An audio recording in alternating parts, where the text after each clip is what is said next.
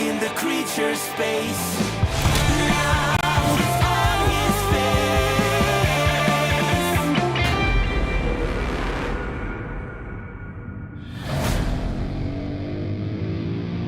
Dark Lord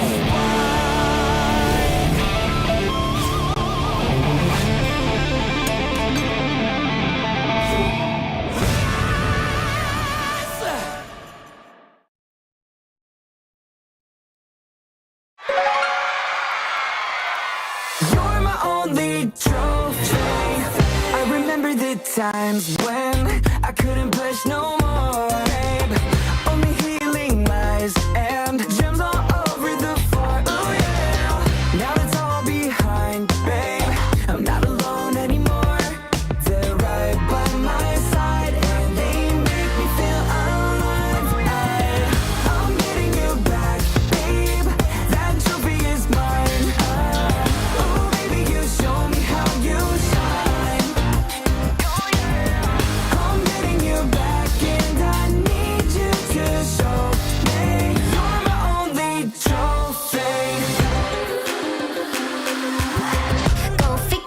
Wanna play the game with the 최고의 winner?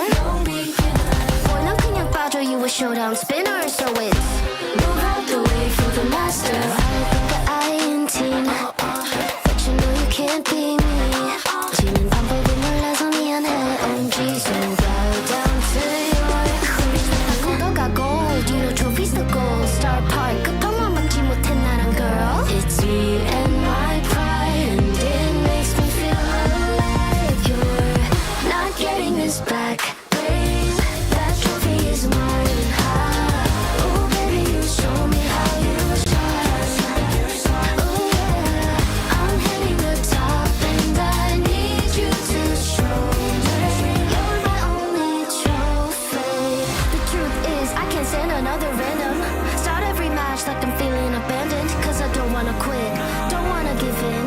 It shouldn't even matter if I just wanna win. So we'll lift you up till you reach for the cup, and I'm right by your side, and together we will thrive. My trophy's my life, and you make me feel alive.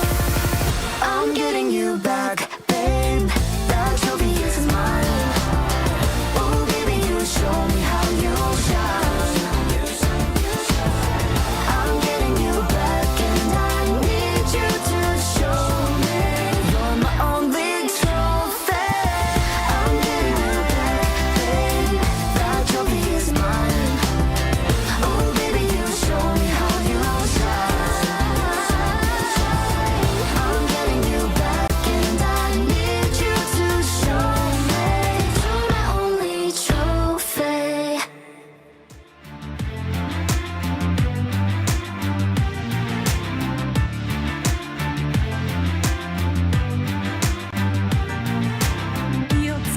When the game gets hot, cause you might get caught. Oh yeah, oh yeah, oh yeah, yeah.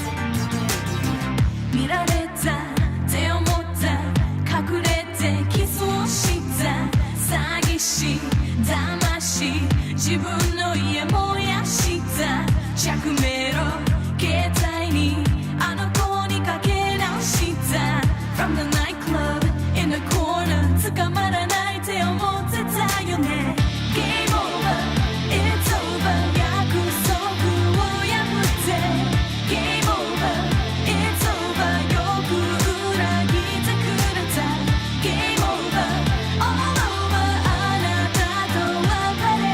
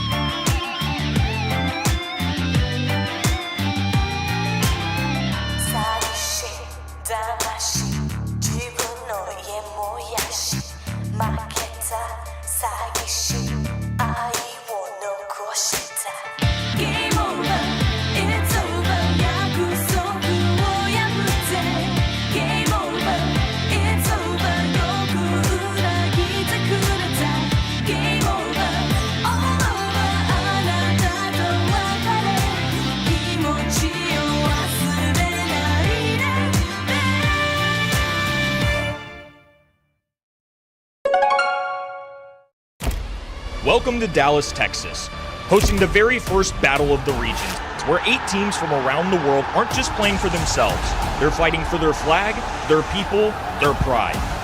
Teams brawl through the Spring Split monthly finals. They earned their place here at the Brawl Cup and now stand ready to represent their region on a global stage. With 2 LCQ slots and 1 World Final slot on the line, this weekend will shape the competitive scene for the rest of the year. Here comes the Mo, Luffy taken down by Joker, but now it's Lenar, and it's not enough! Turret to use, Humble, 50%, Crazy Raccoon have fallen short! From the heart of Dallas, Texas, let the Battle of the Regions begin.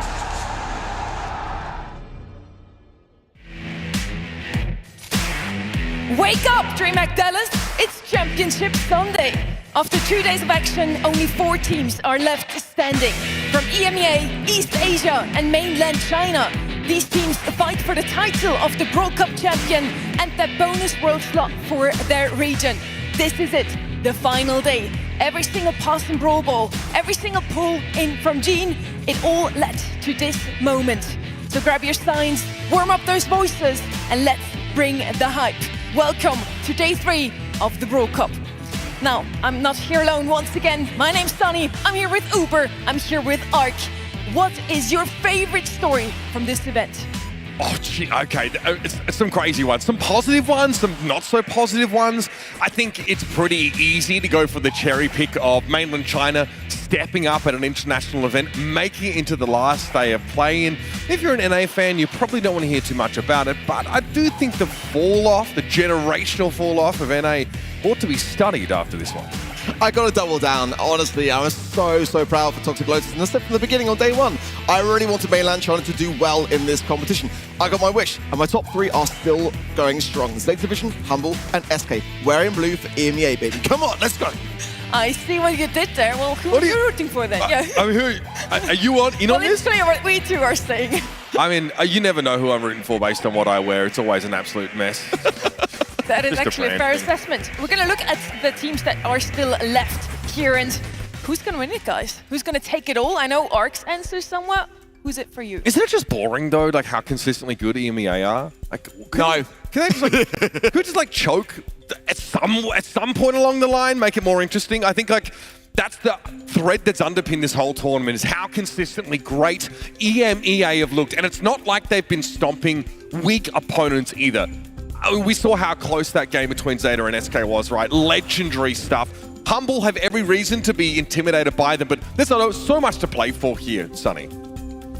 We have a lot on the line for every single region that wins this tournament, for every single team that wins it for their region. There's 1 extra spot for World Finals for first place, and then second and third takes home 1 for LCQ. Exactly that. So coming second will still earn you that extra slot, and there'll be a match for 3rd place also. I mean, mainland China could get a direct world spot here because typically they have to qualify through the LCQ. Their region does not have an automatic world spot, but a win here would give them that. And you have to assume Toxic Lotus would be that team, right? They've been rising up, haven't they, really? I mean, knocking down Tribe Gaming, then Loud. The question now on all of our minds is, can they go the distance and just do the unthinkable? Expect the unexpected in the Brawl Cup has been the message that's been resonating throughout the regions. And OU, of course, a veteran in Brawl Esports history. That reverse sweep was incredible. Just when everything was looking so bleak, and they come back and they just kind of embarrassed Loud, to be completely honest, because Loud, for all intents and purposes, had it in the bag. Loud was 2-0 up already. It looked like they had it. But then in the end, Toxic Lotus takes it all the way to a 5th and final set and wins it all. I think the knockout map was pretty insane stuff. Just seeing Tok on that Rico. With so much of the map getting destroyed, so many of those walls being taken out, he was still able to have a huge impact on the game. Of course, D'Amico is basically a signature pick of Toxic Lotus at this point, and it just didn't really matter what Loud threw at them. They couldn't race, which is shocking considering the first time we saw, I think it was me and Kenny, we were like, oh, well, you could probably just race D'Amico here if you just base race against it. Like, you know, teams in the past have dealt with Chuck, you just sort of ignore him, go and do your own thing. I don't think you can afford to treat Miko that way.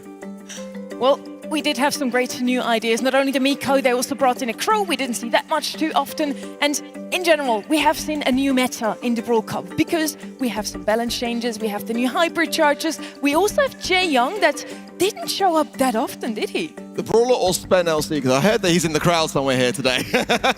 Yeah, I mean, Jae Young getting banned quite heavily in Brawl Ball, which I think we kind of all expected to see, but seeing him creep through a little bit in Gem Grab also, and it's a great Brawler to have, you know, being able to balance the speed and also the healing of that quality of that particular Brawler. And it's one of those Brawlers that is so new to the game that many haven't really tried and fully tested it yet. We saw Finks just get a recent balance change as well, a little adjustment to that movement speed, and now everyone and their mother is playing it in the Brawl Esports competitive scene, so it's just amazing how just a subtle little thing can resonate from that point on. And even though, of course, all three of us, all casters, are super unbiased, we came into this weekend with some expectations. So did the players, though.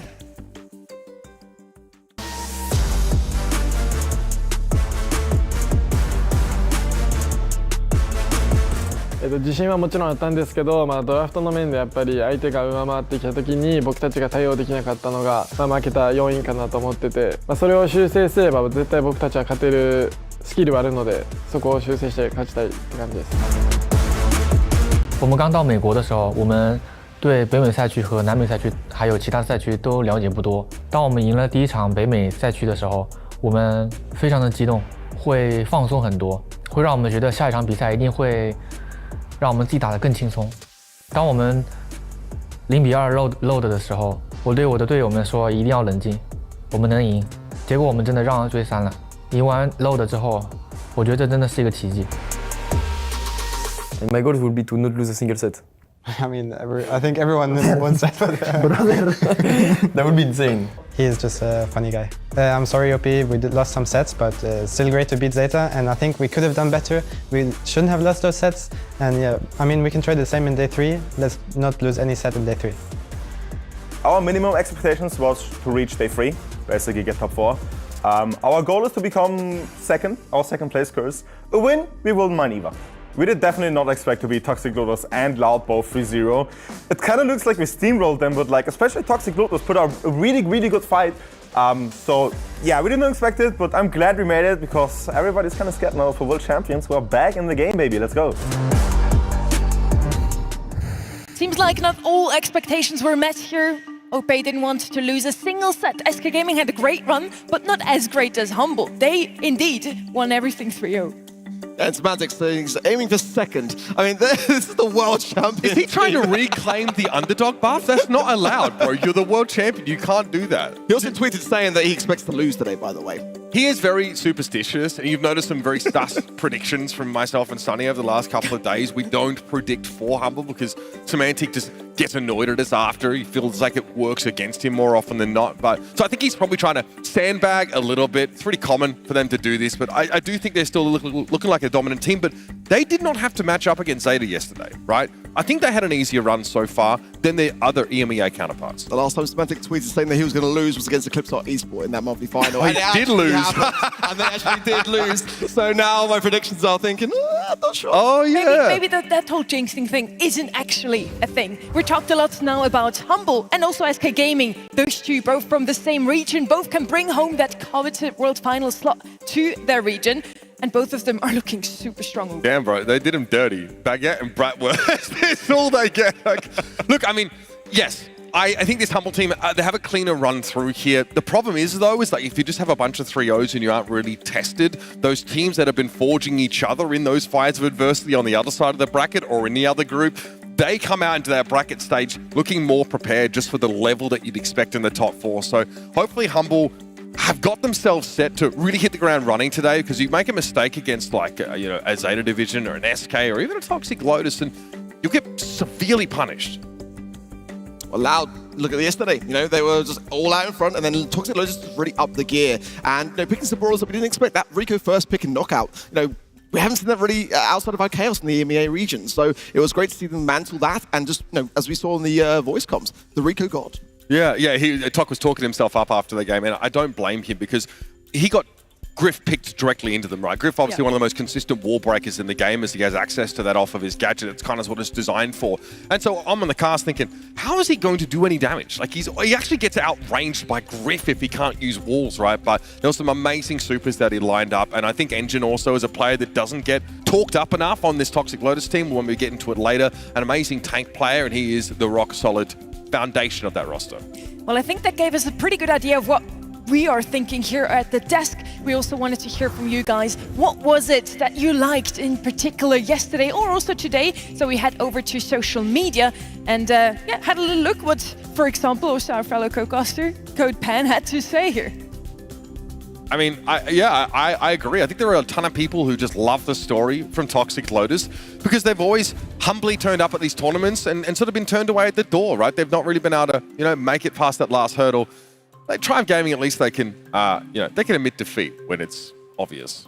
I think they've got to kind of hand it to them, hand it to the team which they lost to. And of course, no doubt about with the hashtag ZETA win, that is going to be flaunted today for sure. ZETA have got a fantastic chance, but as we saw in that little bit of a mid-roll, their weakness is draft. Yeah, absolutely. I mean, they felt on occasion, right, that sort of hurt them here. Yeah, Toxic Lotus. I mean, I do think that Chinese Brawl Stars is kind of on the come up. We've actually seen teams other than Toxic Lotus look really potent. LCQ, that Connections roster was also really impressive. So I hope to see more from them. Sol were able to get a photo with Semantic, who is, man, I ran past him last night. He's like, you coming to the meet and greet? I'm like, what? He's like, yeah, the meet and greet. I'm like, oh, I didn't even know. He's like, yeah, I mean, I would not miss this for the world. So he always makes time for the fans. You'll love that about Semantic. I was at the meet and greet. I was there, Man of the people. Representing the cast. Very good. At least one of us showed off. We just finally had dinner. That was nice too, honestly. Yeah, I had to sleep too. I was hella... Man, the event takes it out of you, bro. So credit to you for having the energy, man. What happens when you get old, mate? We are really putting in everything we have in those casts because it's everything that's on the line. Not only the crown, but also, again, those World Final slots for your winner of the Brawl Cup, and then also those 2 LCQ slots for 2nd and 3rd. So we will have also a game for 3rd later on. I'm looking forward to that one as well.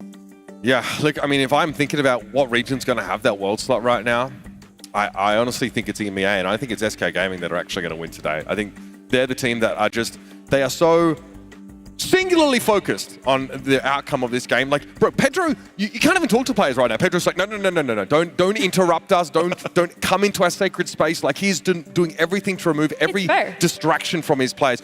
I don't think anybody takes this more seriously than them. Like, it is crazy. Even if Ope is able to joke and, in those interviews, like, this org, they are determined to return a result because SK Gaming have always been very invested in Brawl Stars, but they're still missing that truly pinnacle result. They've always, the 2nd place curse was something Semantic suffered while on that team. SK have suffered, some of their fair share of disappointments over the last few years, and I think they've decided it's time that they stand at the top of the heap. We have some huge things to talk about. We have the script that completely went out of the window. This storyline is writing itself, really. We will have a lot of talk about Toxic Lotus later, I'm sure. And many more to come. Only 4 teams are left. If you want to give in your votes, head over to events.brawlstars.com and do it now. You still have some time until the very first match is going to kick off if you still want that Pro Pass XP. We're going to be back in a few minutes, so make sure to get your predictions in, grab those snacks, hype up those voices, because we need you to make some noise.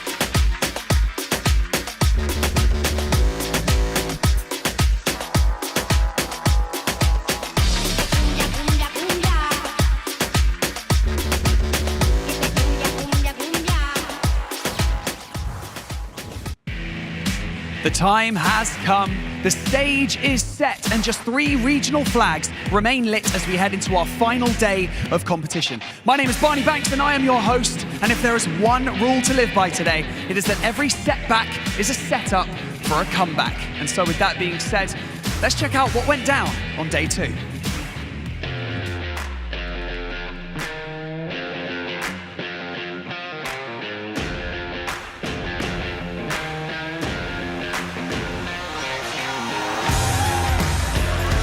Toxic Lotus surprised us again. We knew from day one they were really good individually, but what we didn't expect was them to have some really nice curveballs.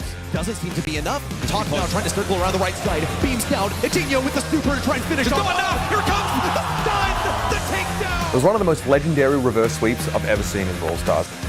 Chef's kiss. I think both day 1 and day 2 show us that the script is out of the window at this point. This tournament writes its own story. This is a tough one to call. I really don't know what's going to happen today. That grand final's got to be nuts if we get these 2 EMEA teams because they know each other so very well. They're going to leave it all out there. I expect to see SK Gaming make it through to the grand finals. One thing's for sure, it's going to be epic.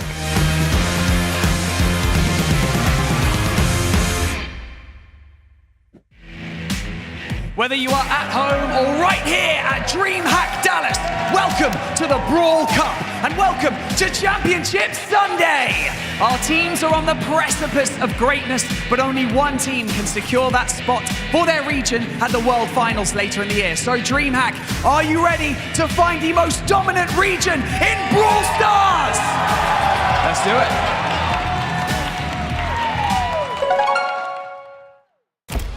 Welcome to Dallas, Texas, hosting the very first battle of the region, where 8 teams from around the world aren't just playing for themselves. They're fighting for their flag, their people, their pride. Teams brawled through the Spring Split monthly finals. They earned their place here at the Brawl Cup and now stand ready to represent their region on a global stage. With 2 LCQ slots and 1 World Final slot on the line, this weekend will shape the competitive scene for the rest of the year. Here comes the move. Luffy taken down by Joker. But now it's Lenar, and it's not enough. Turret to use. Humble, 50%. Crazy Raccoon have fallen short. From the heart of Dallas, Texas, let the battle of the regions begin.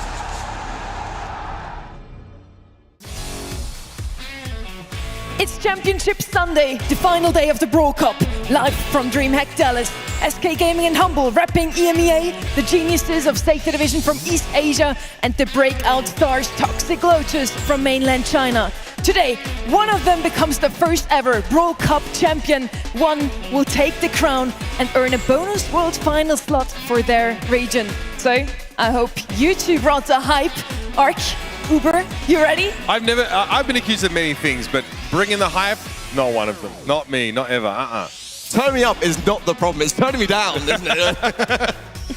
Anything that you want to touch on briefly, your highlights from yesterday before we head right into the format? I mean, look, I'm glad we got a GSL format to have a look at these teams, right? It's 2 groups of 4 with the top 2 advancing, but a second chance for one of the teams in those groups who do lose their opening game.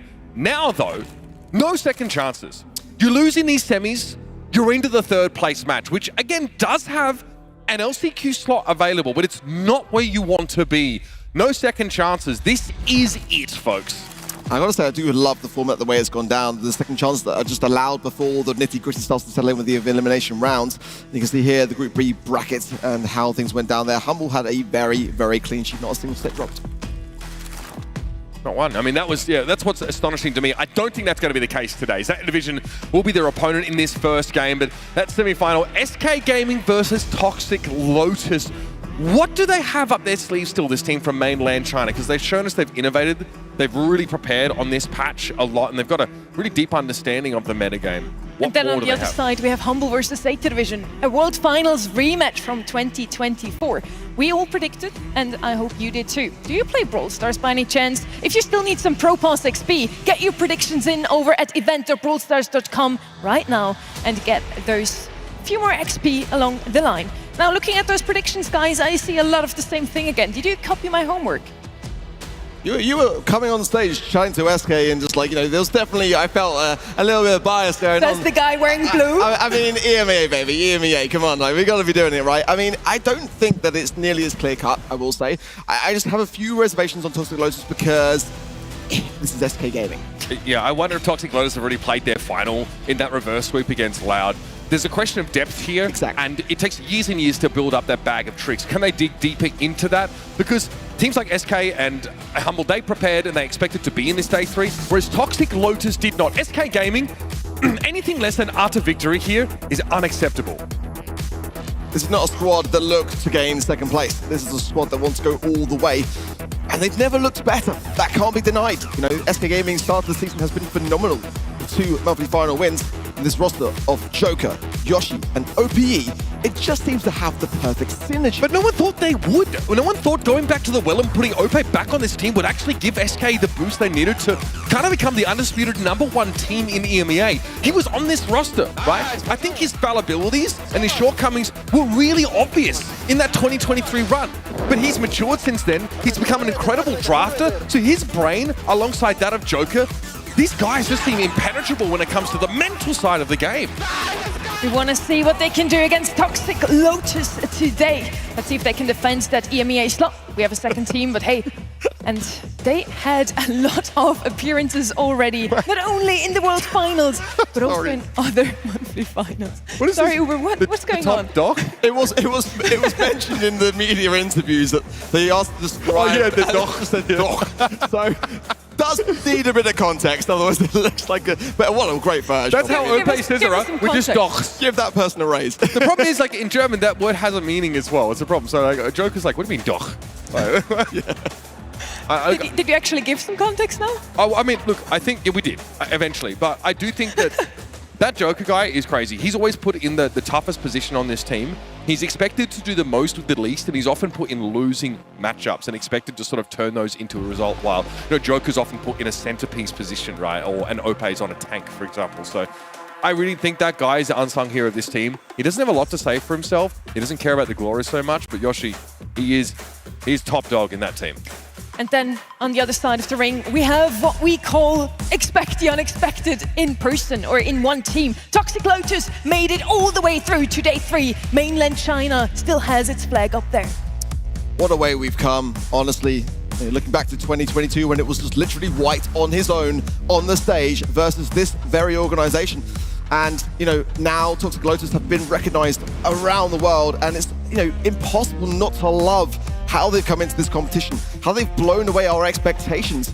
And regardless of what happens today, they can just leave proud, nothing but proud for what they've achieved for their region. Yeah, Star Dragon couldn't even translate the interview properly because he was so emotional as well, but Engine basically couldn't end a sentence without yelling. Like, you could see the vindication on his face was extreme. He's like, we have showed that China has arrived. We are here. We have stood up to be counted, and now we count ourselves among the very best in the world. Top 4 placing at minimum for this team is incredible. I mean, and who knows how far they can truly go. The gap between the regions is closing. Toxic Lotus, we talked a lot about how maybe they don't have the same amount of scrimming opportunities, and they share the opinion.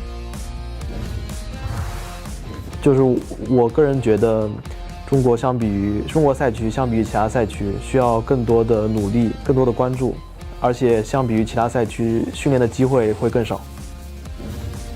They're taking every opportunity they can get, and they're getting better and better with every event they show up. I love this. I mean, yeah, we've seen 2 Miko games on heist maps from Engine, and they were perfect. The gameplay was excellent. Toxic Lotus have not only just picked a gimmicky brawler here, but they built an entire strategy around taking eyes off Engine, allowing him just to go to work on the safe with that star power that, of course, allows Miko to double his damage against inanimate objects or non-brawler targets. The safe, of course, is one of them. Yeah, and for me, that came at the perfect time, didn't it, in the 5th and final set with that Miko pick.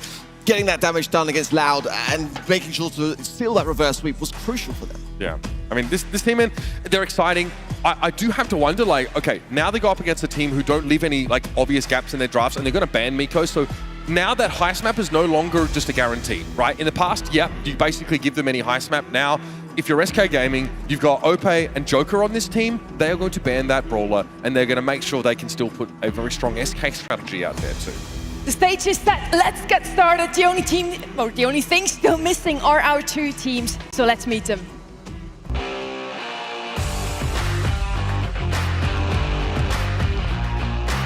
I think Toxic Lotus is probably the most underestimated team. Also, when we scrimmed, they were the only team really that beat us, and they play really different stuff to us. They have a different meta to us, and I'm curious to play against them. I think against Toxic Lotus, it all comes down to the draft. 我觉得我们赢的特点一定是我们拿出自己最擅长、最自信的英雄。我觉得虽然 SK 是强队，但我们不畏惧 SK。我们拿下了北美赛区，又拿下了南美赛区，我们下一个就要拿下欧洲赛区了，等着瞧。Never first now, but on the zone, 97 versus SK Gaming 99.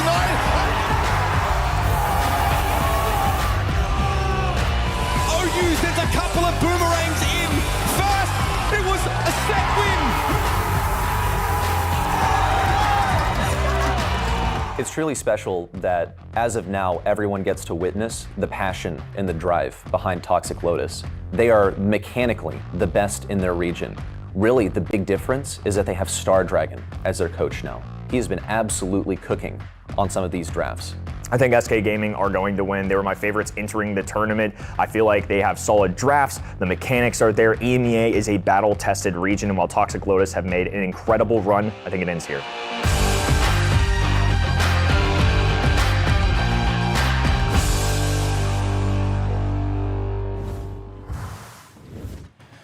Can they lock it in and make it to the final? Ladies and gentlemen, DreamHack, go crazy! It is your first semi-finalist. They are SK Gaming! SK Gaming's team consists of Joker, Ope, and Yoshi. Their opponents stepping onto the stage are Toxic Lotus. Toxic Lotus have Top, Engine, and O.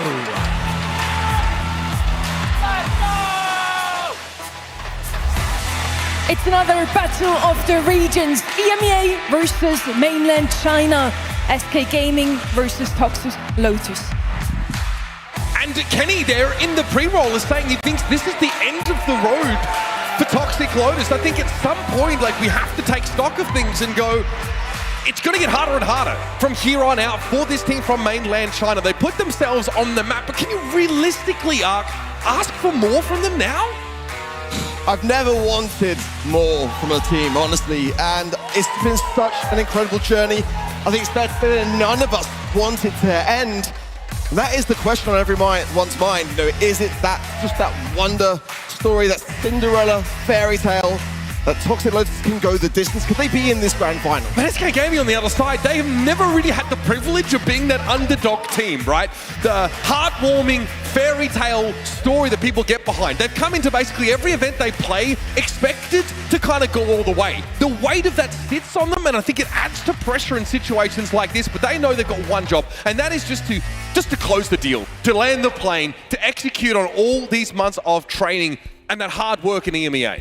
To win a global event, SK Gaming, despite all of their successes in their own region, did not have a global title just yet. Crazy. 93% here for the side of SK Gaming, and only 7 for Toxic Lotus. You just touched on it. We don't have them as the underdogs here, SK Gaming, but honestly, Toxic Lotus are looking fiercer than expected. They already kicked out the region South America. Let's see if they can do the same with the first team of EMEA.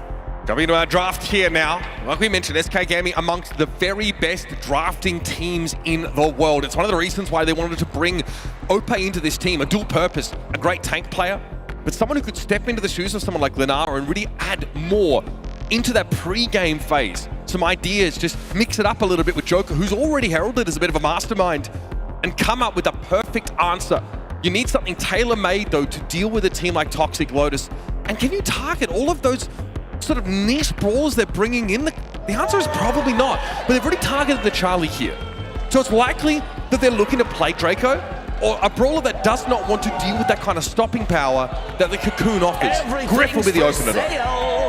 Yeah, it's certainly a Pedro special there because SK Gaming would never ban a Charlie. Double thinks, I think that is wise. The loot ban as well on the side of Toxic Lotus looking to shut down those tanks also. But Frank Hank certainly is a concern here. That hypercharge addition now to Griff. Really cutting its worth. Ring of Fire, a tough map to retake, and you want something aggressive for those lane sides, no doubt about it. So having some extra HP goes a long way here. I think that hypercharge ignoring walls or going through them really removes one of the core weaknesses that Griff had, was that, you know, cashback was blocked by terrain and you couldn't hit people on the other side of those walls. Toxic Lotus here with a very reasonable, surprisingly, first pick. They start with the B. She's been heavily contested as of late, but there are a number of brawlers that can cause her problems. Finks, though, has been banned. That's been the go-to in the past to sort of, you know, neutralize the impact of that beast, slowing those projectiles down to snail's pace, making it easy to dodge them on the point. Neither team wanted to allow for the possibility of Finks here, but still have another pick coming through from Toxic Lotus. Do they mix in a thrower? The answer is yes. Berry comes in. Kenji's available here, and Joker is one of the best Kenji players, not just in the EMEA, but in the world, and I'm just a little bit scared for Toxic Lotus in that regard. They've got the Berry heals, they've got no tank to combine with it yet.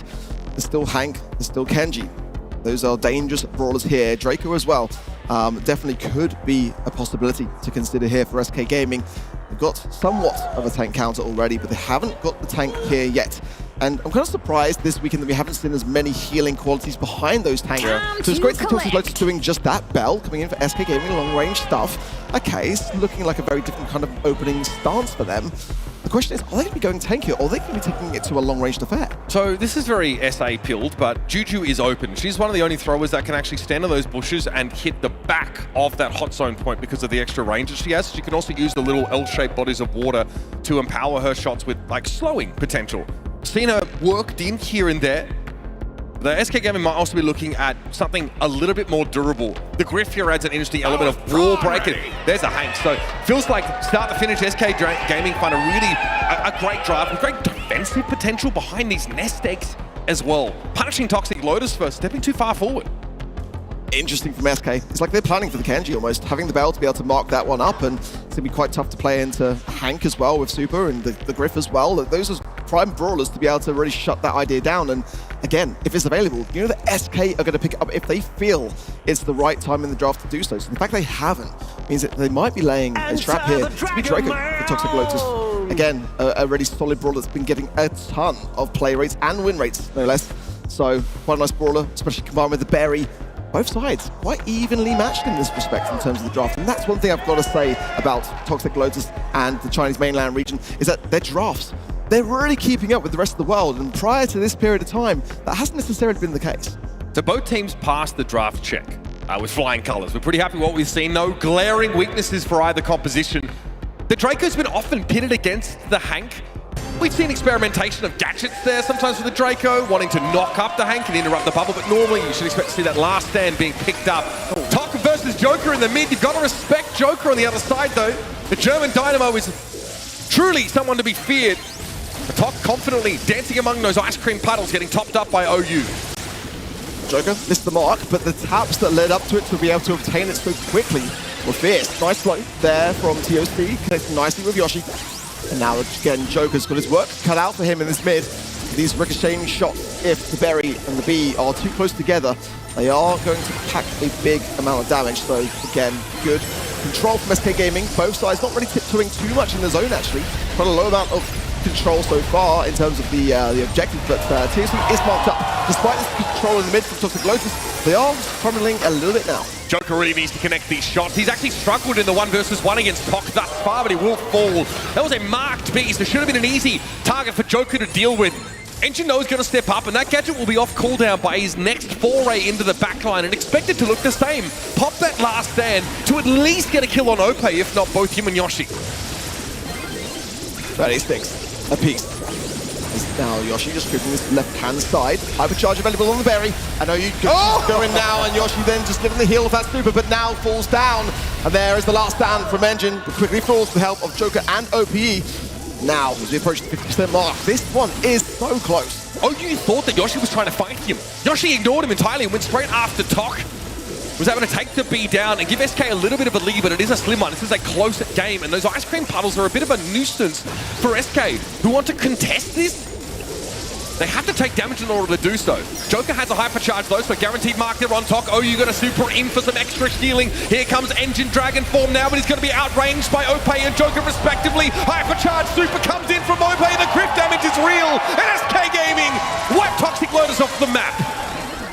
Textbook SK just buying their time and then exploding onto the map, leaving Toxic Lotus to have to come back in off that spawn side. As now we approach 80%, Joker with another mark, but it is missed this time round. Meanwhile, Engine with a lovely pinch on that right-hand side, coming in, putting on the pressure onto SK. As now Yoshi then trying to contest on his own, needs to wait for his teammates to come and join the fight, which they now do.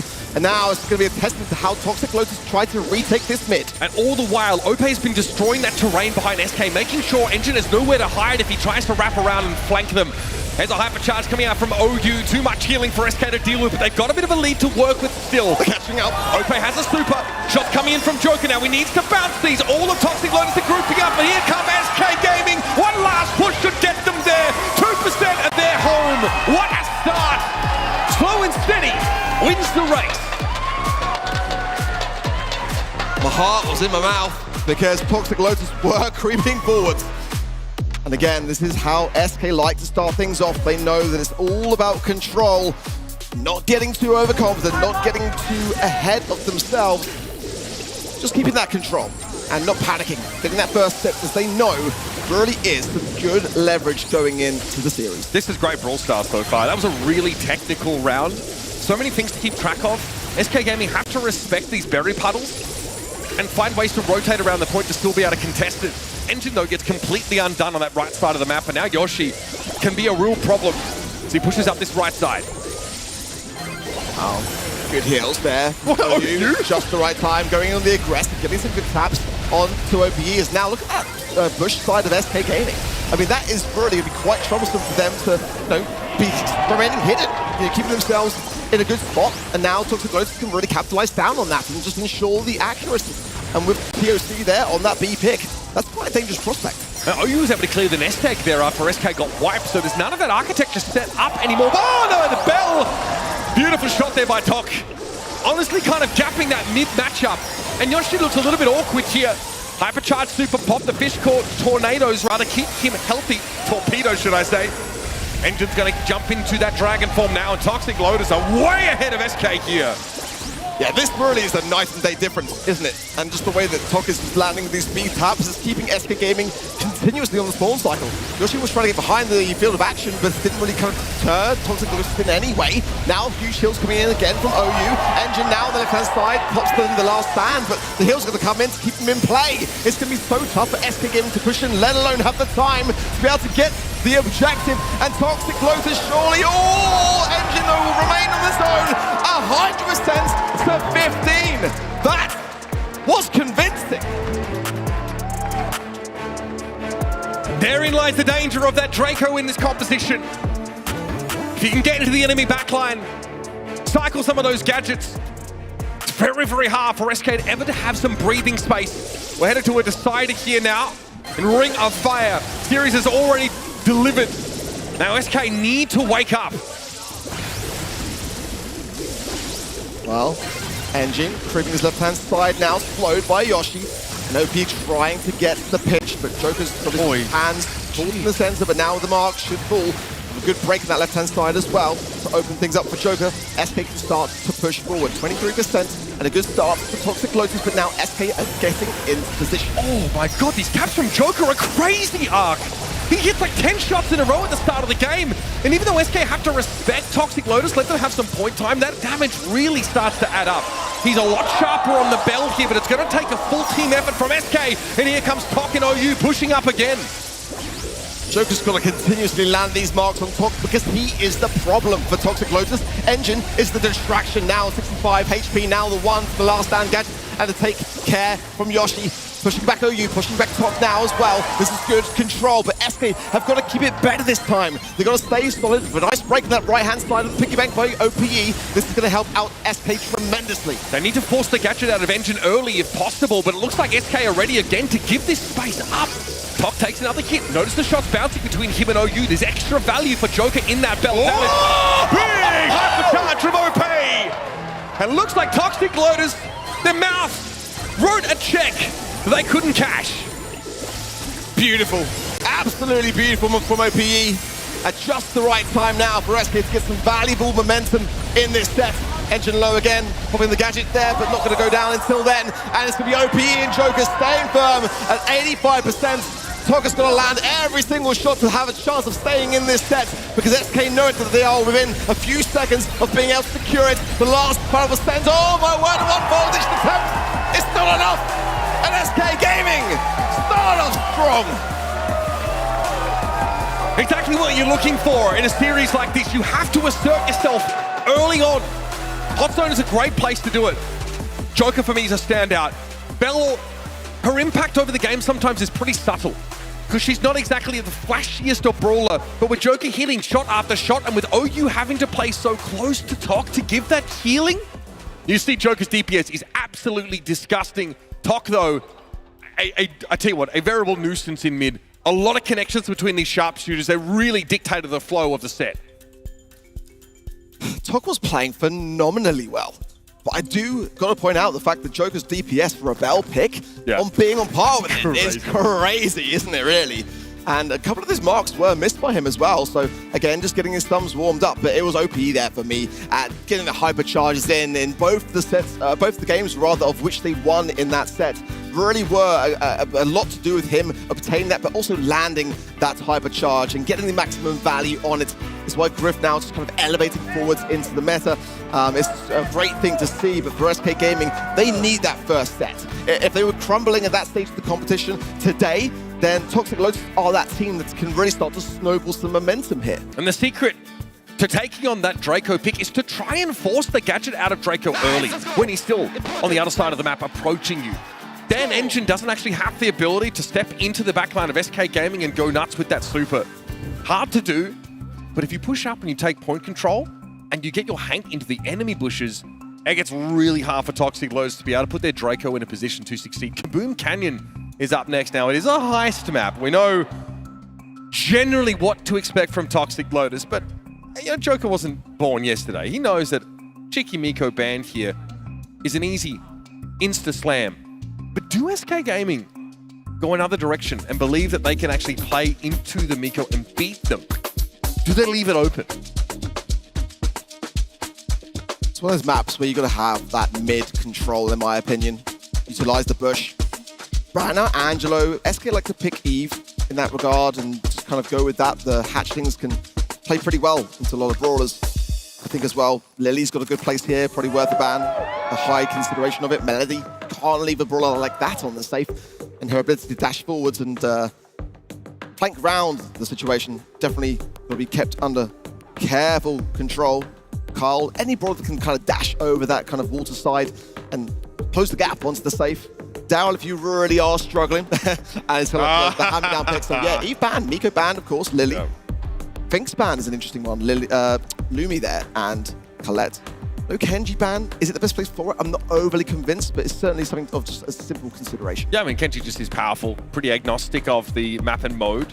I think Finks is a pretty heads-up ban against SK, because if you can control the middle of the map here in Kaboom Canyon, Finks amazing at doing so with his super, then it can be pretty hard to sort of break back into the game if you're the team that's dealing with the... Oh, yes. We love a little bit of Chuck.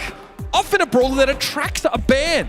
Coming into a map like this, we know Chuck's a real nuisance. He's someone who's going to demand a response from Toxic Lotus. So just how good is this Star Dragon draft? Do they go to the extent of picking like a Cordelius or something into this Chuck to try and intercept him? Yeah, Cordelius is my first favorite idea that comes to mind. Charlie's a possibility, but again, I'm just not a fan of it. It's just something that we've seen played around primarily in East Asia, and it didn't work out well yesterday. Carl going to come in, love that pick for Toxic Lotus. And a chance to follow up. They've got to have something on defense, no doubt about it, for that Chuck. Or just something to go really on the over-aggressive and ignore the Chuck. That's kind of my preferred strategy. Just go all in. Melody, exactly that.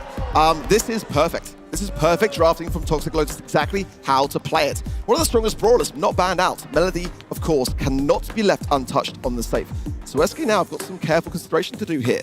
The Angelo is still available. Again, one that they would normally tend to draft a ban for, but is open. And if they want to do that, to try to just have that strategy straight through the middle is an option. SK Gaming know it goes one of two ways when you pick Chuck. They either try and counter you with brawlers that are very good duelists and can take Chuck out of the game, or they just go for a rushdown comp of their own. Now, Bonnie is not known as being a particularly high DPS brawler, but now she can dive in onto that safe. She has all the potential and still have access to the cannon should she need it. And the Charlie's taken away. This almost feels like it's taken away from Toxic Lotus, a potential answer to the Chuck, but they can also make great use of the Cocoon if they can connect onto Engine or Talk. Kind of wild. I don't necessarily mind it. I can see Charlie working pretty well into the Carl, but certainly wasn't my thoughts coming into this one. I thought it would be Toxic Lotus being able to pick it up and have it as a defensive measure against that Chuck. And it kind of has my reservation there, really. Are SK wanting to really utilize that Charlie pick, or is it simply just to take it away from Toxic Lotus? Something that's overlooked about Charlie is that her DPS against targets she's very close to is extremely high, because her yo-yo travels out from her and then back. And then she obviously doesn't have a reload time outside of that. It's just the travel time. So genuinely a monster when it comes to going onto that turret. The Spiderlings help as well. Look at the grouping here from Toxic Lotus. They want to go for this. It's going to be tough though. O's brought down. In they go. Ope can't deal with Engine. So now gadget pop by Engine does trigger that first stage on the safe. Same though on the other side of the map. Chuck's already gone and done his job. Yoshi been effective at getting that safe damaged in, and he's going to go for it again. Yeah, 25% from SK Gaming could have been avoided there had that Cocoon landed the mark. OP now putting the hypercharge, trying to close the gap with that additional speed, gets one tap and now follow up. Meanwhile, it's 50% on pretty much both safes here, somewhat of a base race, and SK Gaming is struggling a little bit on this defense. Okay, getting dangerous here. I think Yoshi realizes he's going to double back, and oh, Toxic Lotus have broken them down! This is a problem for SK Gaming! Ends up being a race. And it looks like Toxic Lotus have been in this position before. Just ignore the Chuck. Death Ball up as 3. Abuse the berry healing. And go straight for the jugular. Yeah, SK Gaming looking a little bit rattled. Because if Toxic Lotus wants to finish the game that quickly, there isn't time to be able to establish rush utility here. Let's see how this right-hand side lane fares, as again, it's the strategy that they've got to go for. The Chuck has got a bit of a step at time, so they've got to go now. Great stuff so far from TLC, but now Joker coming in. The Cocoon as well was a pretty decent way to deter the onset. So now SK Gaming can start to defend better. And look at that damage already done by OPE on the safe. And Jen, okay, Joker had to find that shot. OU's going to start coming in though. Engine is, of course, probably the lion's share of the damage on the safe here, and Joker doesn't quite connect the jump. Fortunately, he's able to get back, though, in. Here we go, damage on SK Gaming safe, though. Yoshi's still going to work. My goodness, he shoulders the pickaxe, and he's getting at it here. Yoshi has to try and burst this safe down.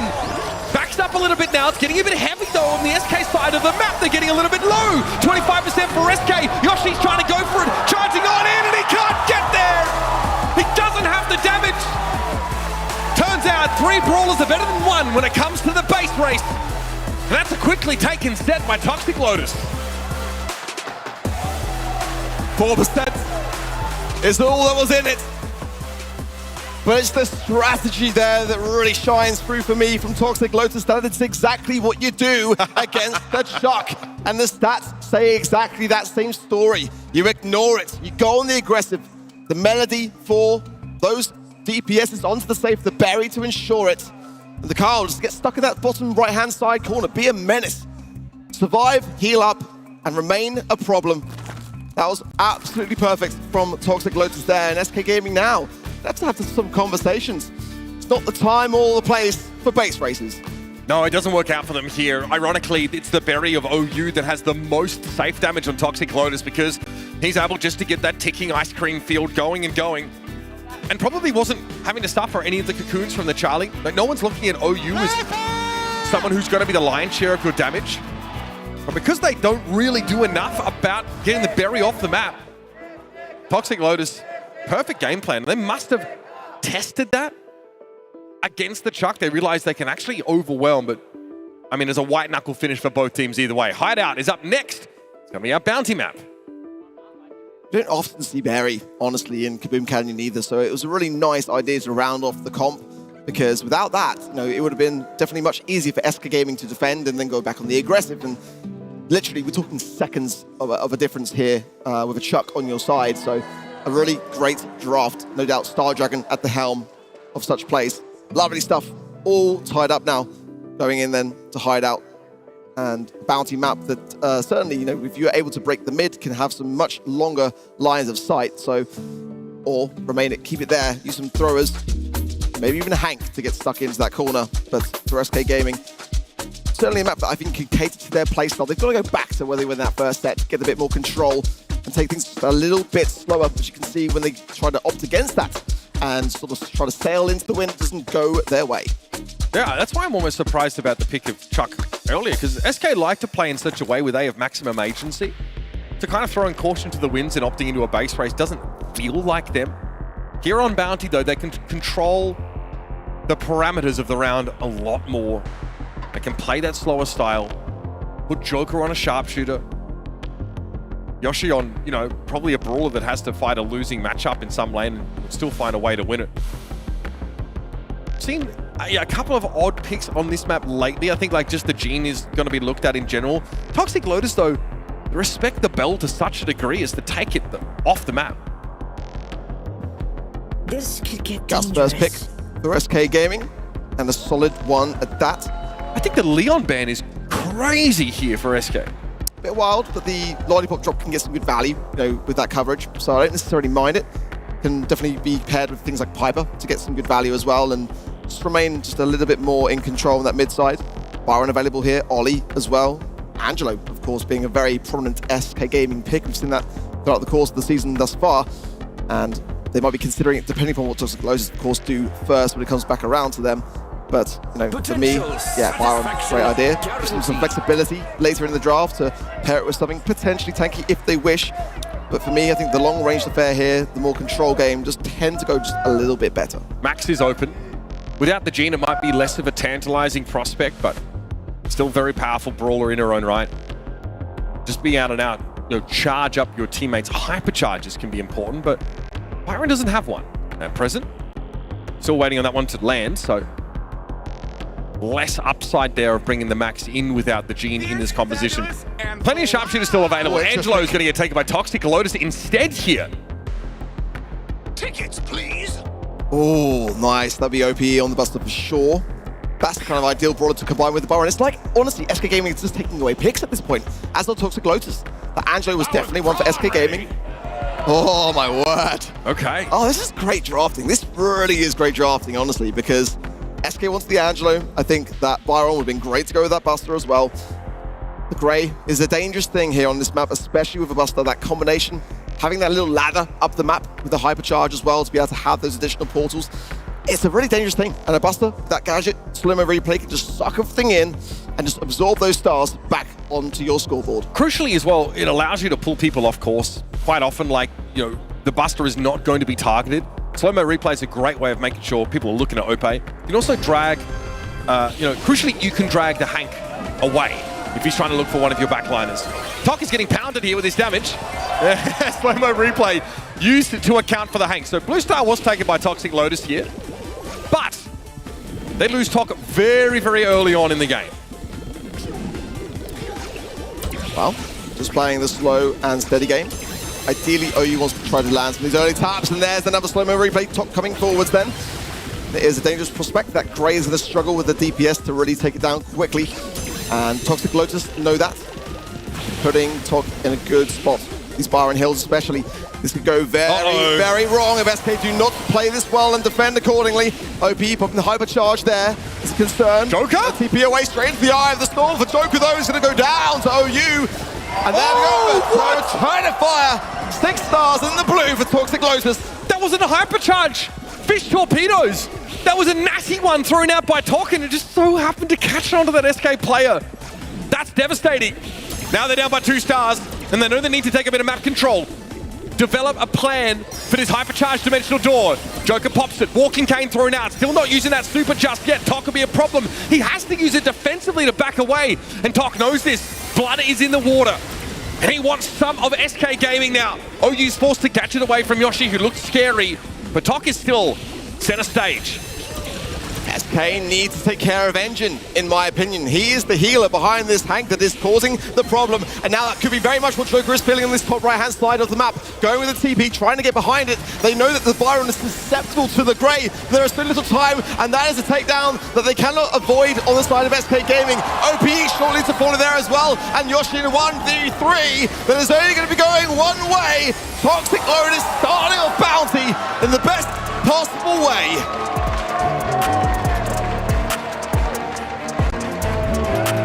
Joker goes on a dangerous mission.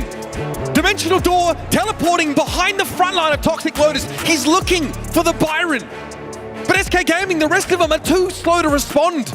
It feels like Ope's just watched his captain head across the map and just dumbfounded. Too slow to get involved and take attention away. Ultimately, the Grey just gives up a free kill behind enemy lines. Nice tap there from Tok onto OPE. He's starting to try to flank down the left-hand side now. Just the 1 star, just the blue. So far, nice gadget there as well from Engine, just to get that little bit of spray, that little bit of poison to affect both Joker and OPE. Now they're starting to try to separate the Hank from the Byron. It's kind of not a bad shout for me. Joker, though, does need to get that utility up. They need him. He's a key player to be able to topple this strategy of Toxic Lotus. SK Gaming. Nice. Good combo. Still, Tok has the healing, though, from the Byron. I think that's something that SK just really have not accounted adequately for on this map. Engine is doing far too much. He's even got a super as well for burst healing should it be required. And Joker doesn't want to have to super away from that bubble of Tok, so he just eats the damage. And Tok goes back up the map now. Where is the DPS supposed to originate from in this SK roster? It's got to be from OPE really in a nice gadget. Nice walking cane there from Joker, just to already open up that right-hand side. Good stuff from him. Hypercharges available for 2 of SK Gaming's members now, which is a solid sign. But again, time is ticking. And they do need to time this aggression to perfection as we approach the 30-second mark. SK Gaming are looking for a one-push thing, and if that crumbles, then Toxic Lotus up in the set. They've got the perfect composition, SK Gaming, to make that last-minute gambit at the end of the round. OU gadgets away. Tok with the gadget of his own. The damage reduction allows him to stave off most of that damage, and Ope is lucky to be standing still. The damage to cut through the healing just doesn't seem to be there. Not to mention the fact that OU has access to healing in his own super. So here we come once more. Montage used for that map control. Toxic Lotus forced into the back corner of the map. There's 7 seconds left, and SK Gaming have got to make a play. Joker with a super now. Pops the gadget, misses the walking cane, and has the super backwards. There's no option, no opening for SK Gaming. Toxic Lotus are impenetrable.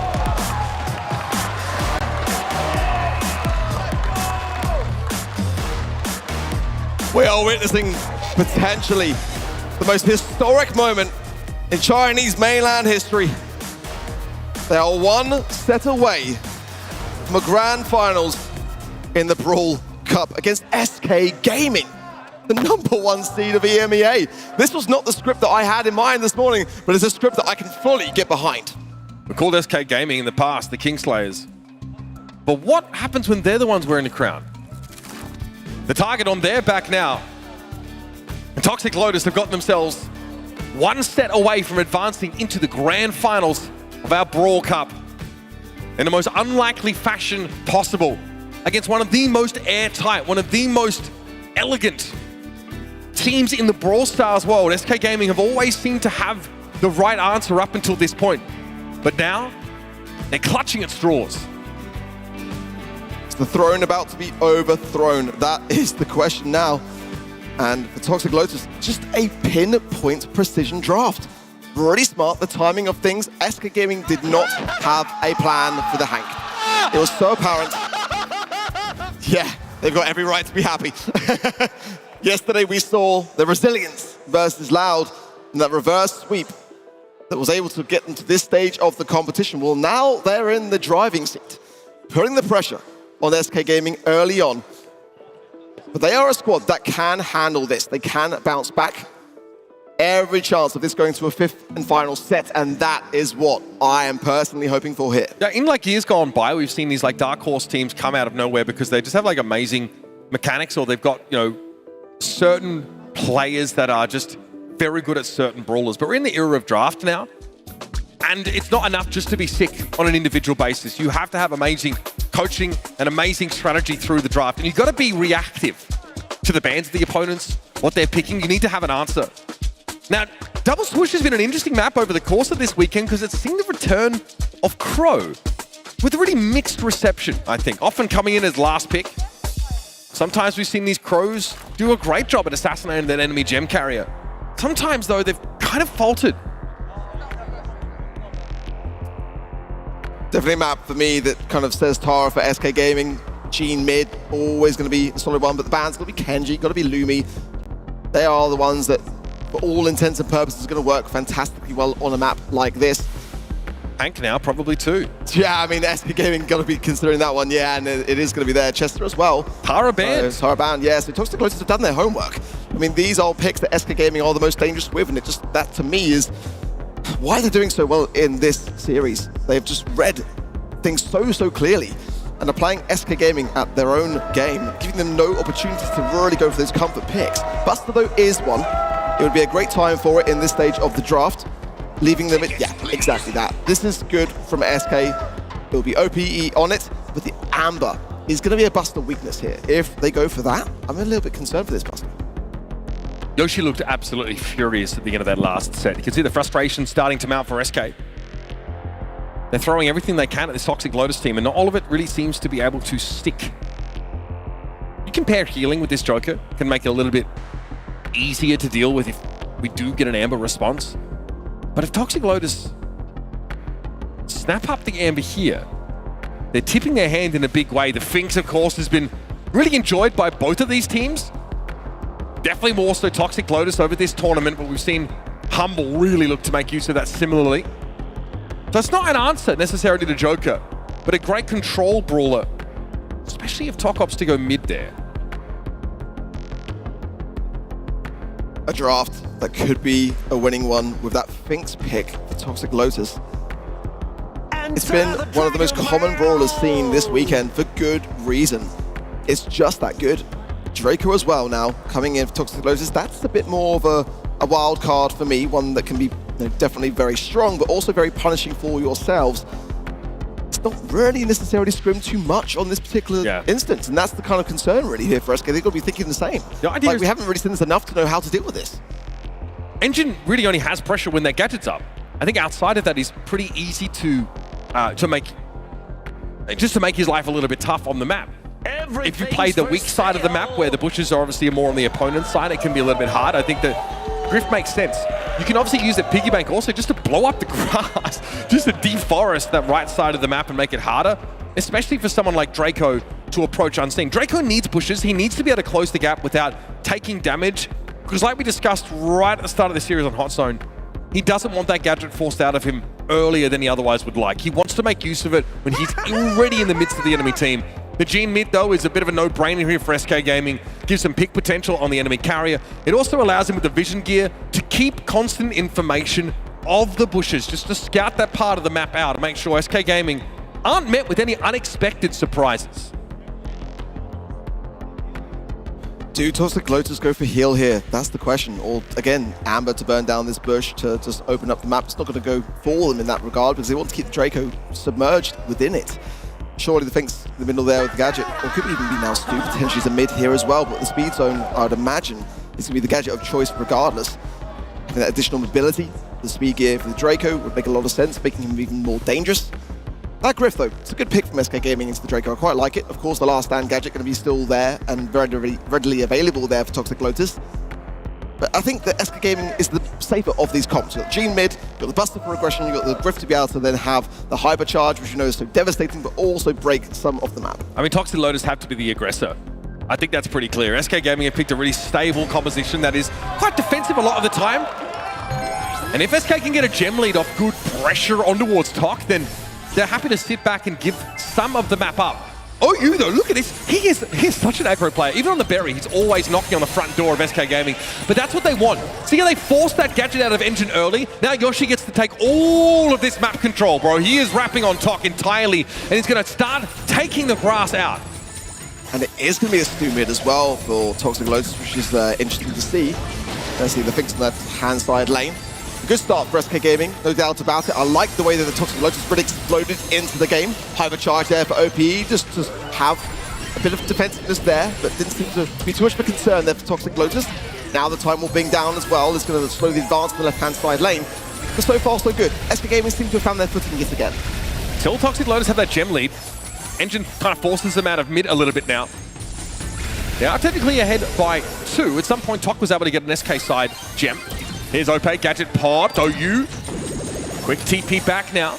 And SK Gaming have evened up the game. Taking their spawn side gem grab. Engine wants to step up now. Again, it's that early damage on the Draco that's important, and so much of this map has already been opened up. That really is the key for me here for SK Gaming's comp, is the map control and shaping it in the way that which they want it to be.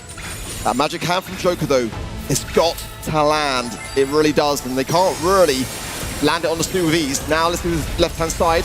Bit of back and forth, and Engine closes the gap but goes down himself. Now Yoshi there with the hypercharge going straight through the wall, leaving Tok all alone. They can close it now on this mid, get the gems to even up this deficit. Good stuff from SK Gaming, a hypercharge from Joker. It's got to be timed in the right manner to land the right people, because that can be the very thing that brings you down if you're not careful. Yeah, SK don't need a magic hand quite yet. Joker's happy just to stay alive and stay away from the pressure zone. Tok is low and they still don't go for him. Look how patient SK Gaming are playing. So now they get the countdown, but they need another gem, ideally here in mid, maintain some control, but Engine pops that super. And see, Tok had to use his gadget to get out with that gem. Reset the countdown. Oh, Tok! Oh, he's down! The horde of gems gets dropped, and OU now has to try and scoop some of them up. Still a chance to recover, but not until Yoshi finds a massive super. Brings Toxic Lotus to their knees, and Tok does not have the backup to force Joker to drop these gems. 14 gems and a smile from ear to ear. SK Gaming start on the front foot in this all-important set 4. That single Griff banknote. No change. Beautiful stuff from SK under pressure. And pressure that I wasn't anticipating would be nearly this much. A good turnaround for the comp. The draft is where SK now can thrive, and that was enough to make sure it was tried and tested. This is a good start from Toxic Lotus yet again, though, going on the aggression. Yoshi there with the left-hand side break, and a good clear-up as well. And now a beautiful gadget, the slow-mo replay there from OP, the support from SK. The network is back. Yoshi's actually the one that opts to take up the gems here, instead of allowing Joker to do so. OP with hyper popped, good damage onto Engine there. Tok would like to challenge, and a speed zone is put down in a rather aggressive position, but Toxic Lotus are going to have to make a play here. They're too far behind in gems to start or to keep trading them back and forth. Yoshi coming there the right-hand side to support his teammates. Time warp down, danger for SK Gaming there. The Griff notes there, just so slow, but OPE does clear up that left-hand side, going back to the deep spawn side, which he can afford to do. Last stand there, pop from Engine, and he wins the trade. But Sugar comes in and says, I don't care, you're going down. 7 gems to 2. SK Gaming are in full control now. And Toxic Lotus are floundering. Nice hypercharge as well. The takedowns continue to favor SK Gaming. Pretty clutch field there from OU, able to drop that down, but SK are 1 gem away. The problem is they don't have the Buster, so they can't negotiate from a position of power until Ope returns to the map. He's done so now. OU's only able to get a paltry 4 gems over the course of this round. It's not enough to furrow the brow of SK Gaming. They'll play this neutral game. They only need 1 more gem. They can afford to wait. Nice shielding there from OPE, and a lovely gadget again. The slow-mo replays are cycling to perfection, and there is the pull. SK Gaming are back. They've got 10 seconds to hold on for this countdown. With OU there so low and able to contest it, his teammates are struggling to be able to get back across the map in time. And SK Gaming have got all the time in the world to slowly advance down the left-hand side. They gain the set, they bring it back, and we get to go the distance, and we wouldn't have it any other way. This is absolutely the kind of matchup that deserves, no, demands a 5th set. And it's a classic SK Gaming style set that gets played out. It's slow, it's steady. It's a patient game, but a draft that is rather defensive. Doesn't leave too many holes, too many weak points. Whereas Toxic Lotus pick a composition where they have to be the ones that come forward. They have to be proactive, and they have to honestly take some risks to gain that map control. It's risks like that SK Gaming are always set up to exploit. Engine this time can't have an impact on the game. SK are ready for this Draco every single time he steps up, and they've got the Griff to open up the map to make sure they can always see the Dragon Rider coming a mile off. But now the pressure that lands on this draft. And who would have thought, coming into this competition, that we would be in this spot where Toxic Lotus are one set away from guaranteeing themselves at least an LCQ slot. Unreal, honestly. And their composure has astounded me in this competition, but is it too much to ask for them to do it one more time? A number of times we found SK Gaming in positions like this. I mean, only yesterday, in fact, they had to narrowly avert, mind you, a loss to ZETA Division, so they could exit their group in the position that they have. And that, in theory, that game is what gave them this, I use air quotes here, more favorable seeding against Toxic Lotus, but they've shown that they can stand up to the very best. They can make SK Gaming not just sweat, but bleed out there on the stage. Getting electric. DreamHack Dallas is really turning up for us here, just as our teams are. One last time right into the breach, folks. Sneaky Fields will be the decider map between these two teams. It's getting tense, as if it wasn't already to begin this series. Now, in the fifth and final set, this is where it ends. For one of these two teams, a ticket to today's grand final. No more second chances now. Lose this and you're playing for third. The draft comes down. Brawl historically tends to favor SK Gaming, but under these conditions, honestly, expect the unexpected was the message coming into it. And Toxic Lotus are the team to turn those tides when people least expect it. Gotta be banning again. Those limited Kenji's, exactly that. The Finks as well for Toxic Lotus. On both sides, in fact, as SK Gaming go for it, also with the Ashe and the Hank. Chester potentially is a pretty safe first pick for me here for SK Gaming. Ray's one that they tend to use quite a lot here as well, because some good success rates too, but definitely tanks, heals, those are the considerations coming into a map like Brawl. Buster's still open. We've seen now Hank and Ashe both looked at, two of the sort of more preeminent tanks. One lesser explored direction is definitely the Primo. We've seen that used pretty sparingly here, but the Jaeong going to be taken up here by SK Gaming.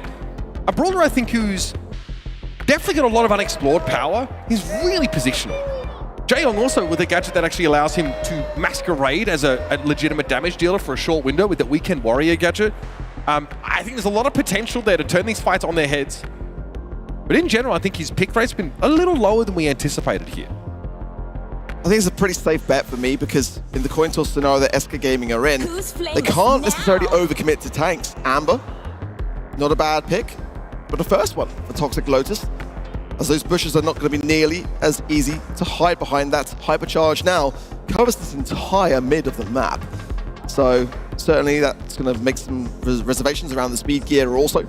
And tanks now going to be thinking to themselves as to whether they are going to be making an appearance. Is it worth it? Exactly. We saw it really go against a team like Loud yesterday with the Frank and the El Primo. So now Amber does make quite a statement in that regard, but they're going to double down for themselves. Frank, B is still here.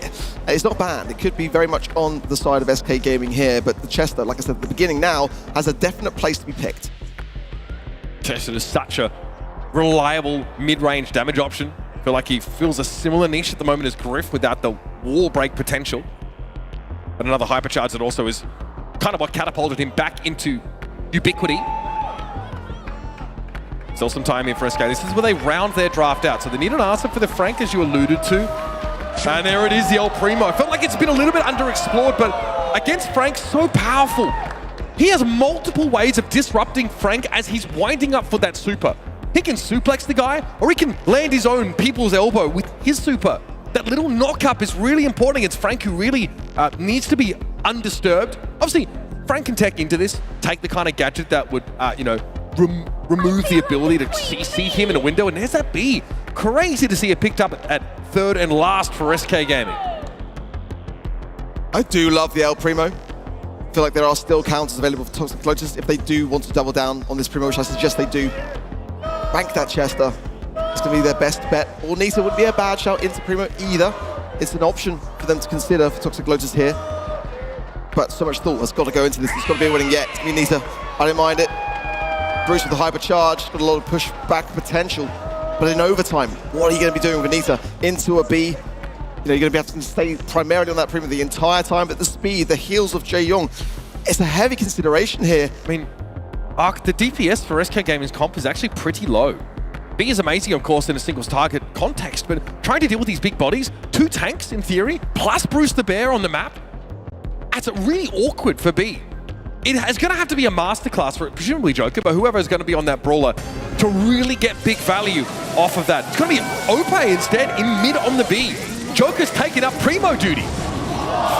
Nice right-hand side lane cleanup, but Joker has found some space and might be able to walk this all the way. So Nita's got the DPS to take care of it and doesn't hesitate to land a 16-second goal. You have to respect the primo here. Joker is not going to give you a moment of rest. If you allow him to walk up like that, you are conceding a goal. Oh, what a suplex. OU flattens. Brilliant stuff there from Joker. Gives himself up in the trade. Bruce is a concern, though.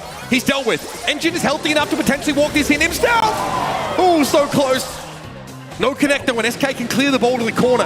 And now, the classic SK Gaming strat to slow the game down when they have the lead is in play.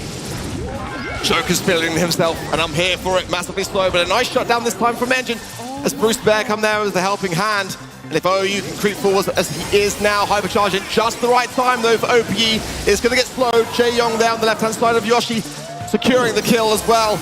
Another hypercharge. The Toxic Lotus coming in. A big, beefy Bruce, but the time to have to take care of him. You see that Weekend Warrior gadget for Yoshi is so important here. He knows there are moments where he needs to amp up his damage just to try and cut through some of these tanks. And remember, his shots do pierce. So if Toxic Lotus line up like that for him, it's a ton of value to be gotten. Another rattled hive. OP's had some brilliant ones so far, and that's another chunk on top. And that just turns into more map control for SK. Joker now has that hypercharge. It's going to be devastating onto this Frank. The timings will be right, and it was easy for Joker, dare I say it. Nice throw of the shoulder as well. Going to be sucked in, but cycling to perfection now. The Bruce gadget, just the nick of time there for Engine. But again, it is Toxic Lotus that are behind. They need a goal, and there's only 30 seconds now to do so. Bro, these rattled hives are something different. Ope has got massive value off each of these gadgets. There's a reason why they don't make brawlers with gadgets that just give them 6,000 damage. Because it's a little bit broken, a little bit busted. He's able to find ways to make use of it. OU there, suplex yet again. Joker man is all over this. Hits it from the top rope. And now with only 10 seconds left in the round, Toxic Lotus simply do not have the time to take possession of the ball and convert a goal. OU knows it. He's trying to free it, but with 1 second left in the game and nobody to touch it, it's SK Gaming. Move to advantage in this decider set.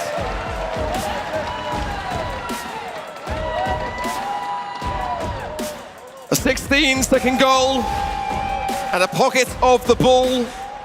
This is the SK Gaming that we know and love over the years. The tried and tested strategy that is their own. And it might be the downfall of Toxic Lotus here if they can't get it under control. Ball has not left its spot in the middle of the map here as both teams only have eyes for one another. Joker wants to play close. Pressure on top would be nice, but does get burnt down. That's the risk of trying to fight that amber, and OU is threatening here. Who's going to have the damage to get rid of the Frank? Yoshi steps into the middle of the map. He knows he needs to fight against the Nita, and Yoshi takes matters into his own hands. Paves the way for SK Gaming now to move up into an attacker's role. Such a key point there for Yoshi to land that shot, to get that takedown, because OU was looking dangerous, full HP, advancing on SK Gaming's goal. A simple pass, and it could have put them behind. So he had to ensure it. Joker now with the super on the right-hand side, looking probably for OU on the left. Crossing there over now and does find two. Gets the shot. The fire burn is there as well, but OU survives just for a little bit of time for now. It's going to be OP and Engine in this middle, dancing it out at a great slow. Just enough time to allow his teammates to get back in the mix. And Joker lands a heavy hit into the mid. I'm glad OP had the fortitude and the presence of mind to pop his super there. The slow buys time for the reinforcements to arrive. OU's got to corner the ball with Joker. Doesn't care too much about that right now. Engine wants to go and dig it out. This is risky. He's really exposed himself here to Joker, who'll flatten him. Tox in trouble, desperately trying to clear the ball. OU comes in with a hypercharged super and Joker gets fired again. The guy is unreal. And SK Gaming one step away from a grand finals appearance here at Brawl Cup. Stunning. Absolutely stunning from Joker. He's all over this game, but he goes down now. It's going to put a lot of pressure onto Yoshi, into OPE for this defense. Talk there, a nice spread of the map. The hypercharge goes down, but as does OU. And again, without a single goal seen yet from Toxic Lotus, they've got to find one in the next 20 seconds, or they'll be playing for a third place finish. They're giving SK time here. Joker goes over the map. This is a big risk that he's taking, trying to go forward like this. Arcade gets caught out. Yoshi corners the ball. He knows it's getting dangerous now. Engine and OU encroaching, pushing up. OP stuck in the goals with nowhere to go. And we've got an even game. Mainland China are hanging on for dear life. Still there from OU, but it doesn't find a connection. Joker now going to try and push this forwards, but a good amount of amber spray makes him think twice. Bruce Bear on the map, pushing SK back into a corner. But if Joker can just find a super, have something to work with in this overtime scenario, he's the playmaker. They need that on the side of SK. So Toxic Lotus has got to be careful to not feed him too much damage because he'll be able to obtain it. Here it is. There's a feeling of inevitability about it as SK Gaming are in overtime with a B. And Ope is starting to go to work on Toxic Lotus, surgically extracting one brawler after another with these long-range shots. And there's still 23 seconds left to play, Arc. They are getting awfully close. They are threatening.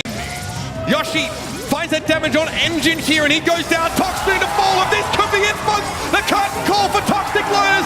Joker's blocked it. And for SK Gaming, this is just another bump in the road. They still got a dynasty to deliver.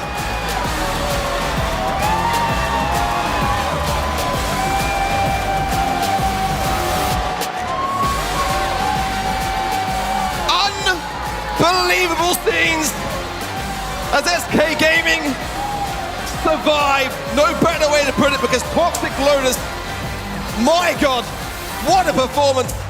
The Chinese mainland, those boys deserve the grand finals for me, but it will be a battle for third place, but they have won everyone's hearts. There is no other way to put it. The entire world watching on as the Chinese mainland have astounded us in this competition. But for SK Gaming, there was a sense of certainty about their win today. You asked all of us beforehand, we just felt like as good as it's been from Toxic Lotus, this is where it ends. It's time now to get some thoughts here from the mastermind at the helm of EMEA's Juggernaut. Let's go down to the stage with Barney and Joker. Thank you so much, Uber. Of course, I'm joined by Joker here. Your first region to make it through to the finals of the Brawl Cup is EMEA, and it's SK Gaming. Let's hear it for them. Joker, the dominant run continues. In the video leading up to that match, we saw that Toxic Lotus was saying they didn't really know a huge amount about the region's play styles that they were going to come up against. But I guess the same goes for you, right? So were you guys learning on the fly, and were you studying their gameplay yesterday? Yeah, honestly, we had no idea what they wanted to go. They surprised us in the first 3 sets. So in the 4th and 5th set, what we did is we changed completely our bans. We had bans prepared for the match, but we changed them completely to just ban their tanks and their heal comps. And yeah, it worked out. It did work out indeed. I think that the only thing really left to ask you is that about the two teams that could potentially be facing you in the final. We've got ZETA Division, we've got Humble. Do you have a preference? Is there anyone you like to go up against or to prove yourself against? We've already faced Humble twice this year in the EMEA, and I'd rather face other regions. And yeah, Humble is already world champion, so please give me ZETA. Give them ZETA, he says. Ladies and gents, put your hands together for SK Gaming. Let's head back over to the desk to continue day 3. Thank you, Barney. Big round of applause here for SK Gaming. They take it, but they had to go all the way. The drafting genius, Joker, got outdrafted in 2 sets of those. They got everything they wanted. They have the Grey, the Charlie, all the brawlers they usually like to play, but the Byron hand comp, the healing was just too much. Honestly, Toxic Lotus, I would call them the new drafting geniuses now. I was already scared. SK at World's Lost. Speed me. Okay. Keep speeding. Low. I throw it wrong. Wait. Okay, I have jump. Emerald, be careful, don't stack. It. Only Frank. Chill.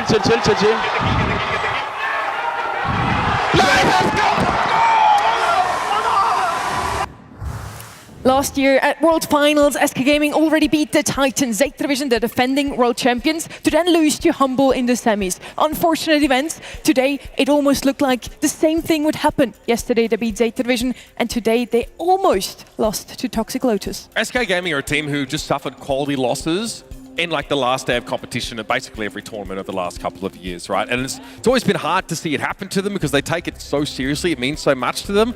But now they finally at least secured themselves a spot in a grand final. We haven't seen that enough, frankly, from this organization over the last couple of years, so they've got to take solace in that. But boy, howdy, there is a hurdle awaiting them. Whichever one of Humble or ZETA Division faces them is going to be a banger of a match, but yeah, let's see how much they have left after that one.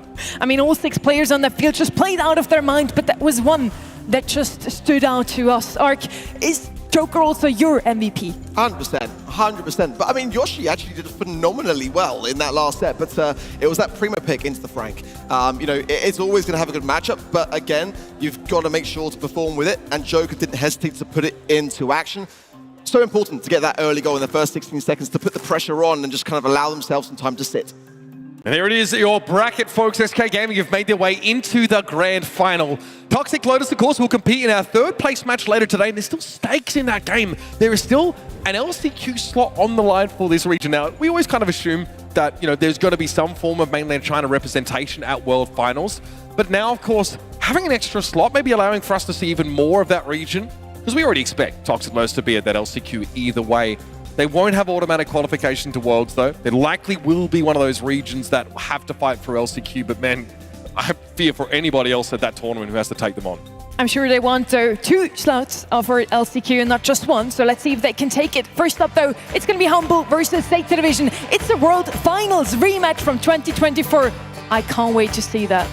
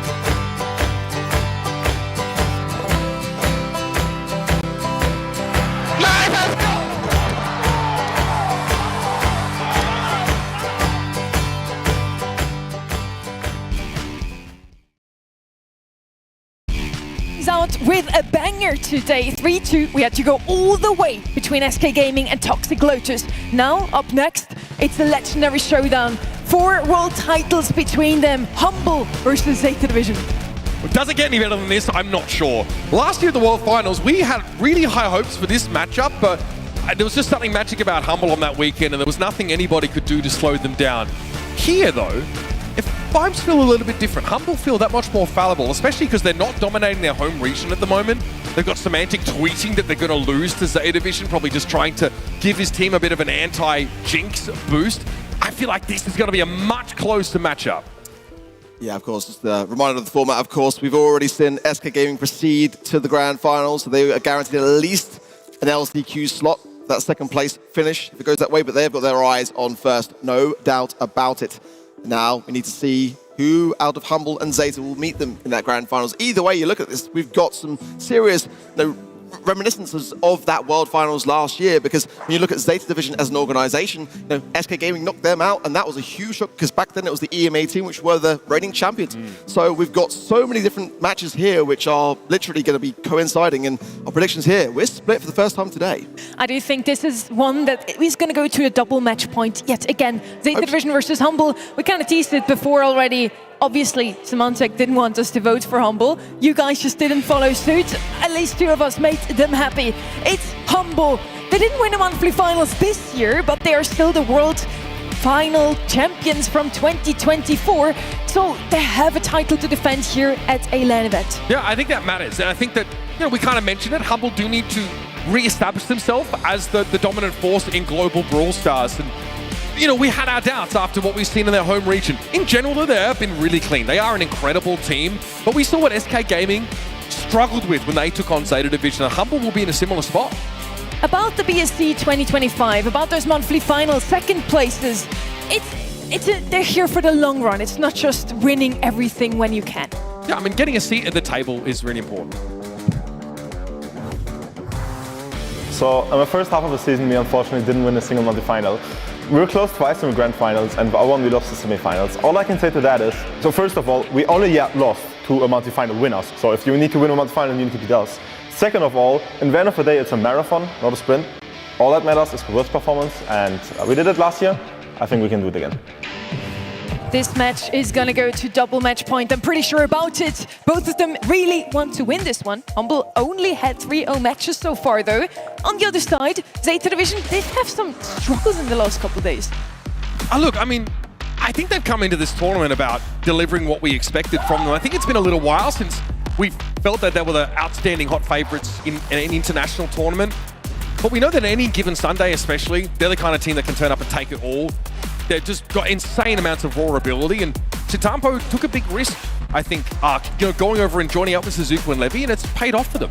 Exactly that, Sizuku and Levo had some great moments in the World Finals, but to see Chitampo just branch away, no one saw that coming really. It was a roster announcement that had us all kind of mouth on the floor. But it's been working out, and coming into the Brawl Cup, they've never looked better, dropping just, I think, a single game in that last monthly final. But again, when it comes to those results that matter, it's been a while since ZETA have been first in that regard. So today really is going to be a testament, and as a squad that really want to bring home a world final slot for their home region, they're going to be giving it their all. They faced up against SK Gaming yesterday, the first EMEA team. Now it's up against Humble. And as we mentioned, they share 4 World Championship titles, Chitampo on one hand, and then the whole team of Humble on the other hand. Yeah, that's a great point, I guess. There's a lot of silverware between these two rosters, but also that's years and years and years of experience at this level. Sizuku and Levy, I don't think were able to really light the world on fire in East Asia last year. I think they, fell pretty short. Obviously being on that Na'Vi team that kind of stumbled at that LCQ. But the addition of Chitampo has really revitalized them here. And I don't think Humble are generally scared of them. I do think that they worry it could be all over here for them, and they won't even have a chance to renew that rivalry against SK on the only stage that matters. I'm super excited for this one. I hope you are too. Let's start things off right away.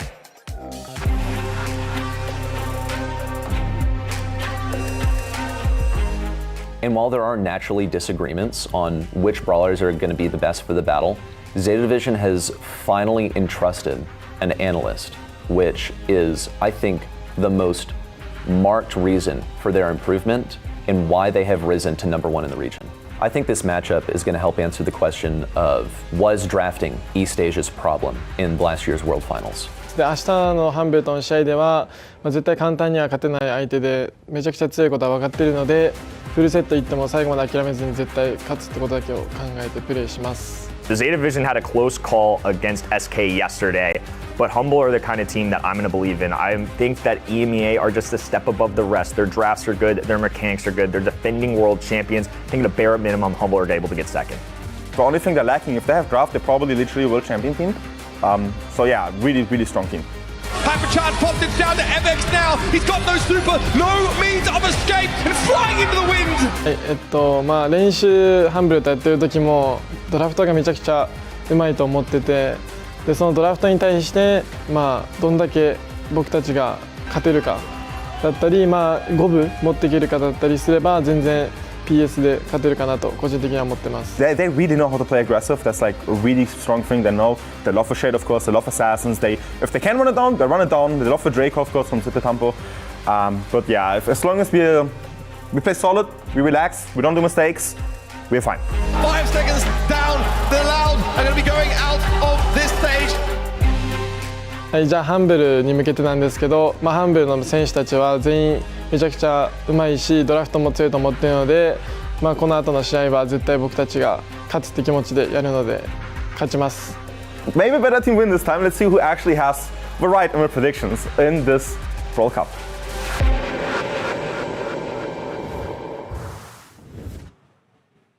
A game of champions is up next. DreamHack Dallas, go crazy for your first semi-finalist to step to the stage. It is Humble. It's Luki, Box, and Semantic. And their opponents, they are ZETA Division. Shitampo, Levi, and Sizuku.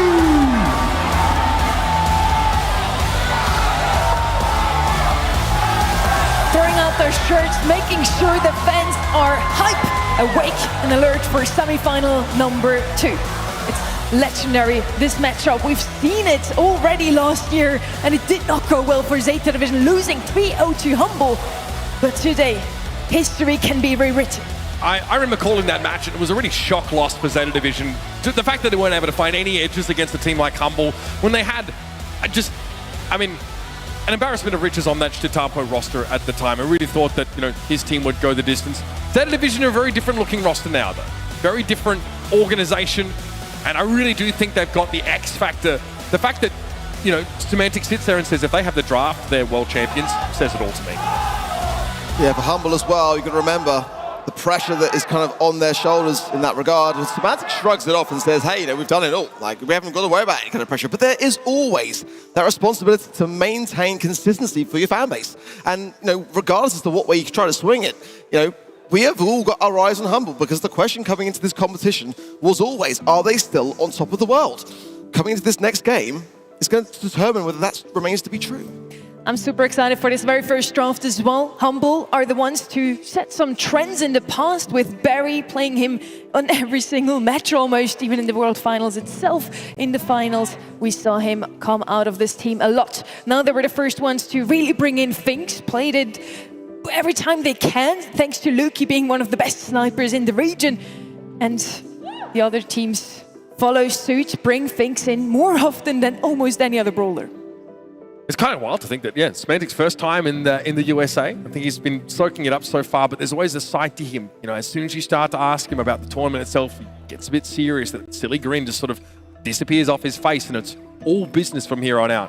That's right, they've been trendsetters. I think that they're drafting. I think the way that Kanan has prepared this team for those big tournaments has made a massive difference, but what else do they have to rely on? This is a pretty...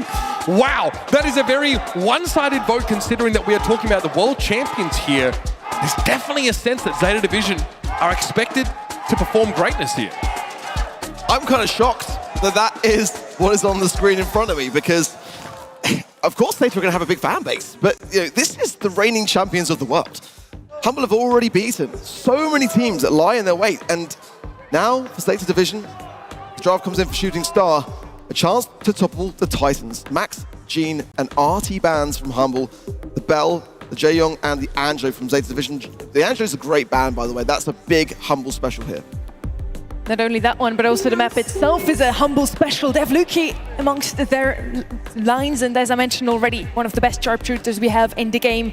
Picking up that Nanny as first pick is definitely going to help them out here. Angelo Bell banned out on the side of ZETA Division. It's very targeted towards them. Piper, for example, they're still open. With that Nani first pick, is there going to be a direct counter?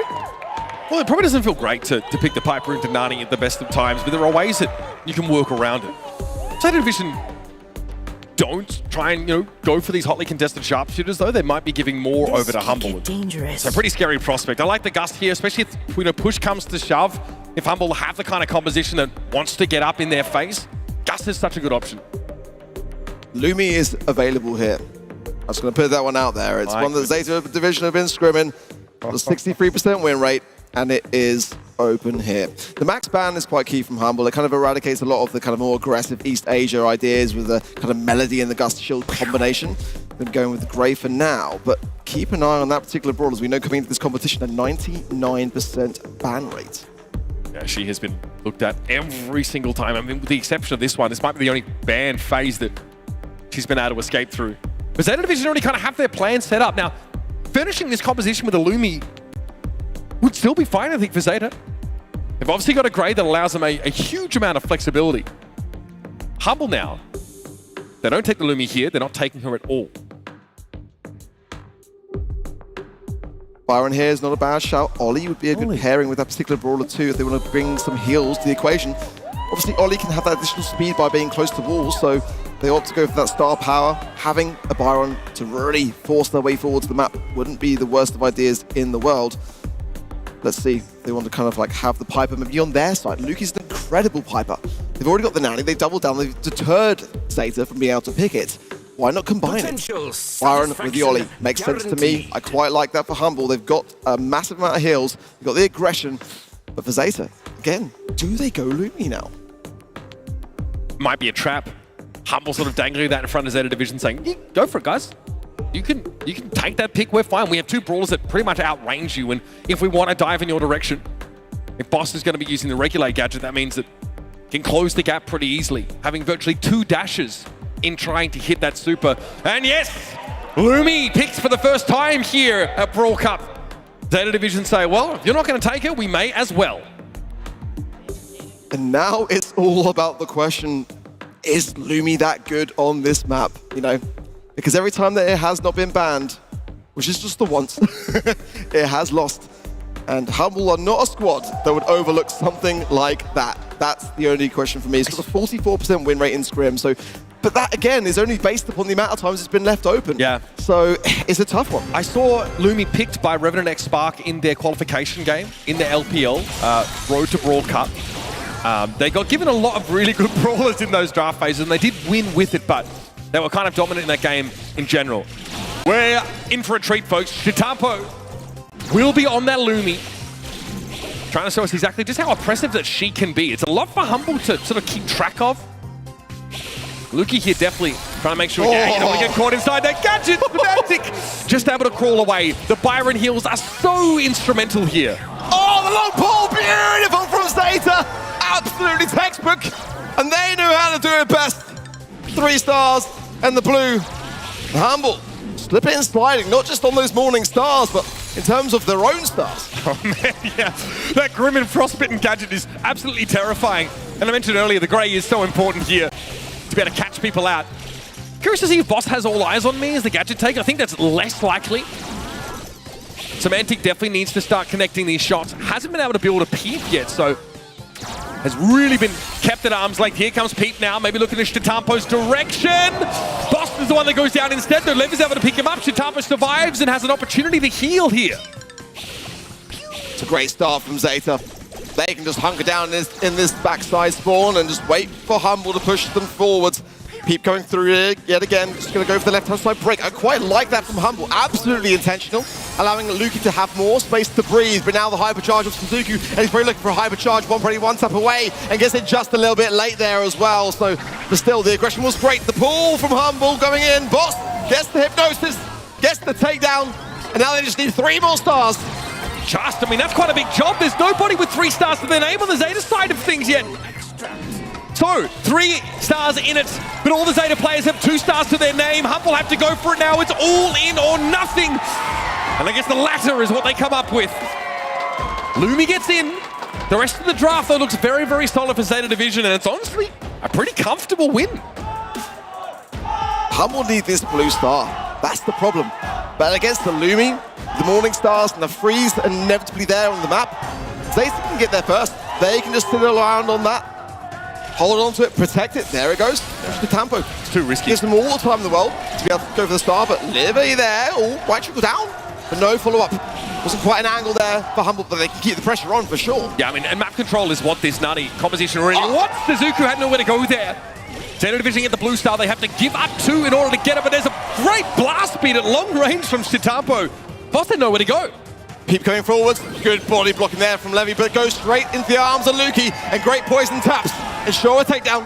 That's going to be 4 stars and the blue. Just a 1 star lead for Humble, but they'll take it. That is more than they had in the last game combined, so absolutely good positioning from them. But now this is where ZETA get aggressive. We already know from Semantic, but they are concerned about that. And a low Tampo there as well. The body blocking is going to be there from his teammates to ensure that he stays alive. They're going to be surviving it for now. Nicely done by Levy. It is tough to drive the Peep in the right direction sometimes. Boss Caught by the walking cane. Those are indestructible boxes, so no open sideline in the direction of the Ollie here for Zeta Division. And Humble know they can't afford to just give up the map. They need to maintain a presence here in mid. But Zeta are starting to get hungrier and hungrier. Starved of that blue star. They need to be the aggressors now. Luki has got the heals, but Zeta have got the freeze. Boss pushed in the left-hand side. Semantic low needs the heals from Luki and gets them. There is still some splash available to Hypercharge Peep coming in. Levy so low, 322 HP on that top side of the map, forced back. So Humble can have space to breathe. With 20 seconds on the clock, one singular takedown from Zeta is all they need to claim this set. This is dangerous though for Shitampo. He's quite squishy. As is Sizuku, he's been taken extremely low, and Boss is still holding onto a super. This should be a Humble round. Boss comes forward now. Shitampo is caught inside that hypnotism. Woo! A very clean bounce back from Humble, showing us how to play against that Lumi comp. Much more composed from them than we saw in that first round.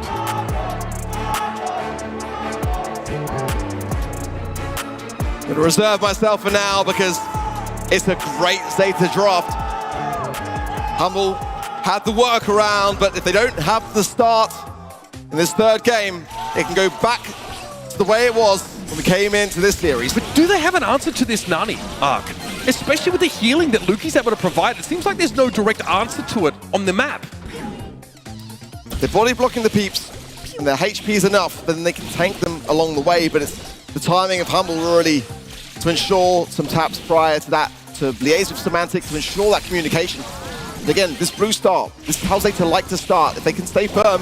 Oh, and there's an extension of that lead as Sizuku finds Luki there as well. Bit of dueling on the right-hand side between Semantic and Sizuku too. He's gonna have to heal up, but this is not the start that Humble were looking for. The Cookie Popper, you've got to respect it. When you see those ghosts come down, you've got to remember that the enemy, Gus has the ability to detonate them in a radius and to confirm that elimination. That was extremely brazen by Shitampo. Could easily have been sort of tapped down out of nowhere. He wants to take the TP yet again. Blast Beam connects on the Boss, and it's an easy pickup. Here comes Levy. Semantic is in peak form right now and is being juked. He's trying to double it back with Levy spying on him, trolling. The utter disrespect from Zeta as they go to a 6-star lead.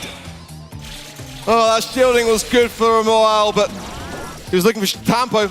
Levy with 4 stars and the blue make a prime candidate for Humble. And then they can just find one more after that, but getting just one member of Zeta is going to be tough.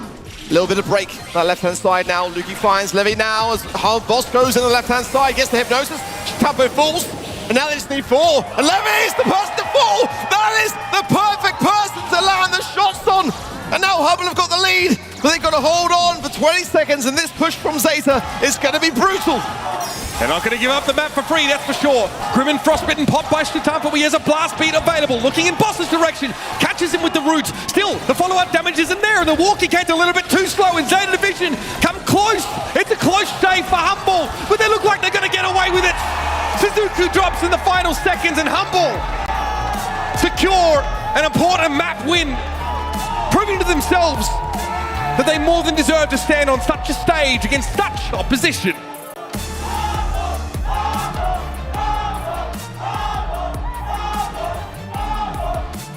Humble fans, of course, loud as ever.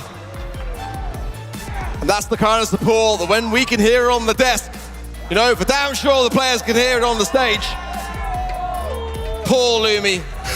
Poor Lumi. Still on a 0% win rate, right? Yeah, in BSC games. And see just how scary it can be, but teams are so careful. They know if they're going to let Lumi through, or if they refuse not to pick her, there's always going to be a plan. I think the Nani is great here. There's not a sharpshooter that can really answer it. In fact, the Nani, of course, with return to sender, wins any long-range duel is so important. And in the same way that we saw Toxic Lotus leverage it, I think the Byron here is huge. Boss is set up so well, he's using all eyes on me. So it's basically impossible to escape him. If he supers in your direction and hits you with that gadget-empowered shot, you are going to get hypnotized. I got to agree with you there on that Nani comment because it's like the #1 pick for Humble to have in their scrims at a 66% win rate. And in terms of the draft, it just gives you so much flexibility. You know, it deters away from the Piper. You're going to have a great time playing into that. If your opposition decide to draft it, then you've got the choice of playing a heavier counter or combining with your own comp. It really makes a lot of sense. Luki towards the end, though, very close to going down himself. That could have gone really crumbling down for EMEA there. So a little sigh of relief, some valuable momentum as well. But let's not forget ourselves. Let's not kid ourselves there. That was super, super close. Very close. Much the same way as we saw ZETA Division matchup against SK. This map pool, honestly, is really technical. Like, our next map is going to be out in the open as we head to knockout. The kind where there's a lot of different directions that you can sort of take these comps. We saw Elevate on this map previously, right? Try and make that Kenji work. A lot of those rounds came down to the wire. And the first question you always ask is, okay, you're looking to create an extra lane for yourself here. I think Angelo is going to be looked at very closely. Likely needs to be banned by ZETA Division, lest they give that one over. Well, this is going to be really quite an interesting one for me, because this was the very map that we had Humble play on yesterday. And they brought in the Meg, and I was chatting to Kanan about that yesterday in the meet and greet, and that wasn't necessarily the game plan, but it worked out kind of well. And it's a very North American pick. I don't think it's necessarily one that many are considering here, but one that worked out well for Humble yesterday. They combined it with the Eve and the Jean against Loud, and it was so convincing. Then again, that was the start of that back and forth, and we saw Loud weren't really kind of with that. They were just a little bit behind the times in that series. The ban's been the Brock, which is actually a very underrated ban, but one that I really quite like here. That ability to break the mid so quickly. But the Byron first pick is available here on the side of ZETA. They're going to go for Hank, but this is a Humble pick. Humble can now just go Byron themselves, which they want anyway in this draft, and then take it away from ZETA. I mean, it's perfect. They're actually going to ban the Meg from ZETA, so they saw yesterday, and they were scared by it. Yeah, I think that's fair. You still have Eve as an option. Humble can look like Byron Eve, and then sort of work in someone that can really make use of that healing for later on. Ollie's still available. There's not a lot of damage in that comp is the only issue. Humble do need to make sure they've got hard-hitting DPS, because even without a healer, Hank with that gadget can be really a tough nut to crack at the best of times. Finks. Gonna be the ask here for Humble. It's a lesser seen map for this brawler, but Humble are all about Finks. They really feel like it's kind of nowhere that he's awful. It's just so versatile across the modes. When the Humble have been the very team that comes straight to mind when I think of this brawler now. Byron, Pearl, like you mentioned, Ollie as well for Humble wouldn't be the worst of ideas, but we saw Kenji yesterday as well. It's tough to make these kind of short-range brawlers work. Yeah, Pearl is a good combination with a potential Byron, but they can't do that. Surely ZETA are thinking it for themselves now at this stage. And this Pearl is so based. I love this pick. Obviously, she hits unbelievably hard. Her gadget with the burn down impact, when you're at full heat and you have a gadget hit and you get relatively good purchase on someone like a Hank, like they're dead, bro. They're just gonna blow up instantly. Really, so you got a sleeper build, Pearl does, for maps like this.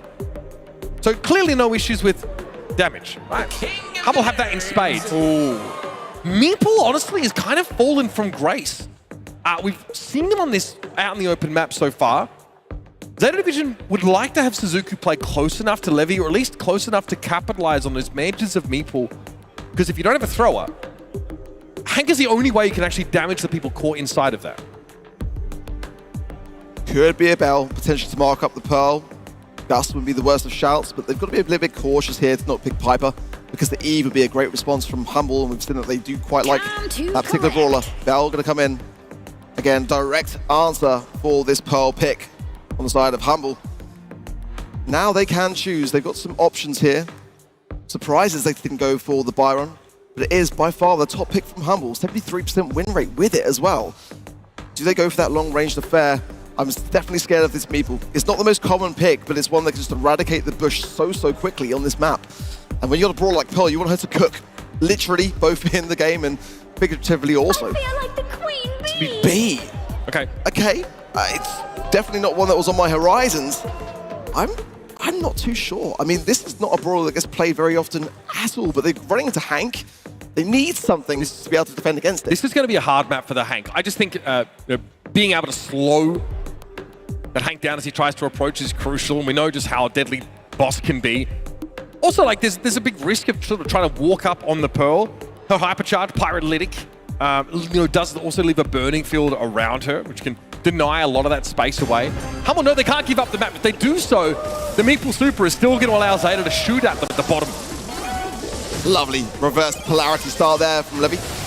Does find a connection onto Boss. Not too much more than that. And there is the dice that go down and just completely dismantle that bush area. Sizuku going to be able to get stuck in now. Have a reverse polarity there from Levy. This time round, not too sure about a connection. This is the problem for me, is that if Luki can't find like a rattled hive into Sizuku, trying to push him away from this wall, and as time goes on, the gas comes in, and Hank comes closer. Now pushing his way forwards, the boss finds that shot as well. And again, the Manchester people goes down. ZETA seem looking very much in control of this one so far. Yeah, and they got a lot of that control. Boss is really being squeezed out towards the bottom side. We've not really yet seen the Meeple super be important, but as the round goes a little bit later, it definitely is going to have some impact. Manchester Meeple should be up, yep, couple seconds. Semantic sees that one coming, but now the gas comes in. Much of the map's been taken away. Sizuku comes forward. Luki's going to be hit there. Levy has a super should they need to use it, and Semantic's trying to get involved. There's nothing for Humble to really do here, but there it is. First pick traded out, and it's Boss from the bottom part of the map. Tucks himself into the perfect spot. Getting a little bit close to me though. Luki with a couple of missed shots. Really wasn't quite as clean as Humble would have liked, but nonetheless a round is a round. But now with the bush completely decimated now, and Sizuku pushing forwards, Humble on the back lines on a map like this, you don't want to find yourself in your back spawn side. Now getting things a bit more under control. And the Hank pushed all the way back now. Boss can just take this left-hand side lane, shut that down, keep ZETA in their spawn side. If Luki wants to go in there with Rattled Hive as well, just keep diminishing things down. The timings of this gadget are key for ZETA. Those Mansions of Meeple, you've got to reserve them in the back pocket for when the gas comes in to be able to get back out if you're stuck in your spawn. Yeah, exactly. Here it's being used just to try and get them back into the map, but ultimately it doesn't work out because Levy takes far too much damage. Luki can play that straight away against the belt, and Levy has to dodge these shots pretty astutely. He will have a guaranteed mark. He probably wants it on the Pearl, but instead it catches on to Luki. He'll have to take it for the time being. Gas is starting to come in. Levy needs to move towards the middle of the map, and Semantic's already made use of that gadget. He's still healthy though. Boss, hypercharge available. Suzuku getting chunked up now in the back corner. Shitapa was able to find that pick on Luki. Boss had it all to do there, and it's just too much to ask. I like big boxes, and I cannot lie. Luki would have got some great value there as well from that Rattled Hive, but he just went down, and it may have been enough to help his team get that win, but now this game all up for grabs. 1 round apiece. Humble are completely exposed now. Sizuku on the left-hand side, keep the pressure on. No reverse polarity collection there for Levy. Now Suzuku's will be a bit cautious. He's low HP. Levy has the mark. They can land that onto Boss. Going into an overtime scenario, that's someone who can go down and be more susceptible to it. Oh my goodness me, disgusting! Levi used the mark to secure the kill and makes it a 3 versus 2. Ooh, Semantic, what a pick. He has time to get some health back. Suzuku's trying to run him down now quickly. Semantic doesn't have a gadget. He's got to fight his way out of that corner. It's just too much. Here's Boss though. He is charged up in heat, and that's an overcooked gadget to bring Levy to his knees. Boss has got to respect Sizuku and chunk that Pearl down. Nicely done. Hank handled it long range. Now we start to see the idea behind the Pearl.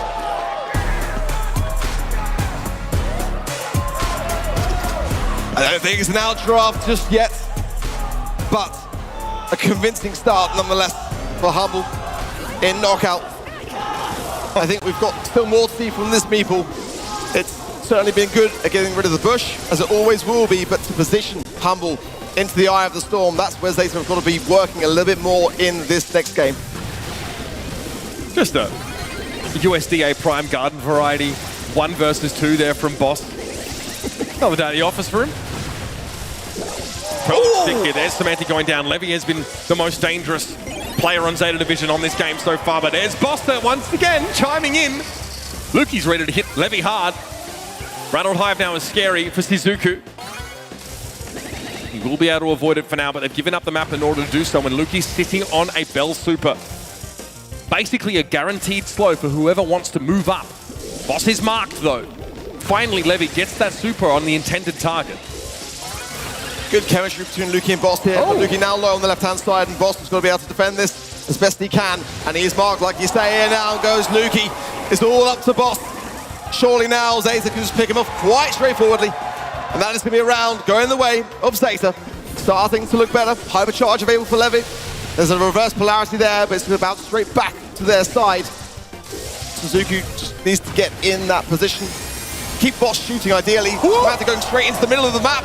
The gadget, he's susceptible, but he survives on just enough for Humble to be able to heal. ZETA just dodged the hypercharged Bell Super by gadgeting in just the right moment to avoid it. What unreal tech. So the Finks is not marked. Livy does not get anything for his troubles there.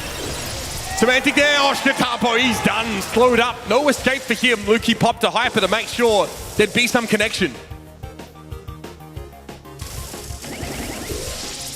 ZETA in a tough spot now. Leve low and just trapped between a rock and a hard place. No escaping there.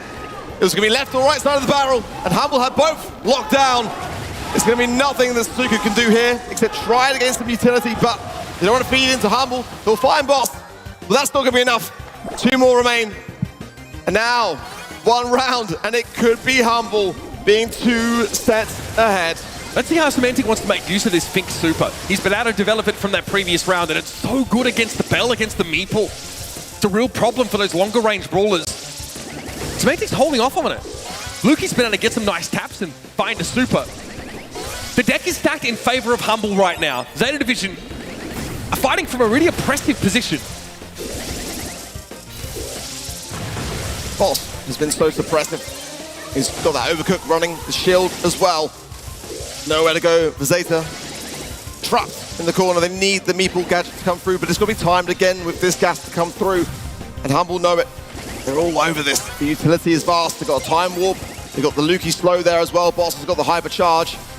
Now ZETA just trying to position themselves. Hypercharge for Hank, that could be useful here as well. But now the horns are about to lock. And the gas comes in. Semantic finally decides to pop that Super here. Sizuku getting a bit lower. There's Boss tearing through them. Here comes Humble thundering into a second set with a signature draft featuring the Finks, the Pearl for Boss though. That to me is a difference maker. Unreal from Boss. Pretty sure that was a triple towards the end. And you can see Semantic saying, good job, mate. That is the time to come through for us. Great stuff from Boss. 8 kills in knockout, no less. The same as 2 of ZETA's players there. 258 DPS. Second most picked brawler for Humble there. 64% win rate. Hold on, I got Meeple. You got a kill, boss. You got a kill. Are you fine? I'm fine. You're fine, too. They push me out. I know. I'm trying to help. They call you.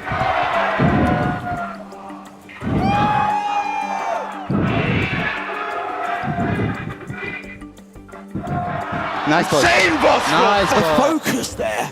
I mean, was that breathing? It was like just like you could hear just nothing but the sound of oxygen passing through your lungs. I mean, Humble are locked in today. They really need this. They want it. Time stops. Yeah, I think it's much harder to stay at the top than it is to climb there in the first place. I think, especially when a target gets drawn on your back. And look, I'm sure Humble have had their doubts over a rocky start to the year, but Sonny brought it up on the desk earlier. This is what matters. Getting a seat at the table at a tournament like Brawl Cup, that's important, but you don't have to win every monthly final in order to do so.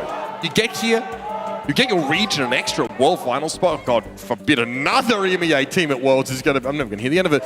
But again, Humble now demonstrate that these giants of yesteryear, this East Asian roster, ZETA Division still clearly has some work to do on Bounty and Knockout.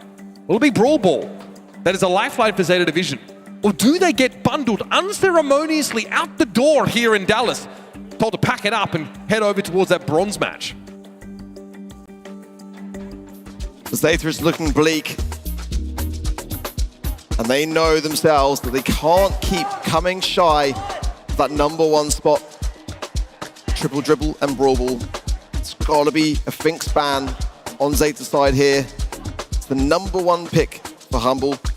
As we've seen throughout the course of this weekend, they've been able to just demolish their opposition with it every single time. And of course, the heavy consideration around the tanks. Like I said this yesterday, I'll say it again, Shade is not a surprise to anyone anymore. Can be certainly banned by Humble, but there's no surprise element, and Shitampu himself said that that was the key, that monthly finals. No one was really screwing it, no one was prepared for it. I hope we see it because it is going to be him with it, and that's always so entertaining. It's not banned. Humble have first pick here. ZETA Division actually know they give first pick over to Humble and they don't want to deal with the Jaeyong. We saw what SK Gaming were able to do with it in their last set of that series, Sneaky Fields. That was Yoshi. Jayon was just a little bit of a problem. In fact, ZETA Division have banned 2 healers. Tried to take them away. Here comes the Hank. Get that one picked up straight away. Especially with Finks off the table. Banned by Humble themselves. And this is a scary brawler for Triple Dribble. A very powerful one. And finally, for the first time this series, Humble have opted to take Hank up for themselves. It's interesting. I didn't see this coming from Humble. It's kind of textbook Kanan really just coming through for his team to keep the opposition guessing. Keeping me guessing on the desk for sure. Let's see what ZETA going to pick up next. To me, yeah, Kenji makes a lot early for Kenji. It's not got the highest win rates, but it's still disgustingly good. But the Hank is the #1 pick for ZETA, so it feels like Humble is just taking that away from ZETA. Having that first pick makes a lot of sense. Willow would be a great thrower for me here, consideratively it's with the Hypercharge edition. Very, very good here. The Stu as well. Very aggressive for ZETA to consider. B, to play into the Hank if they want to go. I think they should probably start to counter Hank at this stage of the draft, really. Lou or B. Well, Lou's banned out by Humble, so they're not going to go for it just yet. Draco. Wow. A This is very wild tanky draft. team. Now, does this make it hard to bring like Juju in, for example? Seems like a decent brawler option. On the map like Triple Dribble. Do you start worrying about having enough damage now to deal with both Levy and Sizuku? It's hard, overthrown so easily, but Juju's so good into tanks. We saw Kenji struggling into Juju a lot this weekend. Take like the acupressure star power, giving Grigri a slow.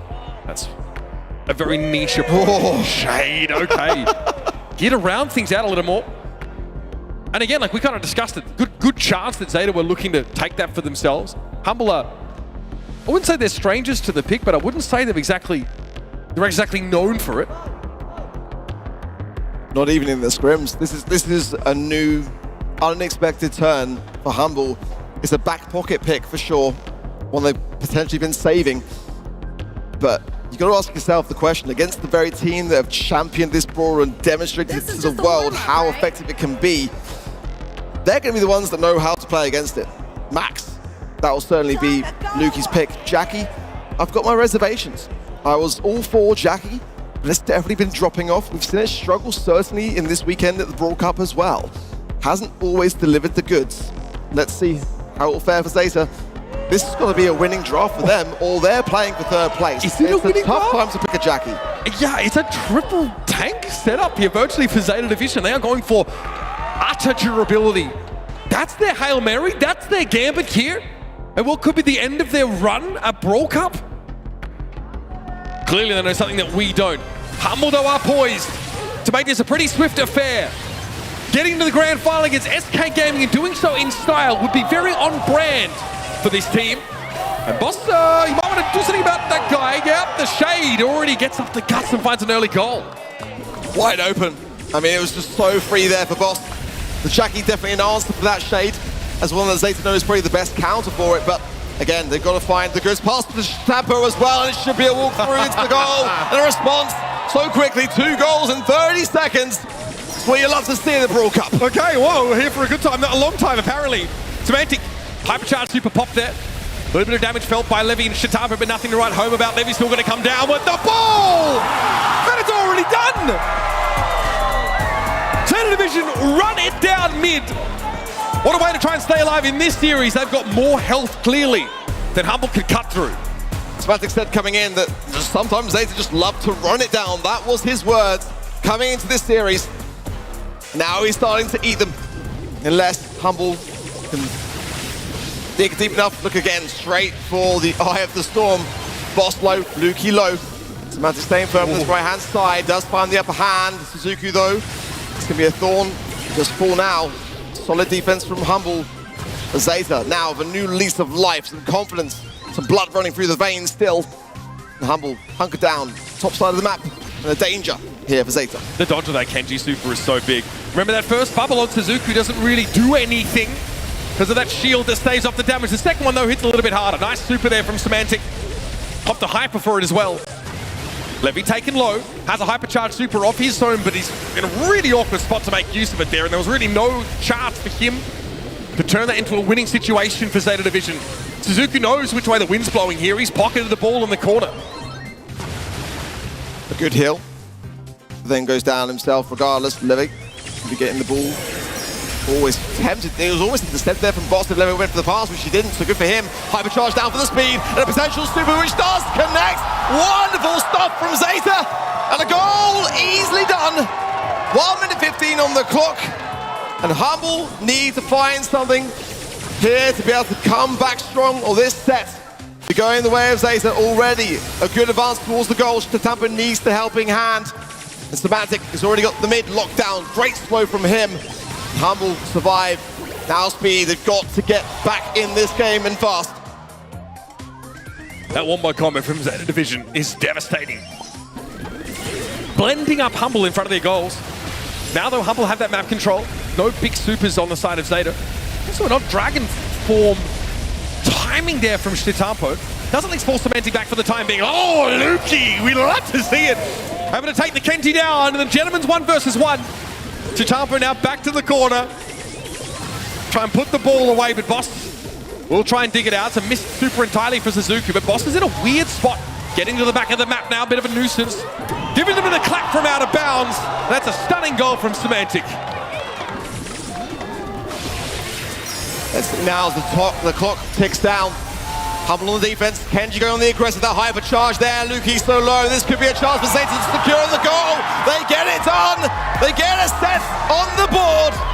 There's still life left in the machine for ZETA.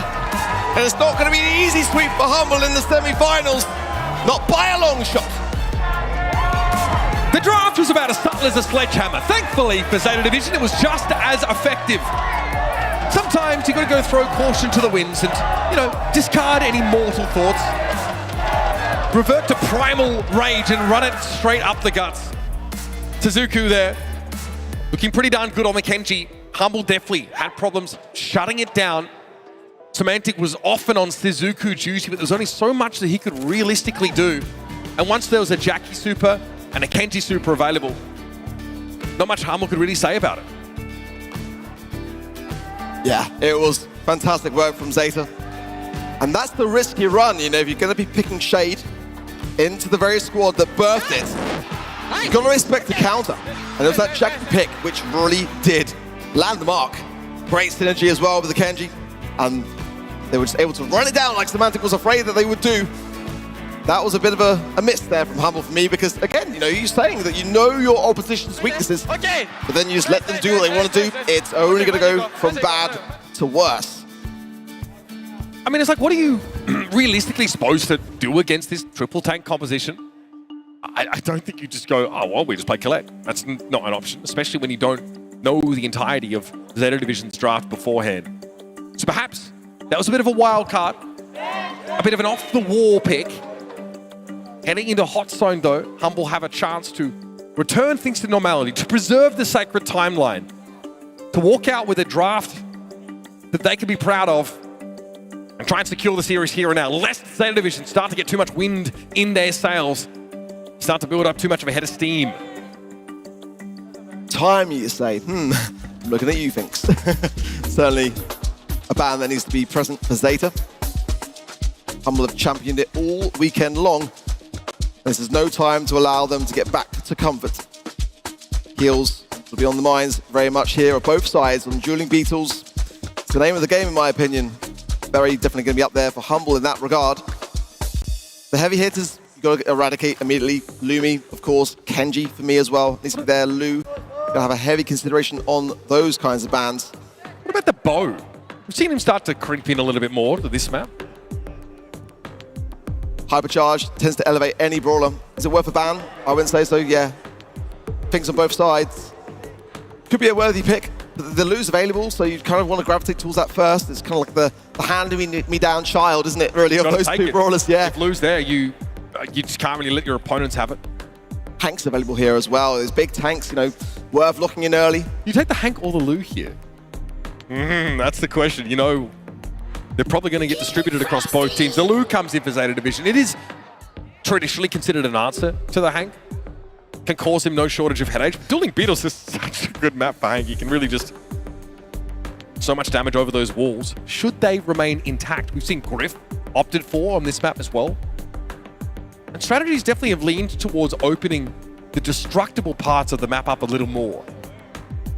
I mean, Humble are a Frank team. They're a Frank team, they're a tank team in general. Hank, Berry, those are the kind of, yeah. Oh, I mean, this could even be double tank at this rate, honestly. I mean, cementing on the Frank is disgusting. And they're not worried about the Lu, I don't feel. I mean, that's a statement, isn't it? You know, Jaehyung coming in, speed, heals. It's a safe pick to have at this stage of the draft as well. You can kind of choose to gravitate towards each way. You can wait to see what ZETA want to do next, but definitely some considerations here. That Lu player is going to have their work cut out for them. Yeah, no shortage of targets for whoever is piloting the Lu. ZETA Division here see half the story from Humble, and they've got to finalize their draft here and now. So Buster is a bit of an option here, but you want something that can disrupt the Frank. Draco doesn't necessarily do that, or at least he's not likely going to be doing that. It's going to be much like we saw from Toxic Lotus, just trying to abuse that last stand gadget as much as humanly possible. So you've got some range. Lu is not really to be considered a damage threat. The last pick here for ZETA is definitely going to tie both schools of thought in this draft together. The Berry ban, it wouldn't be the worst thing in the world to have a Poco or just some additional healing. That's kind of where Draco can really kind of thrive. Or just, again, run it down. Buster. A tough tank to play into for sure. One that can just, you know, really cancellate a lot of what you're trying to achieve with the Frank. Frank's got, of course, the noise cancellator gadget himself. So it's about that timing, that battle of the green button, effectively, as well. But Poco wouldn't be the worst idea here for Humble. If ZETA aren't going to go heals, maybe that's what they need to bring in themselves. It was a good berry ban there from ZETA. Certainly one that Humble could have absolutely tore away with had it been open. Barley, Herbal Tonic. Herbal Tonic. Extra healing, even more. And no thrower that can actually challenge Luki. And where's the wall break for ZETA Division? They don't really have a way to actually put Luki on the back foot here. I mean, Semantic likely will break some walls incidentally over the course of the game. Then you mentioned it. Slow-mo replay from Buster is able to disrupt Frank as he's winding up for those supers.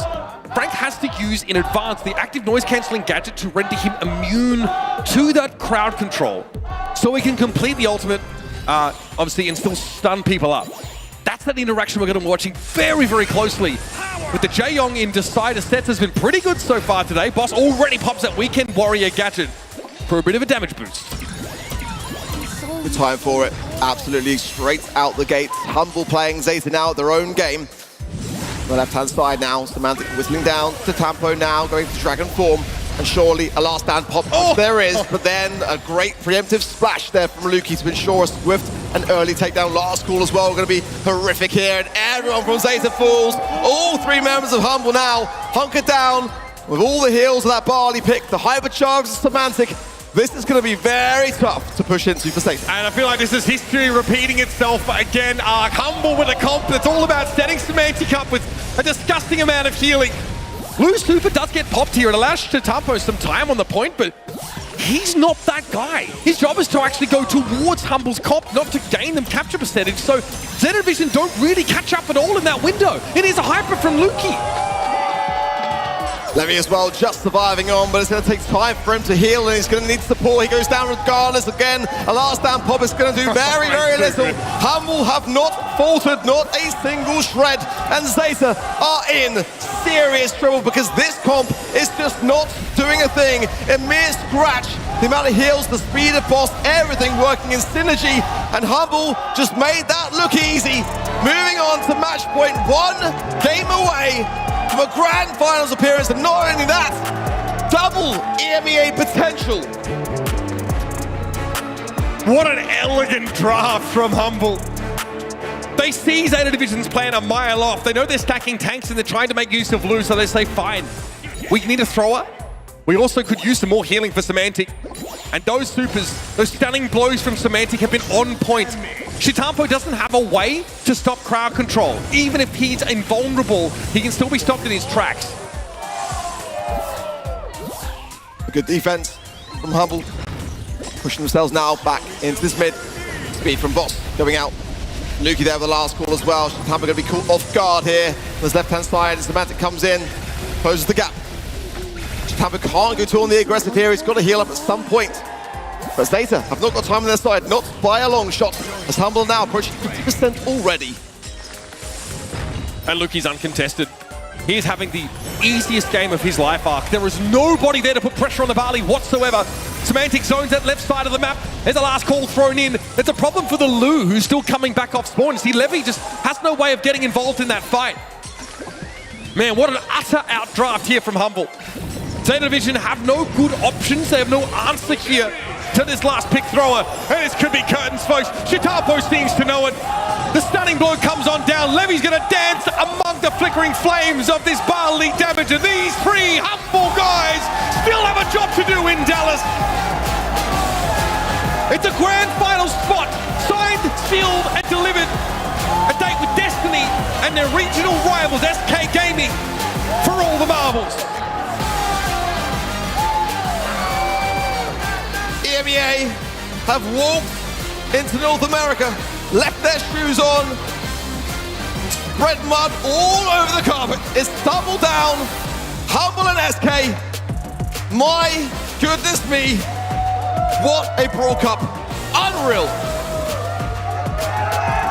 Crowd's been behind them the whole time, all the way. They've reminded us all just of what they're capable of, but let's hear it from the man himself. Let's head to the stage. Barney and Semantic. It's an EMEA final we have on our hands. Semantic, that final match, that final set, it kind of looked a little bit more comfortable. ZETA have admitted that the draft has been where they faltered. You said if they get a good draft, they're more or less unstoppable. Do you feel like the draft was the difference maker? On the first set, definitely not. I'm pretty sure they had draft. I mean, our Ollie was like completely useless in this matchup against Illumi. But honestly, we played so good and we just outkilled them on first set. And then second and fourth, I'm pretty sure we had draft. So yeah, we got a draft, we got what we wanted, and we got the win. Yes, you did indeed. Now, you know that you're going up against SK Gaming in the grand final. The EMEA regional slot has been secured. So what is this game for? Is it for pride? Is it for regional dominance? What is it for you? It's just for honor, honestly. It's a rematch. It's a EMEA final. Why are you guys here? Just watch it online. Just watch EMEA. Honestly, EMEA on top. Yeah, it's just a rematch. We're playing for honor. We got a world slot, an LCQ slot, and it's just, yeah. Congratulations, you guys have really proved your dominance. It's been such a pleasure to see you here on the stage, and we can't wait to see you in the grand final. Ladies and gents, make some noise for Humble!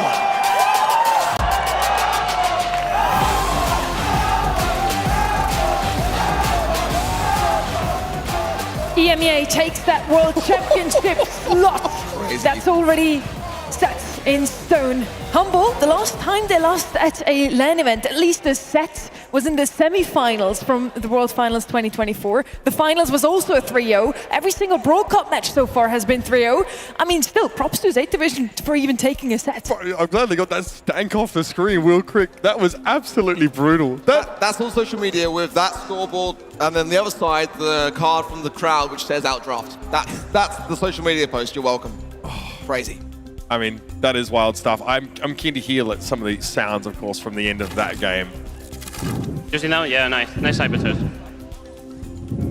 I go right. I got another super. Go left. Slowly, do not feed.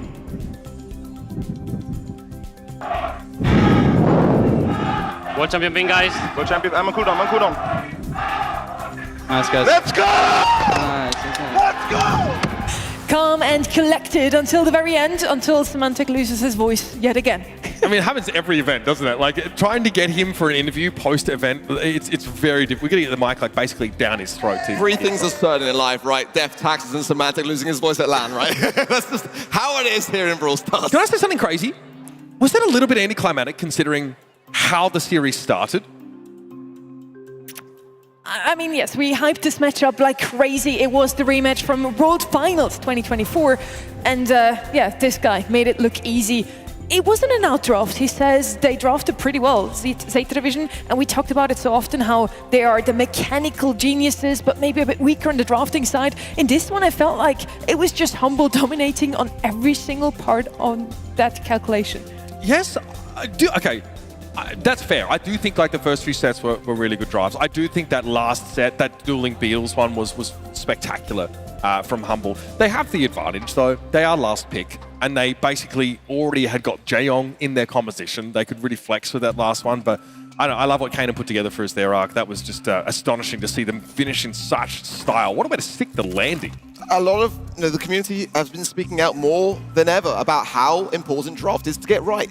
And, I'm all for it. I think that is a beautiful thing in Brawl Esports. We are broadening the horizons, allowing more opportunities for team members and analysts and managers to come in and say, right, let's get our act together, because we are amazing players, if not the best players in the world.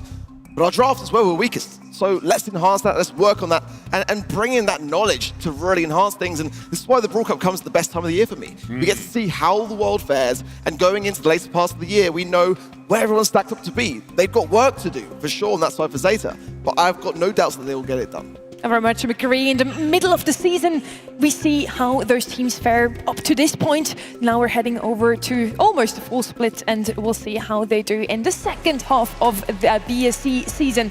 Next up is going to be Toxic Lotus versus ZETA Vision, Mainland China versus East Asia. It's going to be a spicy one.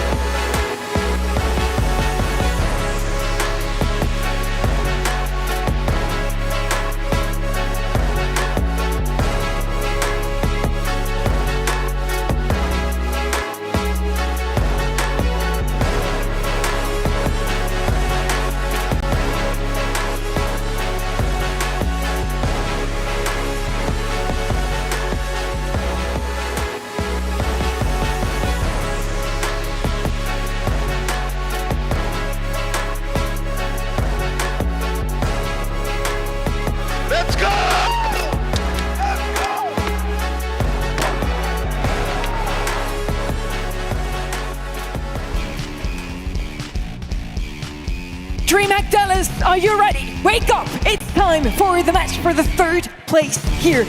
Either it's going to be Toxic Lotus or ZETA Division claim that coveted spot for the LCQ. For one of those regions, they only have one spot at LCQ. They don't have one for World Finals, so they definitely want to make it two of those. We also switched out our casters, brought in a fresh pair now, Kenny and Reddy. And I'm sure you had some highlights in the previous two matches already. I mean, it was absolutely spectacular to watch. I had no idea that Toxic Lotus were going to bring this level of energy, impact, and drafting. What an unbelievable weekend from this underdog. A very promising start, I might say, already.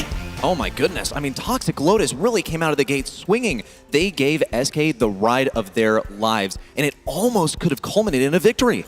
Took us a long time to get here. It's been an incredible weekend. GSL format for day one, and today we've been going through our top four, but it's going to be an EMEA grudge match in our grand final. But for now, still much to be decided. Two regions fighting for one LCQ spot. Two regions, Mainland China and East Asia. And let's have a look at what my dear colleagues have predicted here. Once again, pretty even. Only us two, though, think that ZETA Division can take it again. They have a world champion. Stetampo won in 2021. And still, you're all voting for Mainland China to take this one. We saw the drafts. They were on point for these guys today. They looked fantastic against SK. Expected front runners in the competition in their very first match of the day. If you're Toxic Lotus, though, you got to be aware of your position. You've only made it this far just now. Have to have that preparation in store for this third place match. It's super fun to watch those guys. Toxic Lotus, I had an eye out for them this week already. In the scrims leading up to Friday, they had only one team against which they were positive with their scrims. Every other team has won more scrims than they lost against them, so I didn't really have them on my radar to win anything. But here they are, day number 3, and they're in the match for the third place. I mean, who could have seen this coming? honestly just some sleeping giants waiting a long time for this opportunity. They've been the best in their region, and obviously the competition that they're playing against very different from the rest of the world. I mean, EMEA have a plethora of teams. North America get bounced early by these guys. It's been an unbelievable performance. Love to see it, and can't wait to see what they can achieve in this one. TOC called himself the Rico God yesterday. We got to listen in on the comms, and this guy was popping off on Bell's Rock. It seemed like a pretty tough matchup, but the draft was simply on point. They pretty much enforced the worst wall break in the game for their opponents, and the Rico went absolutely nuts in spite of the broken down walls. They had a couple of those brawlers that we called their signature brawlers, like the Miko, the Rico as well. But so we have those also on the side of ZETA Division. We all still remember in March, Shatampa was the first to ever bring in Shade back into the meta. And now everybody has to copy just what they are showing them, and it works out perfectly. I'm a little bit nervous for these guys. I mean, obviously the mechanics are there, but something that I thought they brought so well throughout the regular season were those draft phases, and that just hasn't been clicking as much in this day 2 and 3. They pushed SK to the brink though anyways. We saw the talent and what they can do. If they just get a few more in their direction, I really think if the strategy comes through, I mean, these guys can do anything on the battlefield. When we talk about draft, that's the Latox difference right there. In some of the previous days, there were some questions raised about, are they listening to some of the suggestions that Latox is giving them? They really like to lean into some of these comfortable brawlers. Look at Bell, a 91% win rate for the brawler, but they haven't gotten to play it that much. Levy is the sniper in the team. He can hop onto a Jester, for example, if needed, but he's definitely been popping off not only on Bell, but all of those long-ranged brawlers. Super excited to see him maybe pick up that one more time. I mean, I don't know what's going to happen here. Truly, this has been a miraculous weekend for several teams. ZETA Division, the expectation, I think, was possibly making it to that grand final. So the fact that they're fighting for a third, fourth, I'm not sure that was the ultimate goal, but I think the region would certainly appreciate if they could get the job done here. And now I can't wait for this match to start. So please bring out the teams, Barney. A region spot in the last chance qualifier hangs in the balance. It's East Asia versus mainland China. It's ZETA Division versus Toxic Lotus. ZETA Division have Shitampo, Levi, and Sizuku.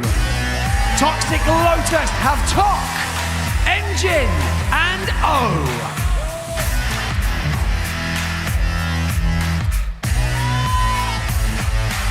Little fun fact on the side here, Tok also called himself that because of his first team. Trick of China, now it's the name of the player. Little lore drop there as well. Such a fun fact, and honestly, a lot of respect too. There's a lot of history with these guys. I mean, names have changed over the years, but Chinese mainland have been present, just haven't been winning, and this weekend have been so many marquee moments. I mean, they've gone through an entire life cycle of Brawl Stars at just our Brawl Cup. When we talk about history for this team as well, after the last time that they were at LAN in 2022, it was a really, really rough ride for, at the time called White, he renamed himself to Tok now out of respect. That was when this roster came together. Now they have the potential to make Brawl history. It's all going to get started on Bridge Too Far for some heist. The only team they lost to was Humble. It was another 3-0 sweep from Humble, but so they did with other teams, so not really much to say about that match. Then they booted out Tribe Gaming, the NA Hope, the first seed of NA, and then also allowed South America lost their chance to make it into day 3 thanks to Toxic Lotus. So now both of those teams just getting ready. It comes down to this one. Will they just take home a little bit of prize money, or will it also be that LCQ slot? It's a really important match. I mean, obviously the backs of multiple regions rest on these two teams. And the expectation for Chinese mainland bounced in the first round. I don't think a lot of people expected them to win a single one. And unfortunately here, they're once again going to be massive underdogs. 11% prediction for Toxic Lotus to take that. That's very different from what we had up here on the casting desk, with the majority of folks thinking that Toxic Lotus was going to take it. And can you really blame us? We saw their drafts were on point, and we saw ZETA sort of falter in that category, even though this is a marked improvement over where we saw the East Asia region in the past. Let's get started. Bands flying in here on Bridge Too Far in just a moment. Chuck's certainly a feature here. I'm curious to see if it goes band stage worthy, or if these two teams feel like they can just keep it in the playing field. Amber, somebody that's risen up the meta, and of course we have to consider some of those more aggro brawlers. This is where Melody comes to play sometimes. Love seeing the Melody up the lane. It can be quite difficult to earn that lane matchup because you can get outranged, and sometimes the best way to get rid of it is simply to ban it out altogether. ZETA Vision are believing in that category. Would have been wise also for Toxic Lotus to get rid of this one, since this is a ZETA Division specialty. For them, they've gotten rid of that aforementioned Chuck, as well as Brock that can do tremendous safe damage, and he also breaks down the walls to allow easier passage between the lanes. Same is true for Juju as well. She can walk over that water, and when we saw ZETA Vision play this map yesterday against Elevate, the lane switching was one of the biggest difficulties for them. Heist has been a really unique one. We're going to see standard bans of Lumi and Kenji throughout the entire day. It's what we've seen all weekend, but they slip through here. So Talk able to grab what's seen as honestly probably the best brawler in the game by these pro players right now. I mean, Kenji's escaped more than her, I would say, but nonetheless, Kenji's still available. It is bridge too far, so it's a pretty interesting one, right? Kenji is one of these close quarters brawlers. It's really hard to dash through, and tank counters can get in the mix too. So there's just a lot to juggle in this 2-3 turn for ZETA Division. Kenji's in the conversation because of his aggression, also because of his hypercharge, and that aggression is super, super useful on this map. You can afford to die quite a lot as long as you're able to hold back your lane, and dying for Kenji means that he's getting in close range, he's getting damage, he's getting closer to that hypercharge. Same is true for Lily as well, something that is completely available here on the board right now. When you see that first pick of Lumi, that's indicating that ZETA Division are letting Toxic Lotus have it. That means that they have some kind of plan for it. With the Bonnie and the Bell coming in now, Bell's just one of the best lane matchups on this, and it's actually a favorite for the team. But here comes the Monkey, the specialty of Toxic Lotus, 100% win rate so far. Iconic brawler for both ends. We saw in the graphic as well, Bell was something special in ZETA Division's hands.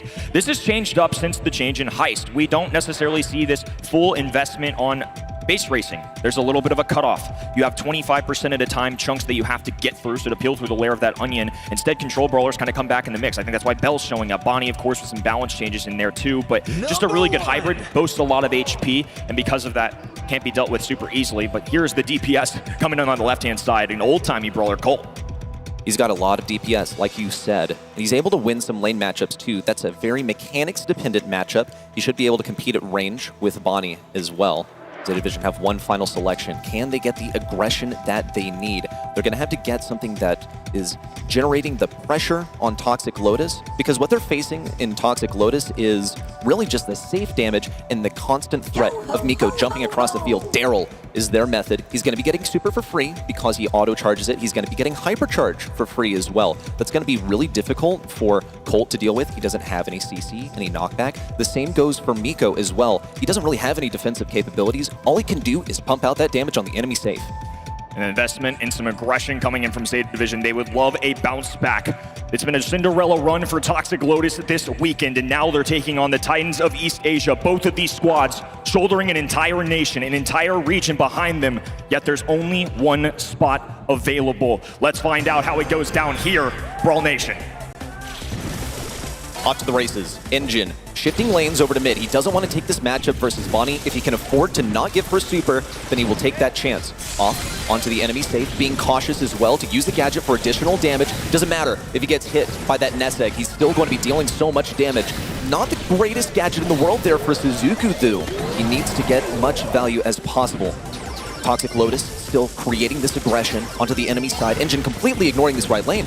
This is close to those base races. We're going to get Miko off to the left-hand sideline, playing alongside Talk. Split screen here. So much going down. Suzuku diving in now. Shitampo in the faces of this Heist safe. Bounced back. 2-second recovery available. But Suzuku perfectly timed. ZETA Division penetrating the safe, decimated, and take game one. This is the emphasis on base race that the region has placed on Heist. They are immediately going for the safe. We see Toxic Lotus trying to implement the same strategy. Avoid some of these lanes, don't feed super, just get to the enemy side. But you leave an unguarded Bonnie, especially Daryl, all by himself on the safe. That is a no-go. They need to adapt this strategy. We'll see if Engine decides to take this lane matchup once again. No, diverts over to the left side. They gotta keep someone on Daryl though, and it is not easy to shift these lanes. Cut off of the gadget will allow TL to move forward. That's a takedown though. Now Engine bouncing his way up the middle of the map, but they've left Daryl on the other end. They're willing to take this trade, and already below 25%. Miko still lingering. Marker goes down, and finally a takedown imminent. ZETA Division finally with a little bit of control here. Shitampo on that bottom left-hand side just gonna be chilling, dealing with OU. O is trying to play a defender here. He needs to stay in range of Sizuku so that he can get some value. Actually completely departing it. Engine now hopping right over Sizuku's head. They must know that they have the mathematics down. It's 50-49. Zeta Division are continuing to take damage on their safe. Engine left all alone. That's a tremendous amount of damage every single time. 43-60 on the safe, down to its last legs. It's going to come down to these aggro brawlers and a little bit of defense. Zeta Division hold, and on the other end, Toxic Lotus get a takedown as well. Little extra range coming out of Bell in the mid. And now this battle taking place right in the middle of the map. Gonna matter so much. Whoever can break away first, and it's Sizuku. Zetampo diving in. It's back and forth though. They get it! 2% on the board. It's enough to take a set. Zeta Division know exactly when to pull the trigger. But they escape by the skin of their teeth right there. Miko was ready with one more devastating blow onto the safe. That very much could have gone to the side of Toxic Lotus. Zeta Division persevere nonetheless. Daryl was exactly what they needed. There was nothing really that Toxic Lotus could do to defend against it, and they weren't willing to expend O to defend against it solo. I think a key here is looking at Engine versus Sizuku's stats. Obviously, Miko has been a featured brawler for Toxic Lotus this entire week, and you're going to see at the bottom left, 61,000+ damage, but Daryl has doubled it. I mean, you just can't match that. We have a little chunk coming in from Bonnie. Bell, obviously, just mainly there for control. The bounce shots on defense, the marker onto Miko, bringing him down faster. Zeta Division just had 3 brawlers executing their roles really well. It's not that Toxic Lotus played poorly, but the mechanics out of Zeta Division, it's hard for anybody on the planet to match. It's a risk that Toxic Lotus took here by picking Miko not as a last pick, because you can out DPS the Miko. The benefit of playing the Miko is that you get pretty steady, constant damage. You're going to get that super eventually. That's a lot of transportation across the battlefield. But Zeta Division knew just what to do into it. Yesterday, we didn't see the proper response into the Miko. Now, with Heist out of the way, I think Zeta Division can breathe a little bit, because this was a Toxic Lotus specialty in the last several days.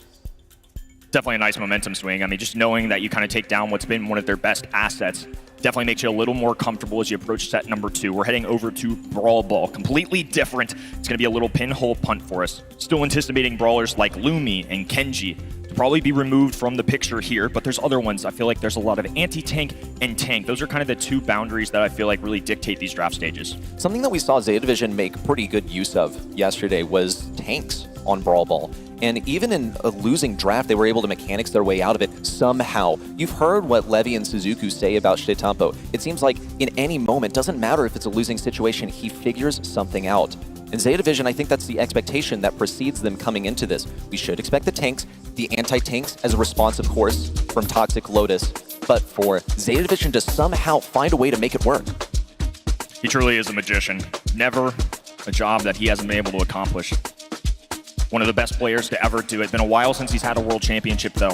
This year, departing Crazy Raccoon, which is an insane statement to make. A choice to depart this roster and picking up these 2 players here, and now they're finding themselves very successful this week into 3rd, 4th place at battle, and a possibility of bringing home an LCQ spot for the region. Band stage going to come through here. Like we mentioned, Kenji, Lumi in the equation. Some of those anti-tank brawlers, some of those long-range ones, more unique. B could be in the picture. Going to see here on the top left an interesting El Primo band. Finks doesn't surprise me, but Kenji did escape. Kenji's not in there. Neither is Lily, some of the more powerful brawlers in the game with their recent addition of hypercharges. That means that Zeta Division is giving this to Toxic Lotus, saying, yeah, sure, pick it if you want. We have some kind of response for it. And they had that last pick as well. They've made things available to themselves as well. But Toxic Lotus getting rid of the Primo tells me that they want to have Frank in their composition somehow. They're going to have that ability. They're also working with some side lane abilities where they can place some kind of thrower. Kenji's going to get that aggression. Zeta Division gave this to them. Mind you, they didn't ban it out. They have a response planned. And on top of that, Toxic Lotus banning B and Lu is going to allow tanks and aggressive brawlers like Kenji to do better. Those are 2 of the better ways to deal with them. However, with El Primo out of the picture, like you mentioned, now Frank has a little more viability. I think Hank definitely has some leg to stand on with Lu and B being out of the picture. Sometimes you're going to see Shade come in the mix. I'm going to keep my eye out later down the road for Zeta Division. Usually takes a perfect draft, and some of those counters that I would say people are used to seeing into that are still out there, so I'd be a little hesitant. Draco makes a lot of sense. I think that's also a direct answer into the possibility of Hank going back on the other side. A lot of these pro players are going to use Draco into a Hank directly, so I think this is a lot of thinking ahead. This is very true. They're also going to pick up Chester, which is one of the best ways to deal with really any tank, but especially Hank. You can blow up those walls that he requires in order to get the most damage possible. Toxic Lotus now looking for their response. They got to be cautious of this Draco, since Draco, he is going to die a bunch, okay? Let's face that. but that also means that he's going to be feeding quite a bit of damage to Kenji. That's going to get him closer to cycling that hypercharge. We're looking at a situation where Kenji's probably going to get like 2 hypercharges this game, and each one of those threatens to be a total team wipe. Indestructible gadget never hurt anybody either, especially when Kenji is in the air diving straight at you with that hypercharge. There's the Frank, so a great call out from you, especially with that band stage and the El Primo. It's something you just have to keep your eye on. When you see weird bands like this, El Primo, a great brawler, shows up all the time in Brawl Ball. By no means an S-tier brawler. So I think sometimes these pro players are thinking that far ahead. That's a brawler they want to prioritize. They want to set themselves up for that. And the fact that Toxic Lotus grabbed that without the hardest counter into Frank in the game definitely helps. However, on the other end, they've still got Chester. There's still options available for Zeta Division. Obviously, they get the last lap. They get the 6th pick. Charlie, wow, a really spicy one here. I mean, Toxic Lotus certainly going for it. Charlie's going to be spawning those spiders, which should absorb some of those shots from Draco when he's not on the dragon form. Same goes for Chester, who's a single target brawler. His shots don't pierce. Zeta Division with one final selection. Perhaps a response to that, Charlie. Gotta be cautious because her super is a goal-scoring scenario. That hypercharge is also super powerful. Buster now gonna be coming into the equation. He's got a stun that can be pretty useful for maybe pulling a Kenji away from your team if he's threatening a hypercharge. Same goes for Frank, whose main weakness is stuns, even though he gives out stuns himself. And also the potential to stay together as a team. We know that Zeta Division are a very team fight focused roster, and when they all stand close to Buster, he's going to be getting that super and hypercharge for free. Very unique draft here for both sides. Plenty of health points and aggression to go around. My kind of Brawl Ball map. Toxic Lotus down 0-1 to a previous world champion and his roster of men. Let's see if they can bounce back here in set number 2. Off to the races, Zeta Division in immediately with the aggression. Engine dashing all over. That's 2 down for Toxic Lotus. Passed up to Engine. He's got to try and walk it in. Damage onto Levy. And maybe a kill for Levy if he decides to go around the left side, which he doesn't. Opts to come around to the right side for a better matchup. Now shifting over towards the left, and here comes the Dragon, combined with a super from Sizuku. A pass over Levy with a jawbreaker. Takedown. Talk, the next to fall. If Shetampo keeps on pursuing the egg on the left side, Levy down, and now the counter push from Toxic Lotus. Super available. OU on the left hand in. Moving right. Shetampo now going back into the dragon form. It's a duel. Kenji, complete miss there. Sizuku with a juke and a dodge. Now Shetampo trying to deal with the hypercharge. Cuts the corner just in time, but Levi in trouble. He's going to fall. Dribble up the middle of the map. OU popping hypercharge just to try and get something going. Nicely done there. Cuts them off. A pass off, and they will survive this onslaught. Excellent defense from Toxic Lotus there with the use of the Charlie super. She's going to be respawning soon, and she could not be needed any more time than now, since Engine is ready to move with this hypercharge and super combined. Gonna look for the team wipe. 1, looking for 2 on a Sizuku. Just needs a little bit more. Sucks him in. Gets another. Levy now out with the hypercharge. Talk stuck in the midst of it. Levy now in hot pursuit. Another cycled super for the guy. Engine and O still alive, holding this line of scrimmage at mid. Ball is anyone's game. Just waiting to find that first kill. So much blood being shed on this Brawl Ball map right now. Red roster taking control of the ball. It's Pac playing defense on the left-hand side. OU, Cocoon gets taken over, and Zeta Division are trying to force it in. Kenji not enough at the net, and Sizuku will put one in. Still 45 seconds to go. That's enough time for Engine to get a second hypercharge for the game, and for Talk to do something similar. Has a hypercharge at his disposal. Gonna pop it now. Looks for as much value as possible. Suzuku gonna block it. Shetampo couldn't be bothered. A takedown, and now a 2v2 ensues. O sticks down the Cocoon. Suzuku breaks out Levy, and now Zeta Division are in a firm defensive maneuver. There's still a little bit of time. 25 seconds. That's enough time for Engine to get something huge with a hypercharge. Levy almost gonna be taken down. Shetampo falls. Team wipe for Toxic Lotus in a tied game. 15 on the clock. An excellent execution out of Toxic Lotus. Chinese mainland's heroes looking to duel against the East Asian beast, and it's Shetampo, Sizuku, left hand in, marching forward. Levi with the ball, kick over, stun goes through though. Talk has wiped the map. Team wipe available. Kick forward. Charlie up the middle of the map, and it's a goal for Toxic Lotus. Game number 1 going to the blue roster. Toxic Lotus is here. They had that tankiness. They were given the Kenji. They executed perfectly. They got the Kenji hypercharge exactly when they needed to. But it was not without resistance. Zeta Division did such a phenomenal job of keeping the Chester in position. They're gonna place him on the right side this time. Engine on the left lane is already trying to get some opening frags. He's gonna get right on top of Shetampo at risk of falling. Super to the sky. That's 1 onto Levy. Shetampo in the back lines looking for the kill onto O, but Engine is undefended. Shetampo hot on his heels, but an open goal if Engine can slot it through. No! Interception from Levy and a successful defense. Back to the middle of the map we go.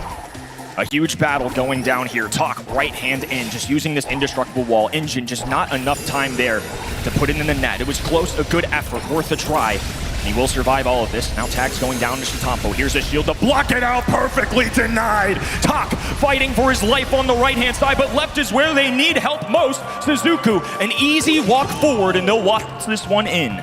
Ran down the clock a little bit there too. Zeta Division could be intent on keeping this ball defended and not necessarily playing for that second goal unless the opportunity presents itself. Already defensive formation from the guys, but they have a couple of supers at their disposal. Combination on the left side. Levy has the super available, but here's the hypercharge out from Engine. 1, 2, Shitampo needs to fall. Talk forward with the super. No wall break, but an open goal and a tied game once more. The equalizer is there.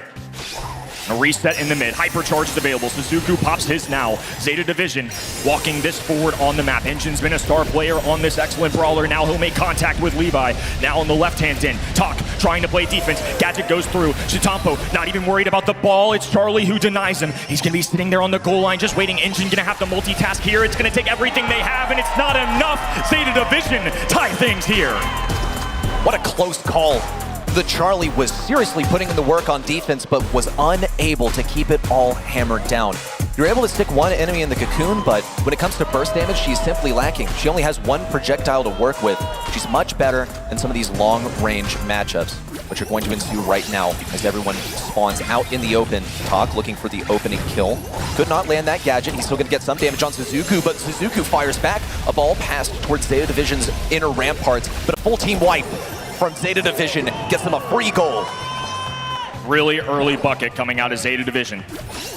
Now just 20 seconds off the clock, and Toxic Lotus already finding themselves in a deficit. Kenji taking to the skies, lands. Suzuku forcing it forward. Hypercharge goes through, and Talk rendered useless. They only have one cocoon. The pull goes through, though, and Shitampo knocks it down. 2-zip now for the East Asian Wizards. What an efficient finish here in set number 2 for Zeta Division. Much better outlook for Toxic Lotus. They had that tankiness, but it required time to transpire. They needed to get those hypercharges online. Draco was simply the method that Zeta Division knew would be able to defend that Kenji. They gave them the Kenji for free, knowing that they could respond with a Draco, and oh my goodness, he did put in the work. 12 kills for Engine and a couple buckets alongside it. It's a well-fought battle. I mean, Kenji, arguably the best brawler in the game. I think depending on the player you're looking at, they're probably throwing Kenji in that mix, Lumi in that mix. And he did his job, just not quite enough against what Zeta Division is. It's tough for any team on the planet to fight the mechanics with these guys. It did feel like an even battle, though. I mean, in terms of draft in hindsight, maybe we could reflect on it a little more after the fact, but I don't think this is too shabby from either end. I think the Buster Shield honestly got so much value into the Frank Super, which makes sense why it came in as that 6th pick. No doubt, it was one of the most instrumental things in Zeta Division's success here. It got them right up in the face of Frank. He wasn't able to get any value out of his super. We did see some pretty successful moments out of Toxic Lotus, however. These moments right here, Engine in with a hypercharge. The pass up to him and Talk hot on his heels gave Toxic Lotus a pretty firm lead there in the second game that ended up going to them. In game number 3, though, this was Zeta Division seriously stepping on the gas. 2 rapid goals, one right after the other, and so much wind in their sails heading into a set 3. This isn't the first time Toxic Lotus have stared into the eyes of death. Now down 2-0. And obviously the biggest match of their season yet. They've beaten South America, North America. They've challenged EMEA. But right now they have to take down their neighbors in East Asia. It's the only way that they're going to give themselves an extra tournament life for their region. Plenty of teams back home with them itching at the opportunity to prove themselves.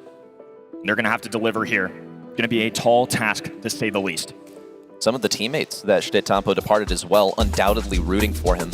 It would get them a spot in the postseason if they can only get this next set. Gold Arm Gulch, that's going to be a major slowdown compared to our last couple of modes. Heist, super fast pace. Brawl Ball, gone in the blink of an eye. But Knockout, this one comes down to when the poison forces everyone to interact, and it's all about that preparation. Composition-wise, there are some different routes that you can take. Are you going to place that emphasis on burst damage and try and get a pick before the team fight, or are you going to look to outlast? Lots of decisions here for both of these teams. A very important draft coming in for Toxic Lotus. They need to get this one right. It's hard to go against Zeta Division with even footing. If you win the draft, you at least give yourselves a chance. Toxic Lotus have won plenty of them this weekend. I still have hopes for these guys, but it's just hard for me to unsee Shitampo always finding a way. I mean, he's been at it for years on the Mount Rushmore of brawlers. And Here are the band stage. Lumi, of course, not going to be in the picture. Jean, somebody that I like removing just because it's so pesky to deal with. The poke damage, the magic hand, the magic puffs. It just allows you to be so passive-aggressive, and at a professional level, you just don't want to deal with that. First pick for Toxic Lotus as well. Look at some of the brawlers they've banned out. RT is an interesting one. This is usually a comfort brawler. This is one also that is going to be countering anything that gets in super close range. And interestingly, not to be that guy, but it's one of the best counters to Miko. So there is cheese potential out here. They don't have the last pick, which would be the more powerful position to pick it in. They're going to go with a Gus for a selection. This is very, very safe. In fact, some might even say overly safe, since it does combine well with things, but he doesn't have the sort of ability that other snipers in the game have to get crazy burst damage. Don't tempt me with a good time. The fact that you just brought up the words Miko, now you've given me and so many viewers here in Dallas and at home so much hope. Respect to the Dynamite costume, by the way, brother. Excellently done. Go, Michael. Yeah, I wonder if there's a canary under that hat. Well, we'll get another surprise here. Squeak, appearing a little bit early in the draft. A lot of times we see this later on, especially like as a last pick, not as something that surprises, but as something that puts a little bit of flourish on the composition, defends against tanks, especially things that were played earlier on. Maybe Zeta Division have some clues that Toxic Lotus are going to be going for this angle. Squeak is also one of the stronger options that you can select to fire down mid. Going to have excellent control options. Not one of those things that bursts up and gets a kill. More defends against tanks in close range and enforces a more controlled matchup in mid. Buster, once again, the selection from Zeta Division. They really love this brawler and they have executed with it time and time again. I think Buster just makes so much sense in Knockout because you can chill out, charge that super passively, and then those in-games moment you were talking about earlier where that fog starts to close in, where everybody is up in each other's faces. I'm going to throw up a shield, and then I'm going to have people like Squeak in the in-game who can be an absolute nuisance. This combo is kind of nice, especially if you're relying on the other team being passive and not getting off to a hot start early, because Buster gets a free super, and then Squeak can either throw a slow gadget right at the end of the game to close that gap, make it difficult for them to walk. Grom and Daryl, though, not what I expected. I mean, Gus with Daryl, sure. We don't see Grom at all at a professional level. No, not really. And his shot is one of the more easy ones to juke. He does have a hypercharge that can deal some pretty devastating damage.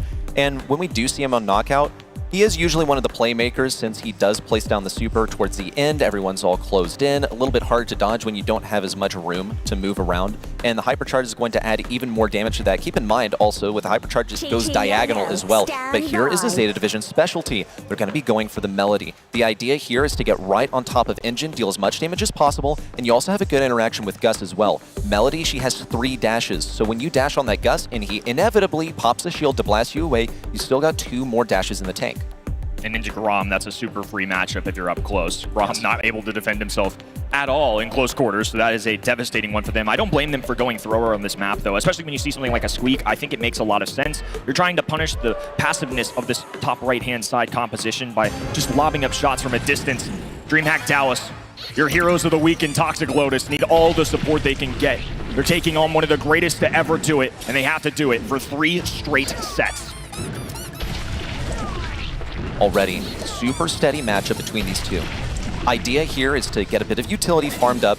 Sizuku already has that in mind. He's staying very close to Levy. Wow! And a windup out of nowhere after Levy had tracked the position of Talk from across the battlefield. Getting a little bit of damage, farming up that super that's going to be instrumental when things are closed in. All those shots are more likely to hit. And also getting closer to the hypercharge. Another windup, no contact onto Engine this time, but the threat is there.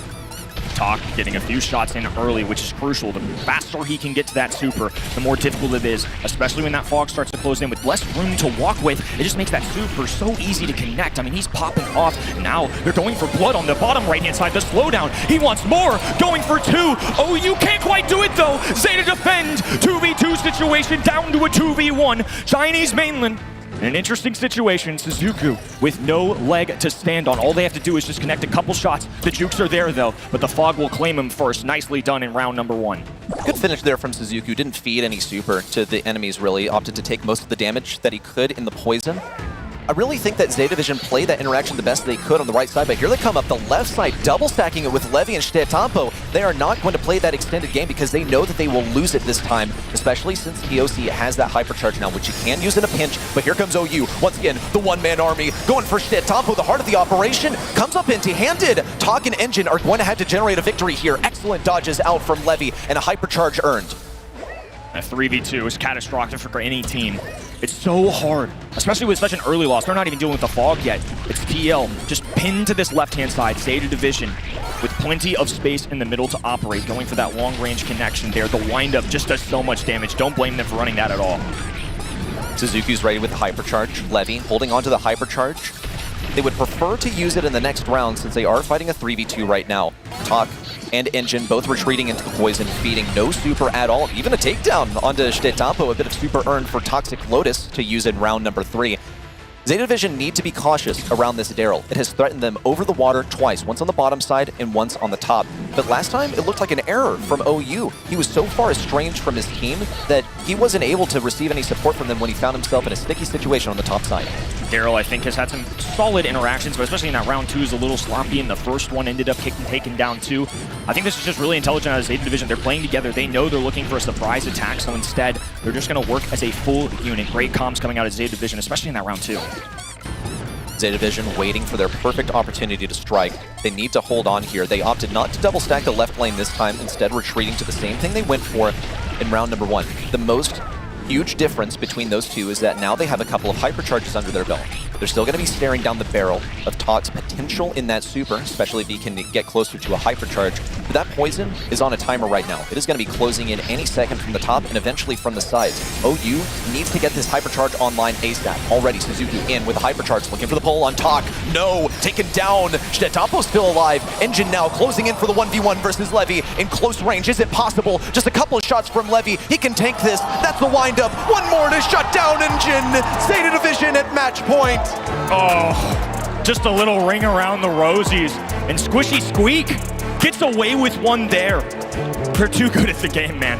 Especially if a draft is relatively even. They always are in it, always. We've talked the praises of ZETA all weekend long for the legacy that he has in this game, but his teammates, these are the ones he chose to play with. They're certainly qualified to get a win too. Different approach once more from Toxic Lotus. They're going to all go on the left. ZETA Division coming on the left. Wow, what a mistake. Oh, with the initial kill. 3v2 ensues. ZETA Division in a losing position. OU, the one-man army, goes for another. Soon to be taken down by ZETA if he can finish off the kill. Just needs one more shot. No! Engine closes in for a round 1 to Toxic Lotus. Reset, and the entire blue roster going to head to the left-hand side, traditionally the safer one, but they're getting sneaky. Levy gonna pop out here, but they don't know that Buster is lurking, trying to do their adequate scouting report. They don't want a sneak attack coming their way. Here comes O. Not so sneaky. He's got one more roll in the chamber. Might even opt to waste it so that he can get a better one. Combined with his hypercharge. Staying on the back lines for now. And yes, he did decide to waste the super so he can work on getting a real one. And there is enough time until the poison closes in for him to get that. The lack of threat is going to hurt Toxic Lotus. Talk is taking a lot of damage, but he's managed to hold on. Now ZETA Division go for a different formation. They're sending ZETA on the left side. Sizuku and Levy, of course, have to stay together because Levy's so vulnerable in close range against the Daryl. They just want to see Melody get some notes around her, just be more of a threat, because otherwise she's just a medium distance brawler. Finally, one goes through. Now they're hurtling together here. All of the red roster on the top right-hand side, playing left to right now. Fog closing in, and the action about to go down. Purple buttons being clicked. A Grom Super going down. ZETA skating up the middle of the map. Sizuku reflecting all of it. Talk in trouble now. Battle top right. Levi wins. It's Engine dueling, doing his best. One shot determines it all, and Toxic Lotus take a game. Match point extended. Toxic Lotus back on the map. That's their second game victory they've gotten in this match. Lest it go to a 3-0, Toxic Lotus must replicate this success in the next round. And it feels like ZETA Division are trying all the tactics they know. Very few times, only a couple of times have they repeated the same strategy. They're going to go for a repetition now, sending Levy and Sizuku up the left side, ZETA in from the right. Toxic Lotus just trying to hang on. They know that they are really a time-based composition here. When OU gets that super, when Talk gets his own, which he's bound to get over time, that is where they find their strength. Engine could be in trouble here if Sizuku puts his foot on the gas pedal and Levi comes up for a little bit of a flank. It's either going to take Daryl to swoop over to the left-hand side or Talk to divert his attention. They're just pinned in their back spawn. Now ZETA Division are just fighting against the clock. Once this fog starts to close in, it's going to force Toxic Lotus to make some mistakes. It's going to be a little bit tricky. But if we know anything from the past couple of games, it's that O is going to be the entry fragger. But there's one change, which is that, oh my goodness, what a contact onto Talk on the right side. but OU is still going to be hanging on to that hypercharge when he gets it, and he doesn't mind going on a solo mission. Already persevering up the right side. That poison's going to start forcing them into mid. They do not have mid control at all, and they don't have the utility either. O's going to have to just send it, put his foot on the gas, going over to the left side. Completely abandoned Engine now on the right side, hung out to dry. Levy taking so much damage, and Talk still alive in the poison. He's burning down to nothing, and ZETA Division are 1 round away. They've stared in the eyes of death multiple times this weekend. Toxic Lotus have been on a miraculous run, but it could end right here, right now. They need to wake up. Nobody benched them. It's been a dream all weekend long, and they're looking to prevail their tournament lives here. Same formation from ZETA Division. If it ain't broke, don't fix it. But the key difference is that O has the hypercharge now. He's only going to roll forward. Makes a little bit of room for Toxic Lotus, but that's frustrating. Now he's only got 1 roll left, and if we know anything from last round, it's that he doesn't have enough time to charge up a hypercharge over the course of just 1 round. ZETA Division knew when to go in to deny him the opportunity to farm up that ability as well. Great heads-up play there to avoid the Daryl roll once again. He just hasn't gotten enough value out of that in the early game. Now Shitampo getting right in the face of Talk. All 3 Toxic Lotus members fighting for their lives. Shots raining in on them. They're just hiding in the grass, running for the hills. 3 supers available for ZETA Division at the moment. Shitampo equipped with a hypercharge. O's gonna go for it. Shitampo taken down. Oh, now behind. Engine takes down Sizuku. Levy, the last one alive. Holding onto that hypercharge, gets the kill. Talk and OU need to combine forces. Get the pinch around into the poison. Toxic Lotus persevere for another round. Deep breath for Toxic Lotus. Still surviving. Trying to find a way to make yet one more miracle happen. Super goes down, the double connection. Talk in trouble, shield forced to go up for Engine, and they're already pinned in their back line. That was a smart play from Levy. He was going for pretty much a one-shot onto Talk with use of the hypercharge and wind up to get the additional damage. Wasn't quite enough. The Toxic Lotus were seriously caught off guard by that one move. That stuff only works once though. They're going to be expecting it next time it happens. If it even does. ZETA Division equipped with a couple of hypercharges just like last time. OU needs to make some magic happen with his hypercharge of his own. No contact there with the gadget, but Daryl does have a hypercharge roll available. This round means everything for the blue side, not just for them, for a region, for pride, for something alongside a legacy, and they're gonna have to do so against some of the best to ever do it as this fog is gonna start closing in. Oh, equipped with a hypercharge, same for Engine, but no super in the chamber just yet. Talk also looking for his super. This could be big. Hypercharge out from Sizuku. Talk now laying down the pressure on Sizuku. Hypercharge popped by Shitampo, looking for as many nodes as possible. OU closing in from the top side. Shitampo denied. Levy taken down. Toxic Lotus get a set. Survive and advance. Doesn't matter the situation, doesn't matter the team, doesn't matter the region. These guys came to play all weekend long. They've been finding difficult situations and getting out of them.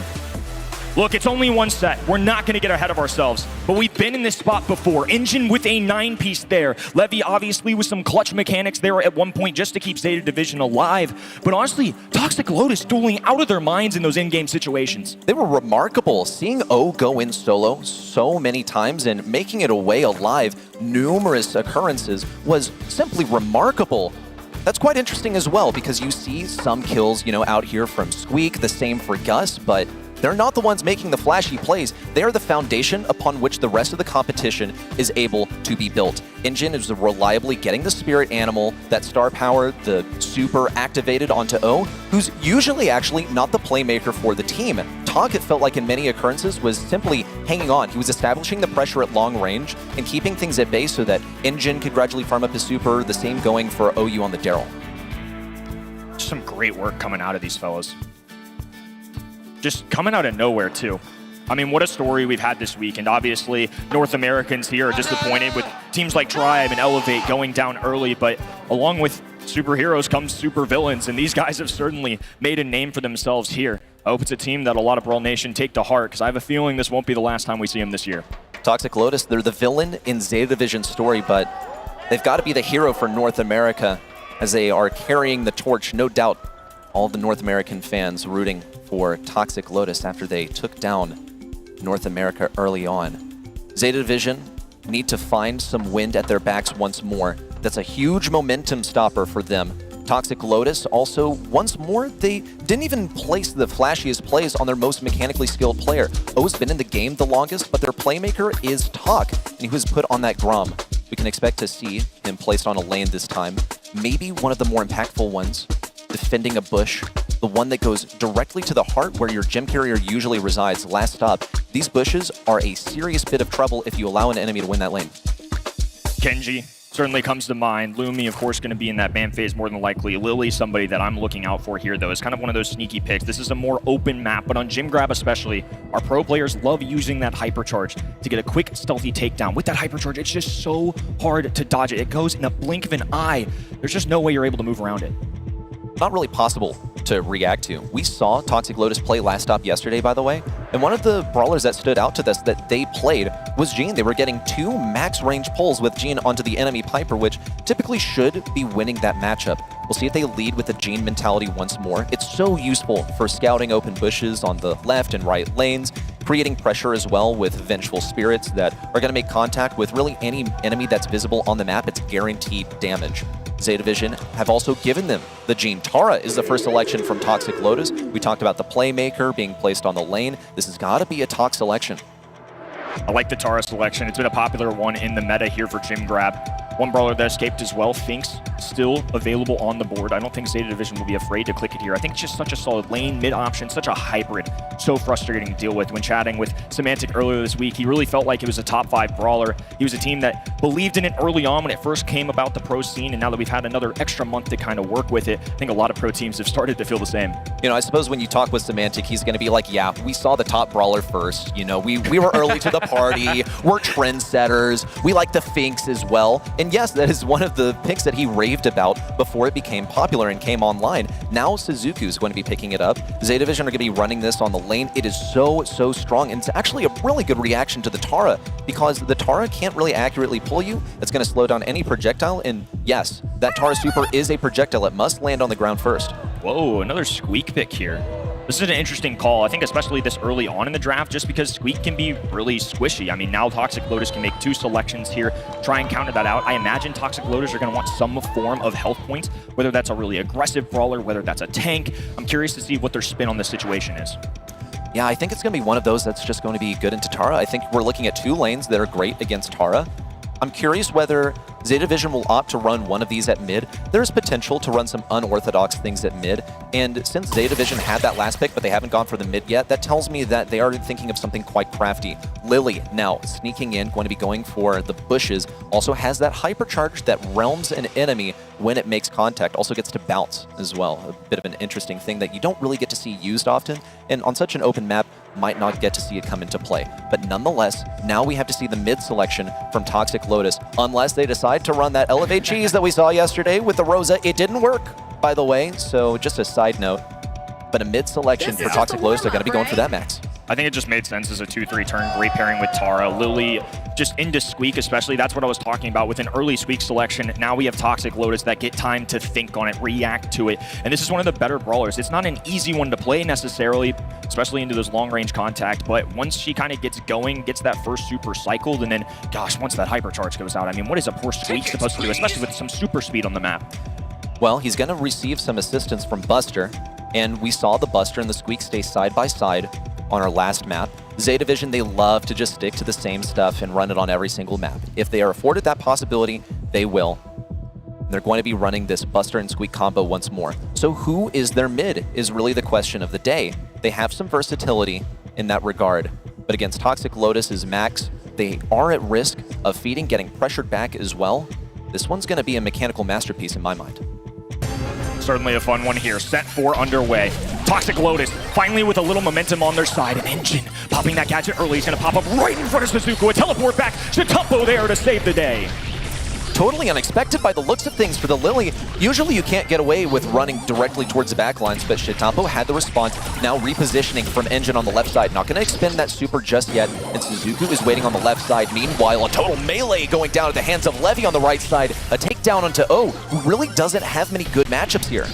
Toxic Lotus just haven't managed to find a kill, and of course, one Tara pull can change everything here, but they're gonna need some max speed, something to force them up the map. An Engine Gadget just kind of forced early. He's hiding in this grass, pops up, and there's the counter matchup that we're looking for. Squeak handling it well, but now she has a hypercharge at the ready.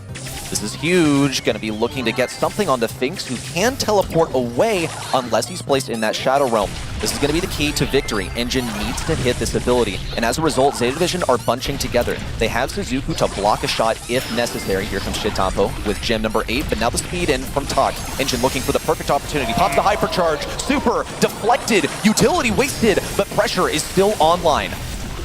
Great response there from Zeta Division, but they're still on the defensive. Plenty gems in their pocket. Engine gonna pop up here in a moment's notice. Grabs one, Shitampo. Oh, so low HP, but he will survive. Tok now trying to create the pressure once more. Gonna pop the speed on himself solo. Not even anything onto OU, but a countdown interruption is good. Number 10 for Shitampo not available. It's been completely denied. Toxic Lotus with the pressure as well. They could get another Lily hypercharge out here. Engine's trying to stay on the outskirts of Sizuku's range to get a super for free, and as a result, his hypercharge as well. Tok is especially going to be helpful in that regard. Engine gets the super. He's sucked in by Sizuku. What a prediction as well that he was going to be making benefit of that position. With 12 on the clock, they don't have Lily, but they do have a Tara super. They're going to send the minions in now. They need a big pop-off play. It's a Fink super going down, perfectly timed. Tara stopped mid-air. Tok left hand in, looking for tags. Face tip through, not enough. Zeta Division on another match point. They were hanging on to that Fink super for so long because they knew exactly what was coming. And you saw Tara also withholding in that regard. She knew that her super was going to get slowed down by the Fink super. There's so many matchups that you can win as Finks with that ability. It's an incredibly oppressive brawler. All of these things you see not taking place on the screen, it is this unspoken counterplay that exists simply with a rotating dash line under the brawler. Engine this time waiting a little bit longer to use that Lily gadget. Gonna show up right with Shitampo. Sizuku there to cover him though. Great bodyguard work. Tok though, gaining a little possession of the map, but there's just so much from the red roster. 3 members standing tall. Tara has to go away, and they just haven't found a way to consistently hold this mid yet. Zeta Division also have switched up their lanes here. They're placing Levy on the left side. Engine and response is going over towards the right side. O struggling to make it past mid. The Toxic Lotus have gotten a couple of gems under their belt. Now the super out from Shitampo. TOC and Engine in a dangerous position. Engine at risk of going down, forced to go into the Shadow Realm, trying to pop out, get Shitampo, little teleport back, but survives only by a thread. Sizuku now getting aggressive. Buster, much more of a bodyguard up until this point, playing alongside his teammate. Now the speed goes through. Engine claimed. Tok all alone once again, and Zeta Division are taking over the entire map. Only 3 more gems to go. Make that 2 with Shitampo picking up yet another. And O is holding back. He's going to have to go for something desperate on this left side by the looks of things. And also waiting for these shades to come online so he can get the maximum value. Now the gadget popped by Engine. Repositioning over to the left side, but he has been spotted. Now countdown for Zeta Division. They're going to need one more miracle this weekend. Engine stays alive, has a hypercharge super, and he has to make direct contact. 7 seconds on the clock. Engine charging up, dueling against Sizuku. The pull goes through. Engine can't go through. Reflected! And then, oh, they got the reset! It's not over yet, folks. There's still more Brawl Stars to be played. Buzzer beater in Dallas. 10 seconds to go. Zeta Division as safe as can be. 5 TOC, Engine, OU, Toxic Lotus pushing in, but Sizuku is good. The mechanical monsters are now master tacticians, bringing home an LCQ slot for East Asia.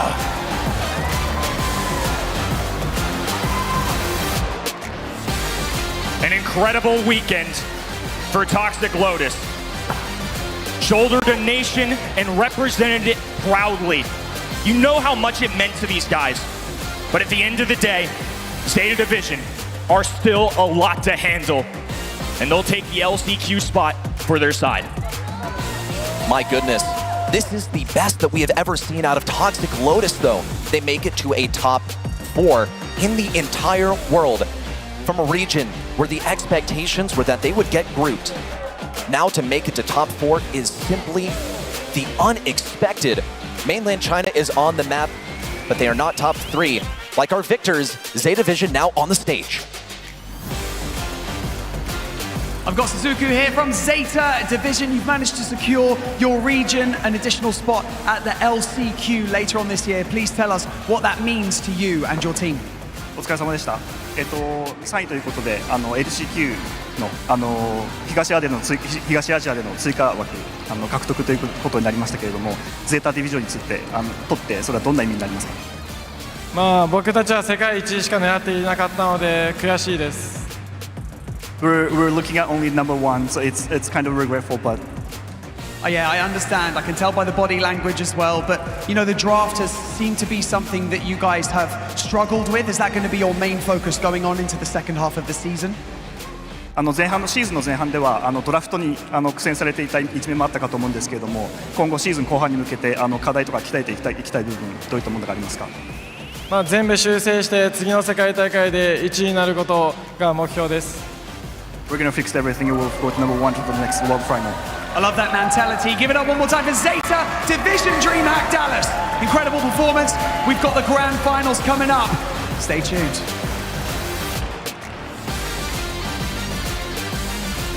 Thank you, Barney. ZETA Division asserted dominance once again. But as you mentioned, Kenny, I don't think it's going to be the last time we see Toxic Lotus on the global stage this year. Yeah, it's really sad to see that flag fall. But nonetheless, it's been an incredible run. One of the better stories we've had in Brawl Stars this year, all time. I mean, this has got to be one of the better teams people have never heard of.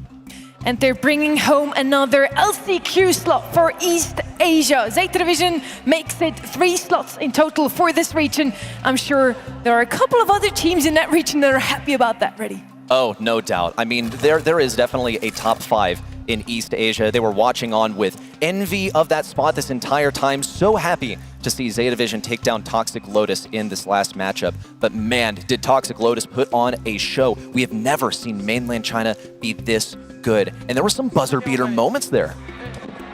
So much to take note of from this team. And the fact that this weekend was this region's first ever best of 5 win. I mean, who would have thought the Brawl Cup? I didn't believe in them coming into this. Most of the folks at home didn't, so credit to those who did. Incredible stuff so far. I'm sure the region was pulling for them, but nonetheless, I mean, so much pride, so much emotion coming out of these guys. It's really special to see that human element from them. And not gonna lie, when Toxic Lotus won that set 3, I had a little fear for ZETA Division. It wouldn't be the first time they take it to a 5th and last set. It was a reverse sweep against Loud. Now they almost, or at least started a reverse sweep against ZETA Division as well. Shtampo is going to be our MVP for this match. I think he took that role or that title every single time we had the MVP vote for this roster. I mean, you can't really argue with it. He's one of the greats of Brawl Stars. His teammates even regard him as one of the most fantastic players in Brawl Stars. He has democratized the roster. Everything that he is doing as a team leader seems to be working. And we're gonna have one more view at the bracket before our grand finals. ZETA Division takes that spot number 3. Toxic Lotus is 4th. And now we're ready for SK Gaming versus Humble. I mean, it's kind of insane. This is our first North American event in a while here, Reddy, and yet it's 2 EMEA squads. It's been a tough week for the PR department, I'll tell you what. That's definitely true. We're going to give you all a little breather. We definitely need it here at the desk of this exciting nail-biter that we just witnessed. And I'm very sure the next one is going to go all the way one more time. It's an EMEA special, basically a monthly final. SK Gaming versus Humble.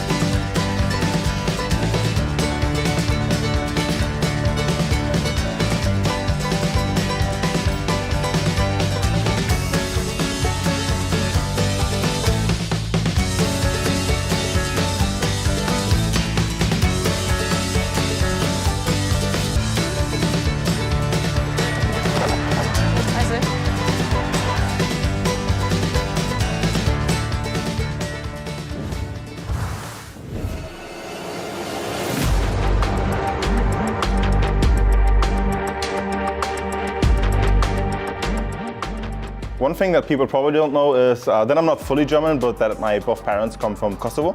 So I'm actually like roots from Albania. The closest I am is probably to a third in line. I'm fourth in line, so my bigger sister. And I went with her as well to London to the Pokemon European Championship. That was a lot of fun, honestly. First time in London as well. It's really, really cool. It was a really fun experience, and my sister's also someone who enjoys playing games a lot like me. I think I have been pretty competitive my whole life, and any other game that I touched, I basically became top of the leaderboard. And that's not even like willing to go for it. And then when I stumbled upon Brawl Stars, just because of the Supercell universe from Clash Royale and Clash of Clans, I just wanted to be good at it, then the best at it, the best in Germany at it, and then suddenly I became best of Europe at it, and actually the best in the world. So I think it's just my drive to compete and to be the best in the game that keeps me playing the game, and the joy of the game as well. I never lose a joy to Brawl Stars. I'm always happy to play it, and yeah, that's why I just love it so much. Brawl Stars fans around the world watching here live from the DreamHack Dallas or from home, I hope you're ready for the grand final. It's time for another EMEA match here. We have basically a monthly final, I teased that already, but just on a lot larger scale. Since we are actually on a huge stage over here, we had 3 very grueling days for those 2 teams. They had a lot to fight for, and they fought very well, Kenny. It's crazy that out of groups A and B, the 2 EMEA teams, the number 1 SK Gaming, number 2 Humble, emerged. One's a defending world champion, one has just found their stride this year. Honestly, I think this is going to be one of the crazier ones. It's been a back and forth in the season. Obviously, SK Gaming winning both of those matchups, but some of them were some close calls. This is the El Clasico from EMEA. I guess now it's also the El Clasico we're going to watch this year. I'm sure we're going to see those 2 battle off against each other again on a great global stage. And yeah, so undecided we are, because it's just such a close match. In the BSC matches, SK has always come out on top so far, winning 2-0 in the monthly finals against Humble. Both of them were standing in final number 1 and 3 in February and April. But in every other third-party tournament, Humble beat them undefeated so far, also in sets. This is very true. Most recently, we saw them in Brawl Ball League, where Humble went completely undefeated. So when it comes to Brawl Ball today, folks, I would keep a close eye on Humble. SK Gaming, no doubt preparing for that inevitability. They have looked so strong throughout the tournament. Unlike Humble, we have seen them been tested. I think this is such a tough one to call. Humble have looked in prime form.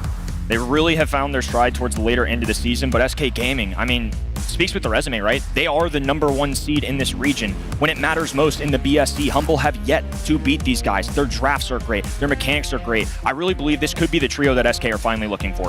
I think at the beginning of the season, you saw the union of exactly the formula that SK Gaming needed to succeed. You have the 2 pop-off players. You have Yoshi as the firm foundation to form everything underneath.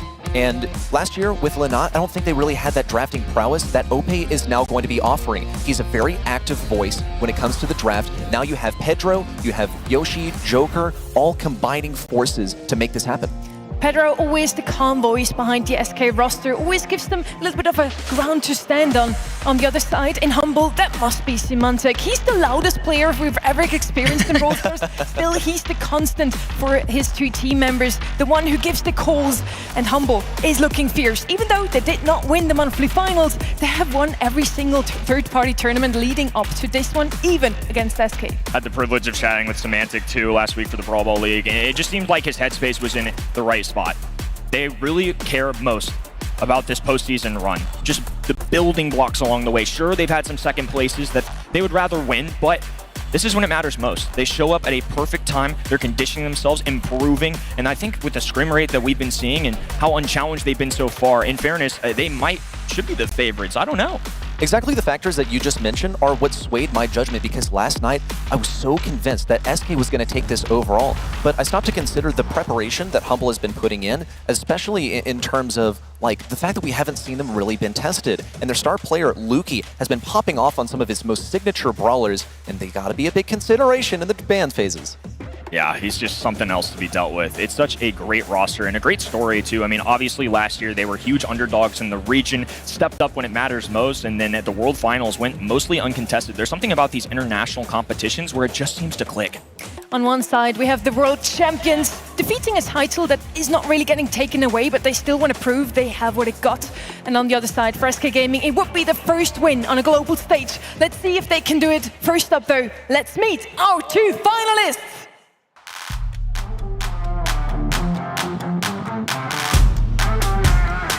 Two EMEA teams from the Grand Finals. Let's show the world why EMEA is on top. Our opponents better be ready for us.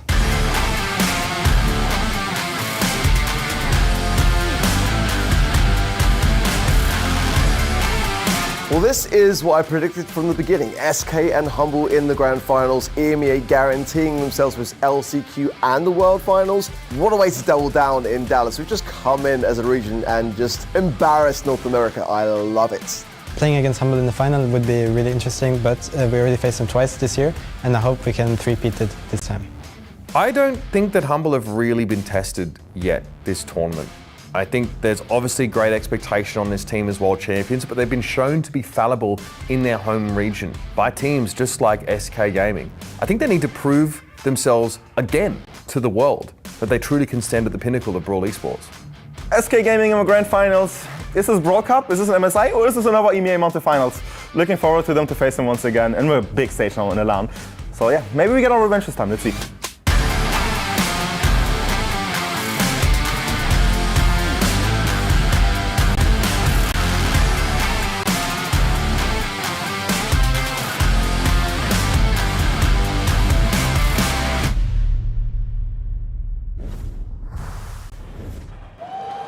The time has come, an EMEA Grand Final. This one's for pride and to be crowned most dominant in the region. DreamHack Dallas, go crazy for your first finalist. It's SK Gaming.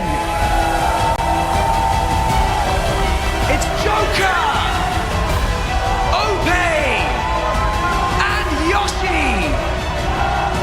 And their opponents are Humble.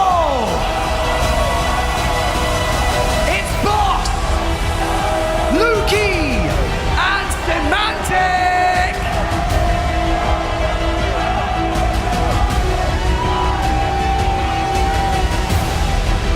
DreamHack Dallas, are you ready for the grand final of the Brawl Cup? Whoever takes this one is the first ever champion.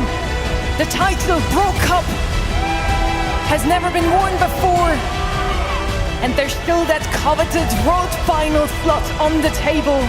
Who will bring it home to EMEA? Is it gonna be SK Gaming or Humble? Humble so far didn't drop a single set. Yes, they did against ZETA Division, but only one set down. Let's throw it to the stage. Barney, take it away. Semantic. Joker, if we take the monthly finals into consideration, okay, as we rightly should, this is SK to maintain dominance or Humble out for revenge. Joker, Humble are coming for you with this one. Is this going to be the same story as earlier this year? We will do our best that it finishes the same. I like that. Out for revenge, possibly. How are the team feeling going into this match? We just take the second place. That's fine. They can have it. A competitive mindset, I like it. Shake hands if you want to. I like that. It's an EMEA Grand Final. Take your places. Let's get it on. It's time for the Grand Final. Let's do it. Many sweeps from both of them. SK takes the first monthly final in EMEA against Humble 3-0. And Humble, this tournament has been their rush through the competition. Every other team from any other continent didn't really put anything up against them. 3-0 against Toxic Lotus, 3-0 against Loud, and then 3-1 against ZETA Division. Humble is looking very fierce. Can the German powerhouse here, SK Gaming, put anything up against them this weekend? Very on brand from Semantic there too, saying he's going to lose. I think he's said that constantly. I think he's been throwing shade on the event website too. There's been people betting against them all weekend long. Brawl Nation is more intelligent than that, folks. There's no reason why they can't win this one as well. You can't just unjinx it. He's really giving his best effort to say that he's not going to win in an effort to keep himself humble and be the underdogs coming into this matchup, which they certainly have been. 2 second places in the monthly finals this year, now possibly culminating in a breaking of curses. We have two coaches on stage here, Pedro and Kanan, helping out their rosters. And with those brains behind their draft, we're heading into our first one very soon. First up though, the predictions from the people at home.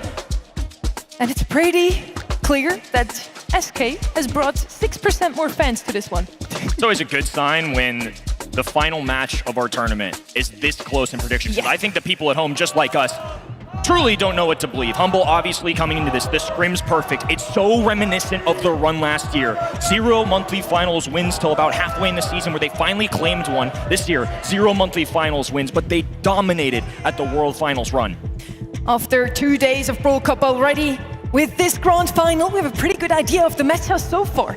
We have Hank, Finks, a couple of those brawlers that show up in every single match so far, but then we have a couple of outliers from those two teams specifically. We had a Pam, a Shade, and a Daryl from SK Gaming. Nobody else played a Daryl before. And then we had Mac, Clancy, and Jae Young, a couple of those signatures from Humble. Hyper-intelligent picks just have to be an expectation at this time. Gray, the first selection here on Hard Rock Mine, is a very strong brawler, but it's a bit untraditional in terms of what you usually see in a first pick from Hard Rock Mine, though keep in mind, Humble have gotten rid of simply the best brawlers in the game, a couple with good hypercharges, and then of course there's Lumi topping the leaderboards in terms of ban rate. Usually this would communicate that a team doesn't have a plan. There's not a doubt in my mind that Humble has planned out so many different possibilities. So now it's really a mystery as to what they're going for. Big brains on both of these teams, and Gray as that first overall selection. Just a safety net to try and get you a teleport plus tank, but there's so many of them removed, of course. I mean, Kenji is more of an aggro, if you will. Lily, of course, an assassin, but Hank, just so much beef to him. Janet on this right-hand end, such a safety net. Obviously, the visibility is a big reason why she's going to show up here. And of course, being just invincible when she's flying through the skies makes her a perfect candidate to be a gym carrier. Hypercharge is super strong. I'm looking at a turret that can be thrown down on the ground to block a Gray pull. These players have excellent reaction times. There's not a doubt in my mind that that is going to be utilized to deter some of the hooks from Gray. Nita now coming in. This is unorthodox as well. It does have some pressure if it can place down in some of these lanes as well. I anticipate that maybe the Nita could be here to deter some like tank action on the lanes. One of the expectations for me seeing this Janet is the ever-looming threat of Buster that he can bring to one of these lanes. So Humble are safeguarding themselves against tanks quite early on in the draft. They don't want to risk the 4-5. Well, now SK Gaming are in a little bit of a pickle here because they wanted to get something cheesy like a Rosa up there or something like a Jackie. Well, it's going to run a little more of a risk, right? Because Nita's already been selected so early. Carl hasn't shown up quite as much as I would say with past months, but the Incendiary is still good. I think especially with these close quarters and no wall break really so far out of maybe a walking cane with a little perfect precision. You know, he's going to be able to throw down these shots rather quickly. Reload speed, obviously in the open range, something of a concern for Carl, but you kind of remove that with this map. Carl's going to be a pretty solid lane into both the Nita and into the Janet, though we've already seen the mid selection out here from Humble. It's likely going to be that Janet. She's quite strong there. And the last pick is best reserved for a tank. Here comes Frank, and that's what the Nita's there for, to keep this Frank safe. Frank into the Jackie as well is going to have the damage to take her down. When I look at SK Gaming's composition, interestingly, it almost tells me a lack of confidence. If you're running the Gray Jackie here, that's a cheese strat here on Hard Rock Mine. And they don't feel confident in playing the control matchup. Only one banner remains here at the Brawl Cup, EMEA. Battle of Regions has now turned into a civil war. It's round 3, SK Gaming versus Humble. Give it up, DreamHack Dallas. Let's get this grand finals going. Ope immediately establishing the pressure at mid. Luki, expert dodges of all of these shots coming from every single angle. The synergy now between Ope and Joker. A hook onto Luki, who now has to retreat. Semantic on the right side needs to break this wall as soon as possible. The more damage he takes, the closer he gets to this super. On the left side, Joker also cleaving through some of these walls onto Boss, who's been dropped down to just 1 HP. Takedown for Ope, who's now got the teleport set up for Jackie. Teleport perfectly established as well, and Jackie just lurking on this top right-hand side. There's a little reveal. Luki going for the jump. So he's going to be getting out of harm's way very easily with just the click of a green button. Semantic retreated, but he has moved over to the left side where he has a more optimal matchup. It's challenging for Joker to punch through all of this HP, but he's going to use the walls as much as possible. Hypercharge in from Ope. Initial damage onto Luki, and the pinch could be coming down from Jackie, but they're not going to exercise their hand just yet. Semantic now taken down in the pinch on the bottom side. Now, Yoshi at risk of being taken down. It's absolute chaos in terms of the matchups. Things have been flipped left to right instead of top to bottom, and SK Gaming are profiting. Well, they finally removed the little parasite in their back spawn. Joker with a little stat boost, though. Incendiary goes down. Now he's rushing right at Semantic and gets a kill there. Right hand in. Boss, Luki, all alone. Yashi with the pull. Luki has to jump away. Perfect prediction, though. Tanky Jackie now off to the races on the right hand in. Boss there to counter. And all the gems extend back into the hands of Humble. Ope has a retreat route. He has the super if he needs it, and he might need it now. Teleport over to the right side in the hypercharge. Luki laying down as much damage as possible, but here comes Yoshi, popping that hypercharge for additional speed. Semantic looks for the stun, can't get around the indestructible. Teleport over to the left side. Now you see me, now you don't. Now back to the respawn, and 15 to go for Humble to interrupt. Now they've got Nita Bear down as well. Yashi, the man to watch. Bottom right-hand side. Boss rushing forward. Semantic there for reinforcements. The stun won't go through. He's so low HP. Dodges one. Oh, it finally goes down. Flight from Luki. Semantic popping a hypercharge just to scoop up a couple gems, but they have to escape. Joker gonna get stunned here. Hypercharge now out from Semantic. Yoshi take it down. Ope with the interruption. Can't get out of there. No super. Gets it just in time. But the gems are already on the ground. Boss now rushing out of there. Joker taken down. Now the bear going for more. Yoshi now to the side of Humble. It's chaos. SK Gaming have the gems that they need. And Luki now running it back to the home front. 12 gems in SK Gaming's pockets, one in the mid. It's have to take another perfect run here for Humble. Walking Cane, misconnection, right-hand side. Luki can still take flight at a moment's notice. Yashi there to play full defense. 11 gems, the pull goes through, and it's a reset. Blue team gonna get it again. Luki just has to stay in the skies. Now down on the ground, no kill on Ope, nothing on the Joker with a protective pirouette out. The clock ticking down. Humble using whatever they can, but there's simply not enough time. Joker is simply too safe in the back lines. It's a game one headed to SK Gaming. It's just game number one of our grand finals. 26 gems hit the ground. Unbelievable. Two fantastic teams from EMEA showing off on the stage. And it's been close. Humble been relatively unchallenged, but finally it seems they've met their biggest foe yet, and it comes from their home region. It could not have been a more chaotic scramble at SK Gaming spawn. Humble, they almost made away with those gems, but the respawn cycling from SK Gaming was just on point. Ope got a teleport just in the nick of time to stay alive.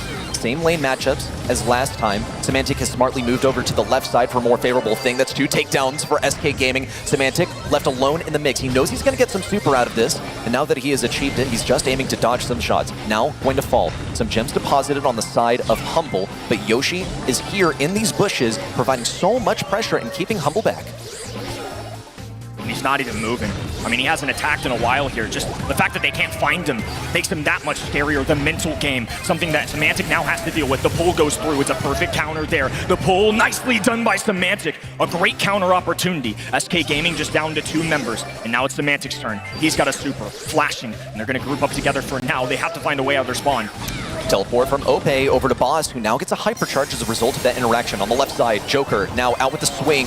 Baited the super from Semantic. On the right side, Yoshi trying to run down Nita, but is unsuccessful. Ends up feeding that super and the hypercharge, which is going to come down onto Ope. Circling around towards Ope, now hypercharge. He's going right for the gem carrier. Luki forced to jump to the skies. It's good! What? A kill from Ope! He's completely estranged on the enemy side, but Yoshi comes in with the pressure from the bottom like a hydraulic press to extract every gem from Humble. What a perfect matchup. Now SK Gaming just have to escape one more time with a countdown. Luki taking to the skies here. Flight looking for that 5 gem connection, and it's quite enough to get through. Luki picking up 6. They still have to find a way out of this. Joker back in the middle can pick up a 10th gem, and once again 15 on the clock for them. Oh, Semantic though! The pull, the counter opportunity. Luki once again forced to go high. Now retreating to the backlines, Yoshi in hot pursuit of the enemy gem carrier, also providing some distraction so that Joker is not at risk. Boss almost yanked through that wall, dodges that final shot from Ope that would have sent him packing. Yoshi now taken down. Only 10 seconds for Humble to get to the enemy side, and prohibitive wall of flame keeping them from doing so. Luki now trying to drop the bombs onto Joker, but he has no support. The clock's ticking down to 0, and SK Gaming walk away with set 1. What a tight fight. So close all around, but SK Gaming somehow managed to put 2 games on the board. I think this is going to be a great example of how crazy this match is going to be. That was an unmatched back and forth between those two teams from EMEA. You can clearly see this is not their first rodeo. They were so ready for each other. Every single time Symantec had a stun ready on the Frank, Yoshi was there to take him out of that stun immediately. Just the animation cut short. Ope, the star player here with 11 takedowns. And he got those teleports up and ready. They were going all over the place and had them at exactly the right moment. That game one scramble was so difficult to follow. It was everywhere. In the draft phase, we knew that this one was going to be quite interesting, chaotic, cheesy, all over the place. Now, Humble did follow that lead by picking the Frank with expert positioning, but they could not keep up with that instant teleportation. Look at that, 4 teleports down on the ground from SK. How was Humble even expected to keep up? Beautiful chaos, to say the least. I'm not going to be one to keep track of how many resets we had in that game, but it wouldn't surprise me if that was an all-time for the year of most back-and-forth exchanging of gems that we had. It just felt like no lead was ever safe, so the fact that SK Gaming could walk away with it, really good on them. We're going to head over to Layer Cake next, and that is one where Shade could come in once again. And I mentioned it, how it's a little bit of an outlier, at least in this tournament. We didn't see him as often as we might have expected, but SK Gaming did bring him in before. So let's see if they will do it this time around again. The fans are plenty here for both of those teams. Make some noise for SK Gaming! They're leading with 1 set already. What a foundation for the remainder of the match to come. Sonny, you mentioned that Shade. I cannot wait to see it again. On Layer Cake in particular, it is such a strong selection. We even saw it on Brawl Ball as well, dropping 20 kills. Before we head into draft day, I also want to hear the fans from Humble! I'm sure they can feel the energy on stage, Kenny. Should be a tight one here. It's all EMEA fans present and then some North American haters for sure. But nonetheless, it's going to be a good time here on the Brawl Cup stage. Let's see what these bands go through. Obviously, Shade, a star player here this weekend and across monthly finals globally. But Kenji, Lumi, of course, getting banned. And because you see that on the left side, well, it's going to definitely be the red roster with the first pick. It's no surprise to see once again Kenji, Lumi and Hank banned out. It's really the curse of the last pick in this one. Yes, you get the last say in what you want to have as a brawler against the completed roster from your opponents already, but you can't really decide who you want to ban. This is true. You are quite locked down, and in many situations, you're simply faced with a decision of, okay, well, what do I even want to let the enemy have? And there's not a doubt in my mind that they didn't want to give Humble this gene, but they were forced to anyway, and it's a first pick now from Humble.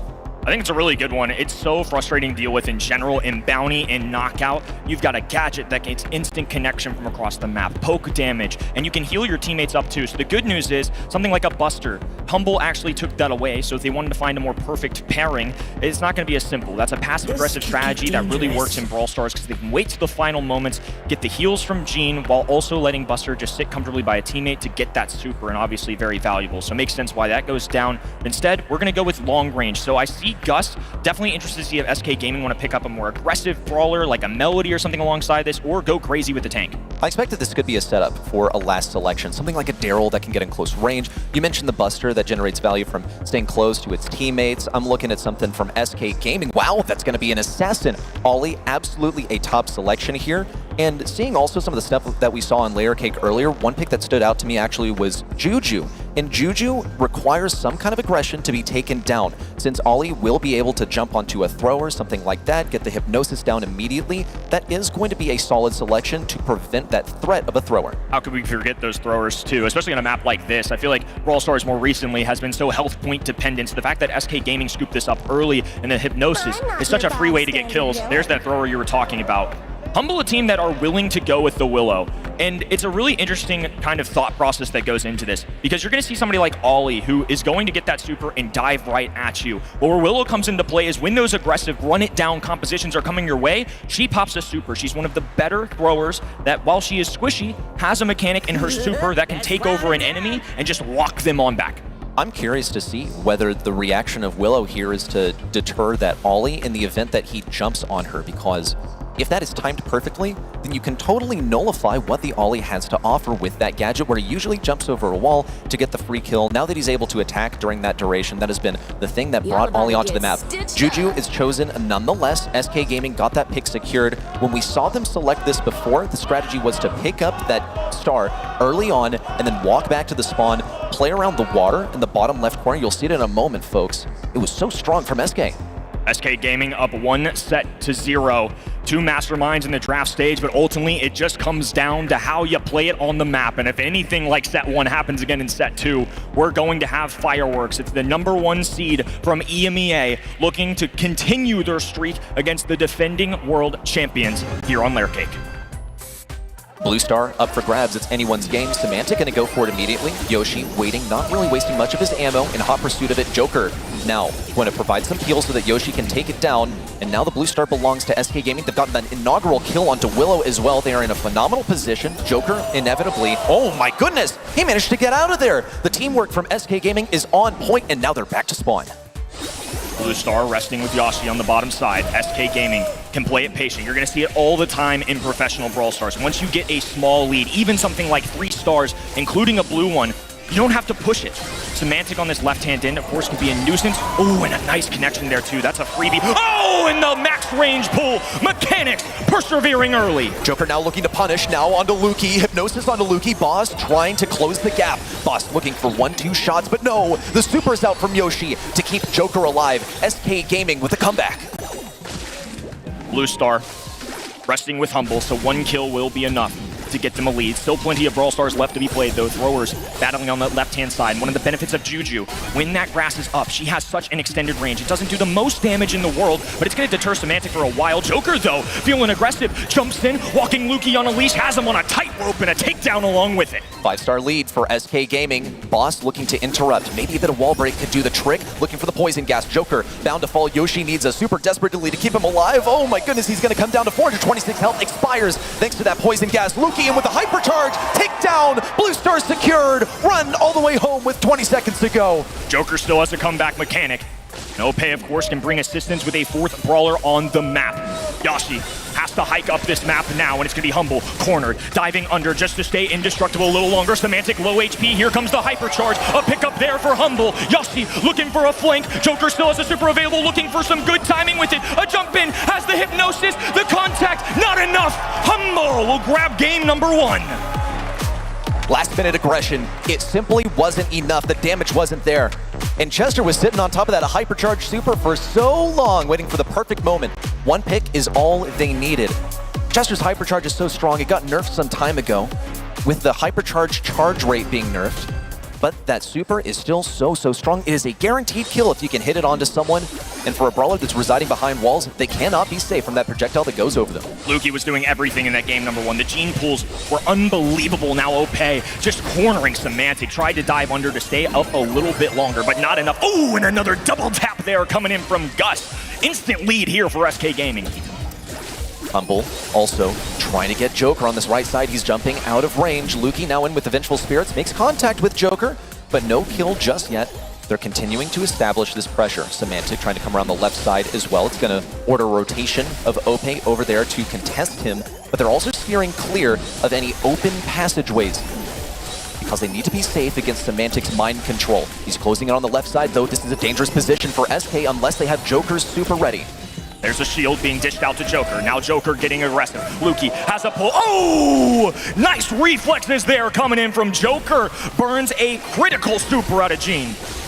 Ope now on top of the water, invisible on the left side. Can't catch Semantic off guard, though he knew exactly how that was going to work. This is the precise position that Juju has resided in successfully so many times before for SK Gaming, and they're playing it to perfection once again. Here come the Vengeful Spirits from Gene.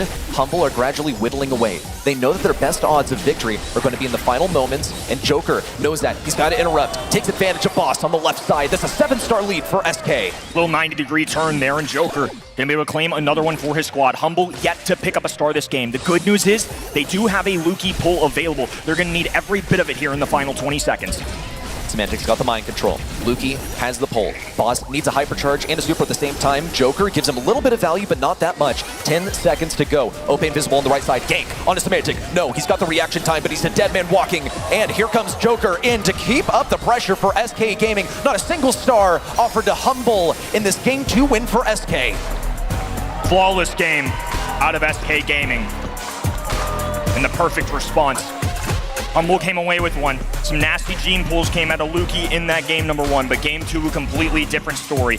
No momentum there for Humble, just flat-footed. And this is about to get scary. If SK Gaming come away with a 2-0 lead here in sets, Humble would have all the pressure raining on them. They're being repeatedly punished by this Ollie, who's opted to never even think about getting close to the Willow. But what if Humble flip the script and don't allow that entirely? What if they get the blue star? Boss is taking the hard job, now getting that blue star, escaping relatively without a scratch. A lead for Humble. Now they have to be able to appropriately defend against Joker. Okay, right hand in. Yashi with the long range tag, and he'll go underground. Semantic pops back up, but just enough distance to work with. Luki recharging, poke damage, just trying to keep SK Gaming at bay, but Joker is just a menace on this left-hand side. He's providing so much pressure, and him getting the super is only an inevitability. We see the Vengeful Spirits make contact with Yoshi. Real standoff between SK and Humble at the moment, as both teams do not want to make the first move. They'd rather get their super first. Once Joker gets a super of his own, he'll be able to receive that shield from Yoshi, as well as the additional damage. But do SK know that there's a pull? No, not at all! Out of nowhere, Joker's pulled, and the lead advances for Humble. What a prediction coming out of Luki. Now some Vengeful Spirits. That's the first kill of the game. First couple here in the set. Some early action, but right now, it's neutral all around. Humble falling to their backlines. Yashi now looking to encroach. Here comes the SK Gaming side. Joker with a super available. Look out for that super gadget combo. A pull onto Joker is easy, it's free. He's going for it, Luki, but he's holding back as well. SK Gaming retreating. They know that they only have a few seconds. They have to retreat all the way back and utilize their utility. Ope's ready with the super. Joker also ready to go in and tank. But the pull's available for Luki. Humble need to have the burst damage to destroy the target that they wind up pulling. Joker's ready with the super. He's got to make it. His hand is forced. 10 seconds to go. Joker now pulled in. Another takedown for Humble. 3-star difference between the two teams. Hypercharge now available for Luki. No pull required, but you might as well go for it in the final seconds. Humble walk away with set 2. Nicely done there by the defending world champions. Looking to hold on to their title and show their presence at an international level. Look, it's been a pretty easy walkthrough, I would say, relatively this weekend. Even in some great teams, they just have found a way to stay on top. Reminds me a lot of last year's run at the World Finals. Boss with a pickup of 4 there, 238 DPS, Yashi to match, but I mean, look at the kills, it was so even. It was remarkably even. In terms of kills, in terms of the scoreline as well, it went all the way to game 3-2. Humble, they put Boss on that hard job in game number 3, and if you ask me, that's why they wound up winning it in the end. We saw Boss, he had to weave his way in to get that blue star. My goodness, and the pulls from Luki were simply on point. But when we saw game number 2 come online, that's when Joker really upped the tempo and grabbed that blue star. We even saw him get aggressive in these final moments. SK Gaming, they weren't able to generate the victory there, but this is when Joker started to shine. And Joker was always kind of the center player of SK Gaming. Last year, they had Lena playing the tank in their roster. Now it's Joker stepping up, filling in, and his talent was hidden in the shadows. A phenomenal Ollie. In match number 2, they did dodge a lot of those incoming pulls from Luki, but round number 1 and 3 were just Luki dominating all of Humble. Very well deserved this set. I mean, down 2-0 would have been a tough look there. Humble, obviously, defending world champions, but the number 2 seed in this region. They have yet to win a monthly finals this year. Let that sink in. And now they're in a grand final at an international level of competition in North America. I think it just goes to show the caliber of these two teams, and honestly, could be a predecessor for later down the line when we have even more EMEA teams enter the fray. That is so, so true. SK Gaming and Humble really putting on a show and showing why EMEA is last year's world champions and why they have both made it to the grand finals here in the first ever Brawl Cup, bringing home some regional slots for their region no matter which way you look at it. Set 3 coming right at you. Hot zone inbound. We're an open business, and we do have something open here from Humble. SK Gaming's their arch nemesis. They never beat them in a BSC match. Monthly finals both go towards the side of SK Gaming. Now they have a chance to step up here. So far, they only dropped 2 sets in this whole tournament. It's an impressive feat. I don't care what team you are. I don't care who you've played of this top 8. Brawl Cup is tough pickings. Open business for set number 3. And obviously set number 3, a very telling one for a match. Anywhere, anytime. Getting a 2-1 lead gives you a little bit of an extra safety cushion. Because otherwise, you're the one that has to play perfect the rest of the way. Very common bans going through here, though. Lu on both ends, a B, a Draco, Finks, Lumi. Kenji's still on the table, but I'm not sure what Humble are going to want to do here with this first. I think Kenji is going to be one of your strongest options here, and it's been made available by SK Gaming. They've been quite deliberate about the brawlers that they've allowed Humble to have. No Lumi, no Lu, but yes, Kenji on the table, available as a first selection, trying to pressure Humble into a difficult situation. They're faced with, do they first pick it? No. They're going to go for the Hank immediately. Anything that can survive that Kenji, you're looking at something pretty good. But anything that's vulnerable to assassins, when Kenji takes to the skies, gets those sashimi slices down, that's when you're in trouble. Hank makes a lot of sense. We see Draco, B, and Lu being banned. All of those very telegraphed ways to remove great options into Hank. And Humble, of course, love their Hank. They have no shortage of play rate with this guy. So now it's going to be left to SK Gaming to come up with different options. Because especially in open business, somebody like Lu would have been a nice asset. And even they banned it. Griff going to be going for the wall break, I imagine, here. And obviously with that hypercharge that he got, can dish out some serious damage. I think the biggest key to bringing down somebody like Hank, especially when he can keep himself alive with that super and keep healing himself, you need that quick burst of damage. Otherwise, he's just going to keep being a nuisance. As far as wall breakers on this map go as well, probably one of your best options. In terms of wall breakers in general, sometimes it can be tough to get into position because you do need to place that piggy bank down right underneath yourself. So something to consider for Humble. They've left this open. Now Frank going to be taking up the mantle. Keep in mind that B has been banned out. It's one of the strongest counters to Frank. Humble are going to have to be quite inventive with how they dish out the necessary damage to take him down. Wall break, clearly what SK Gaming want. Frank the tank, going to be an option for that once that hammer connects with any wall. Obviously going to bring it down. I think that stun very important. Make sure that Semantic, whoever ends up piloting this brawler, can't just pop a Hank super to save himself. It's another option to give them that quick kill that they need. Obviously, it's going to take a little bit, and it's not that easy, but in this professional interaction, I think that's just what you have to go for. 4-5 turn here. Barry comp coming in. Love to see it. This is a classic Humble composition. They do like this Barry quite a lot. Now, the hazard with picking Barry is that once those walls come down, then you're going to lose a bit of your tempo.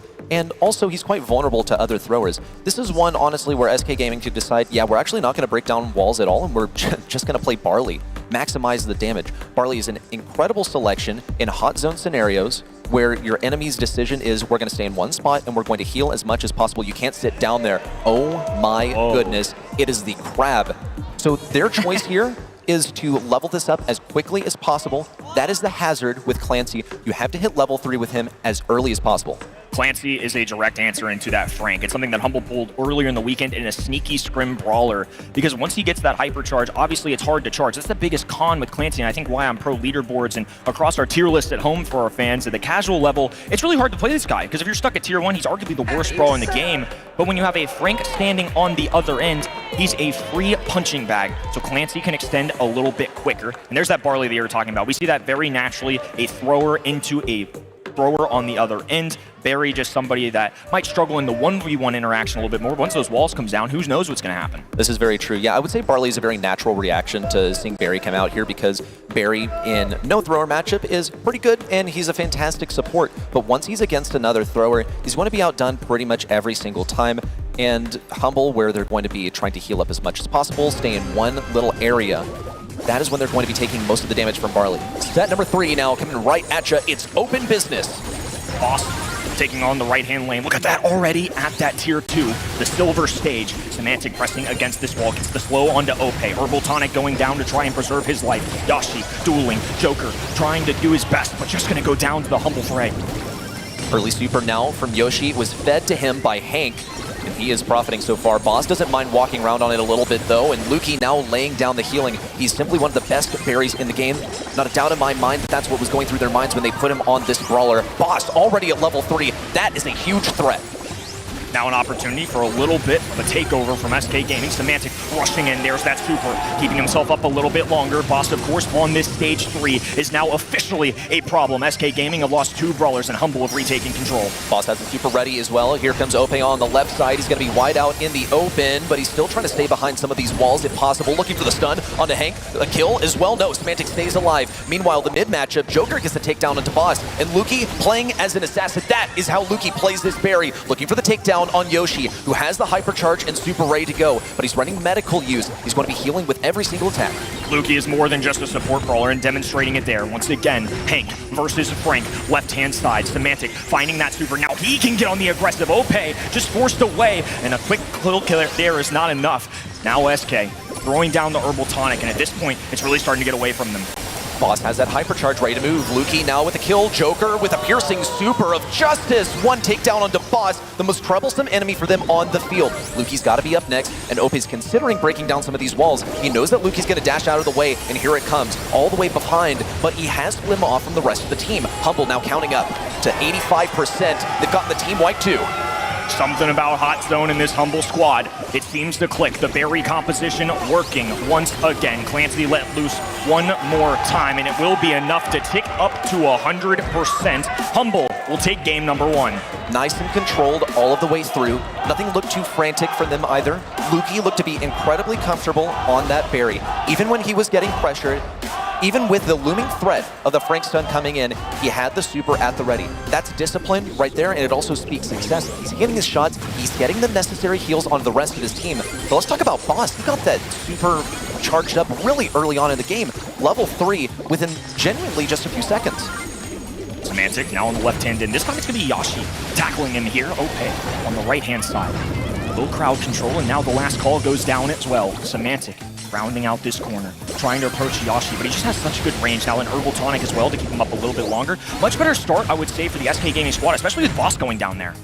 Okay, Ope with the takedown. Now Luki's looking to avenge his death, but he needs to get a super to get the maximum value. A hypercharge almost popped for nothing. Look at that, he only needed one shot to take it down. Wow! In close range, 1, 2! The support assassin has put Humble back at mid.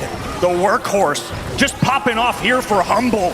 Now SK Gaming right back on the back heels. It's 35% in climbing. Humble have retaken a lead.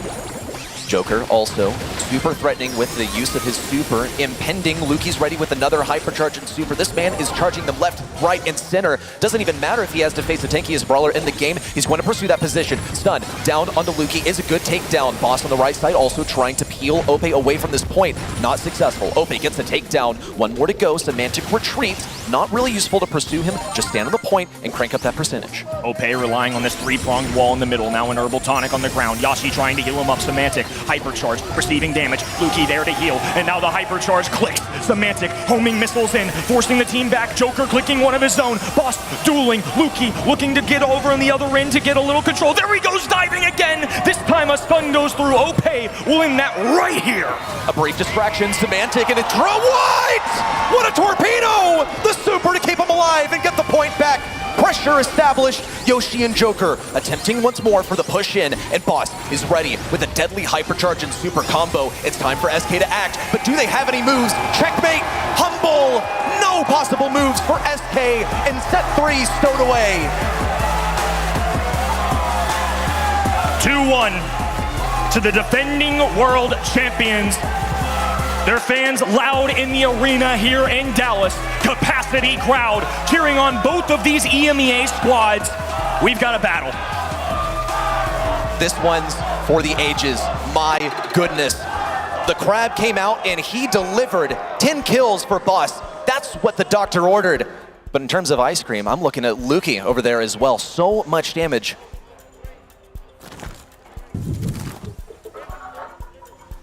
Thank you.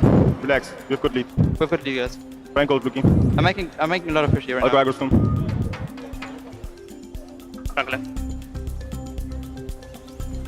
That's insane, boss. It's insane. Well played. They're going body left at the top. What the fuck are we doing? We just cleanse them. Give Humble a berry in the Hank, and they're gonna be grateful. They got both of them. SK Gaming's draft slipped out of their hands immediately as this draft started. I was talking to Joker coming into this, and I asked him, what do you play against the Hank? Does he have any counters? He said no. They don't know what to play against him, really. They tried to come up with a draft here that almost worked out, but Humble still looked a little too dominant for my liking. Barry is just so good with Luki. I mean, oh my goodness.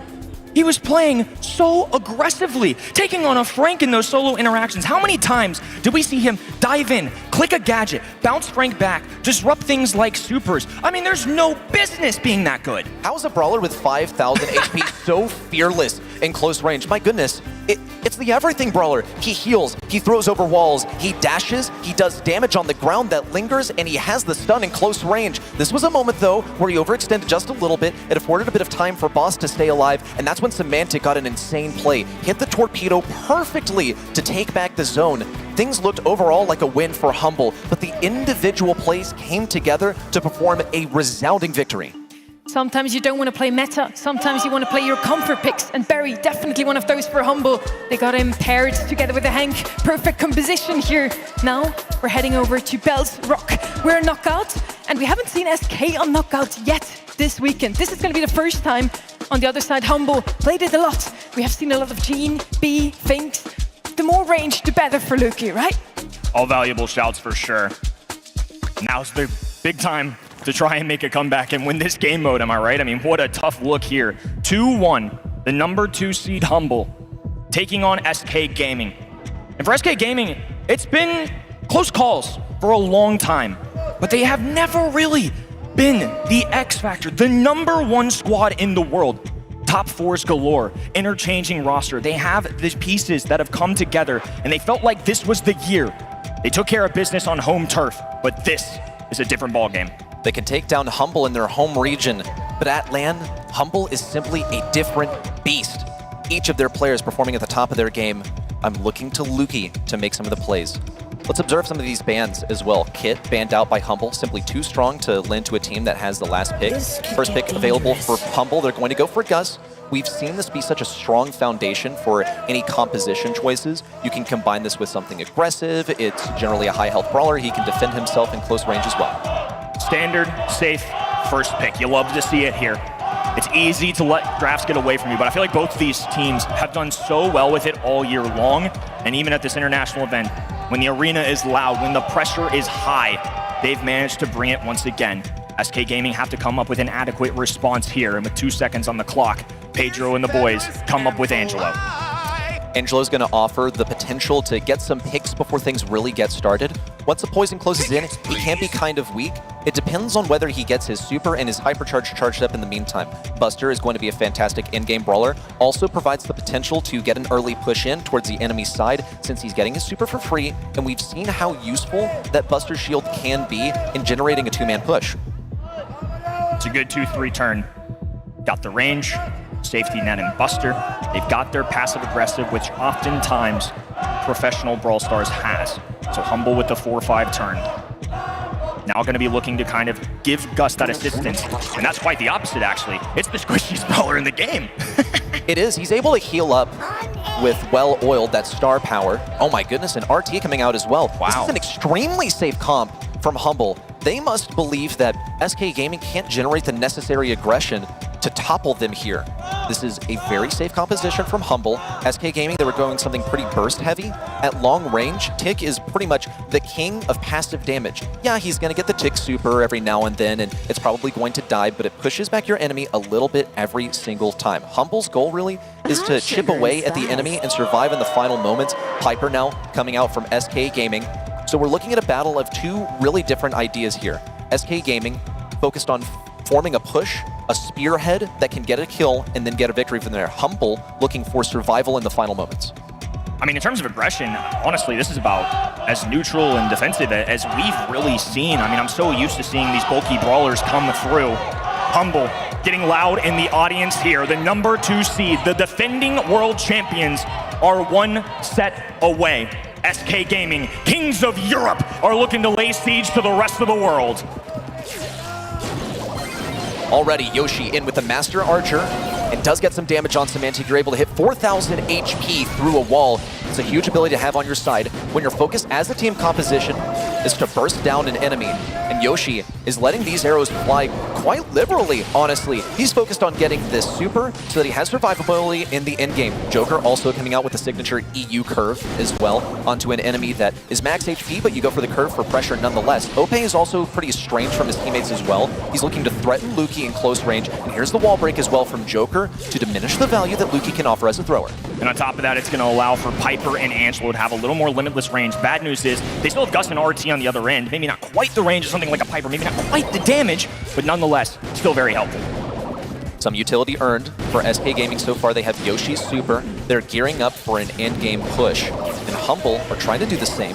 Luki's getting some fairly consistent damage onto SK Gaming. He's got another Tick super ready. Joker is in a threatened position. Ope now closing around the right side. Tick super placed over Ope. You can't block that one. He has to face tank it. Luki now taking again the Tick super out. Is that enough? Yoshi can't get the damage. Boss blocks it with the shield. Just stay alive. Hang on for round one. 5 head plays all around. What a dropping of the base there. Boss keeps his team with hopes alive, and from the grave, Luki sent one last super to keep him up. That's just the world champion difference.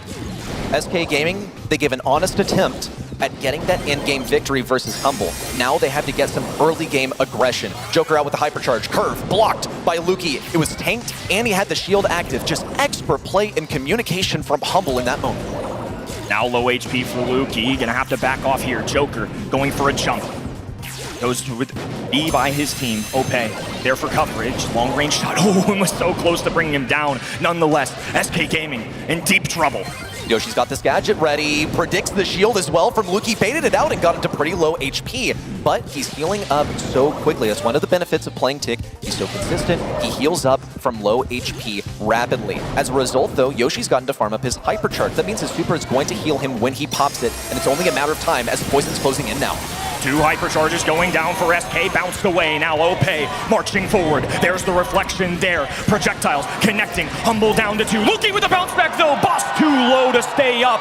SK Gaming tie things here. A successful response now from SK Gaming in disturbing that Humble defense that they worked so hard to establish even in the face of a Tick hypercharge. But it's only a matter of time before Tick gets it once more. He's also flashing that super in case Yoshi hits him with a high-speed projectile. And Yoshi's going to be ready with the Master Fletcher once again.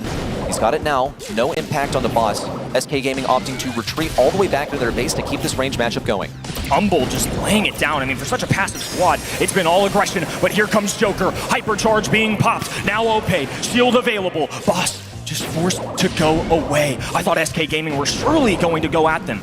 They're threatening to use these supers though. You see Ope flashing it, and Semantic's working on getting his hypercharge and super combined as well.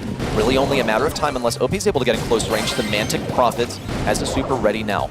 Yoshi also at long range attempting to pressure back Semantic, but he's feeling all of the heat from Luki. Now the 2-man push is starting to form. We expected this with a Buster on the left side. Semantic looking to pinch in from the right as well. Contact also from the Tick super. Everyone's low, and the final moments ensue. And now Semantic able to get it down to a 2v2. Ope, the last hope, reflection, not enough.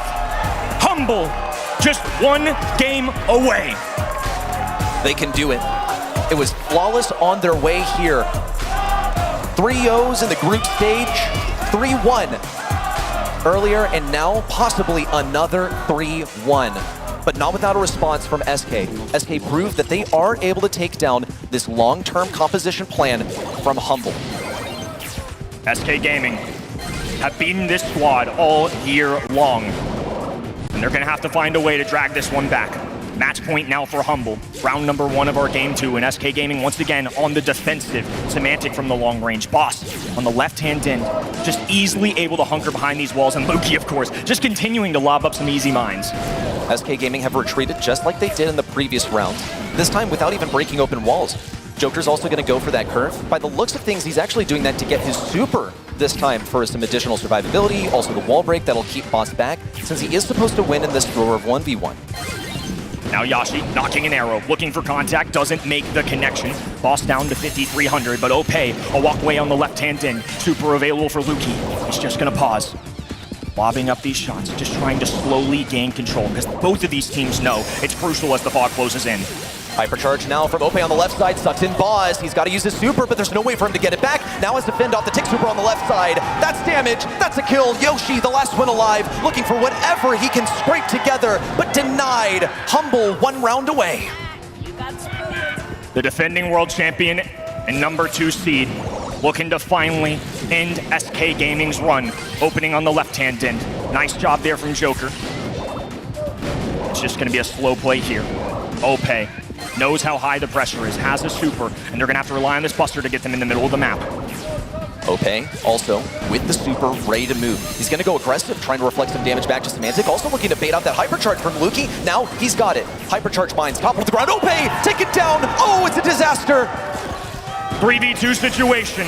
Humble with the numbers here, and now a super chasing down Yoshi. Joker, the last man alive, and he's just running forward. 20-24 pins coming out. 2v1 situation. Joker trying to be the hero that SK Gaming need. 510 HP, curveball gadget, not enough. The fog closing in, Semantic running it down, and the rebellion ends here.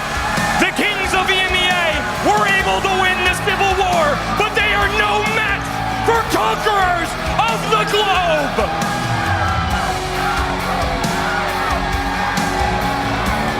The curse is shatters.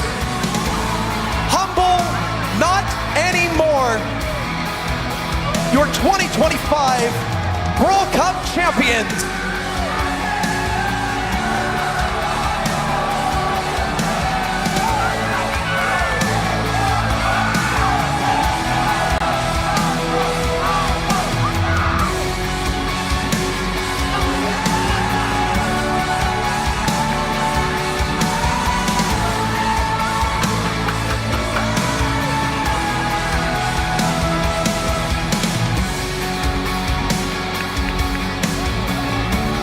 Great job, everyone. Great job. Oh, come on. Great job, everyone.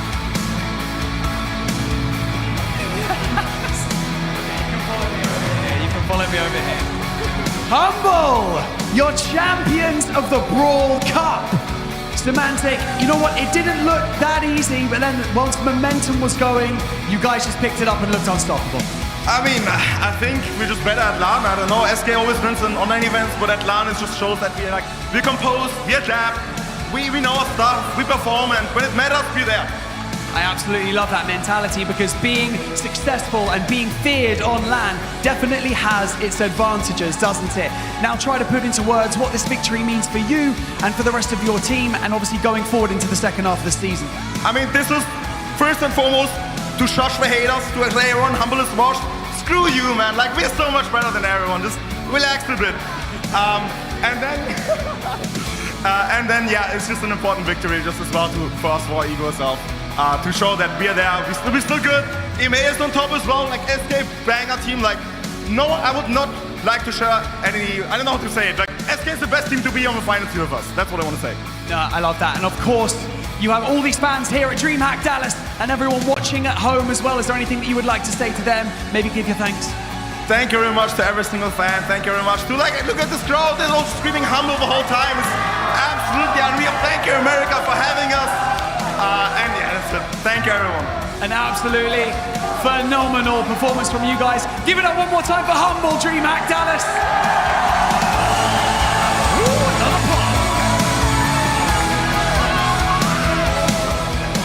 I'm going to keep you guys right here on the stage because I would like to now invite onto the stage some very, very special guests. It is the general manager of Brawl Stars and the gameplay lead of Brawl Stars as well. It's Frank and Adrian to come up here and to dish out all of the medals for our top 3 teams.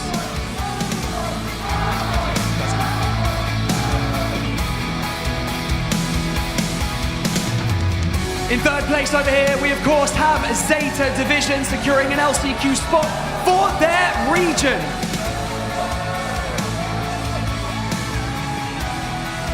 Is there anything that you guys would like to say to your fans?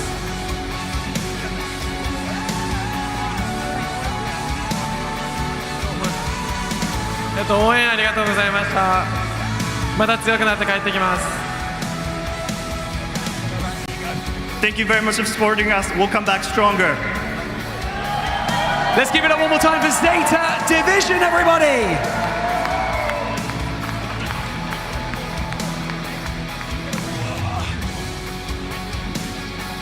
I'm going to make my way over here to our second place finisher as well, SK Gaming. Let's hear it for SK Gaming, everyone. Ope, the grand final didn't work out for you, of course, but has this just fueled your fire going into the second half of the season? We will win next time. That's it. I like that. That is it. That is all we need to know. And as Frank dishes out the second place medals, I have to say, you played incredibly throughout this entire tournament. Congratulations. And back over I come. I know, Lukey, I know you hate it when I start talking to you. But you know what? Is there anything you would like to say as you wear your cool shades? EMEA on top. EMEA on top, and that is right, taking first and second place. Congratulations. You guys look good in gold. That's what I've got to say, man. You look good in gold. Thank you. You too. You look very fancy. Really fancy, thank you so much. And for the final time, as Frank places the final medal on our winning team, let's hear it for our top three teams. ZETA Division, SK Gaming, and your champions, Humble! You've been absolutely incredible to all of the players, the talent, and of course to all the production. You've done such a fantastic job. You guys, the fans, have been amazing both here and at home as well. We will see you next time. Until then, see you then.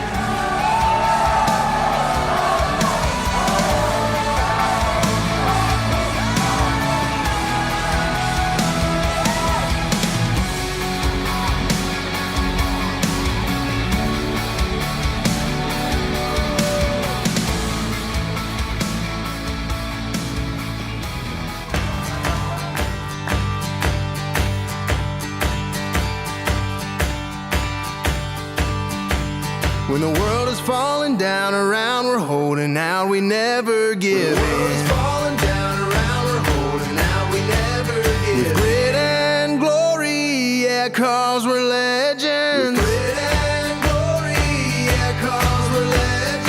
And if we ever lose our way, remember who we are today.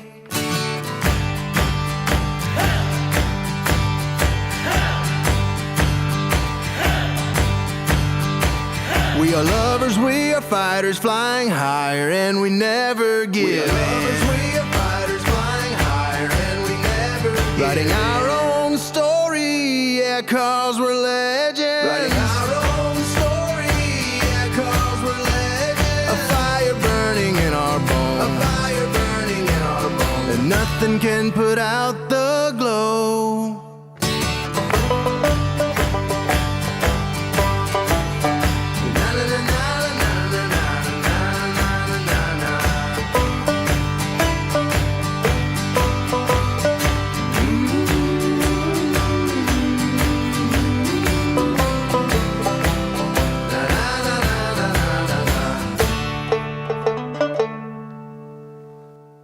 When the world is falling down around, we're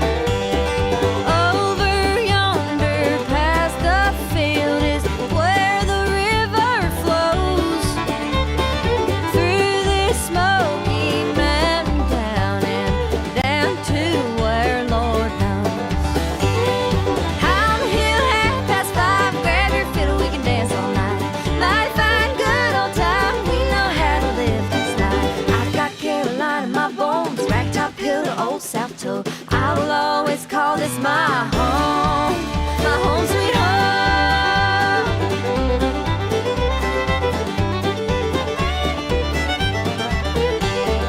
Some say it's just countryside and city folks can't see wonders of a simple life, no other way for me. But sometimes I take the route out past the old smokestack. And every time I leave this place, the wind calls me right back. High on the hill, 5:30, grab your fiddle, we can dance all night. Might find good old time, we know how to live this life. I got Carolina in my bones, Ragtop Hill or Old Salto. I will always call this my home sweet home.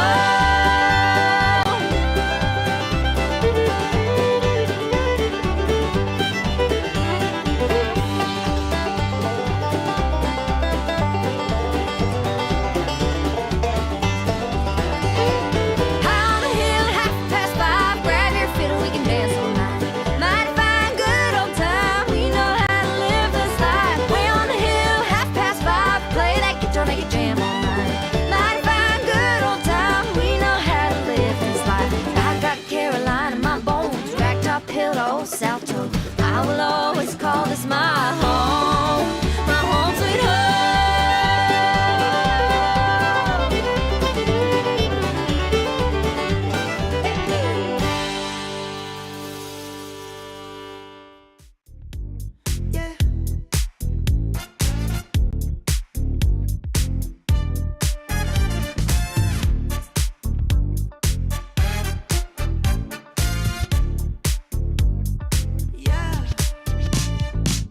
Looking good from front to back. Drip so clean, baby, I like that. Get up and dance with me. 'Cause I got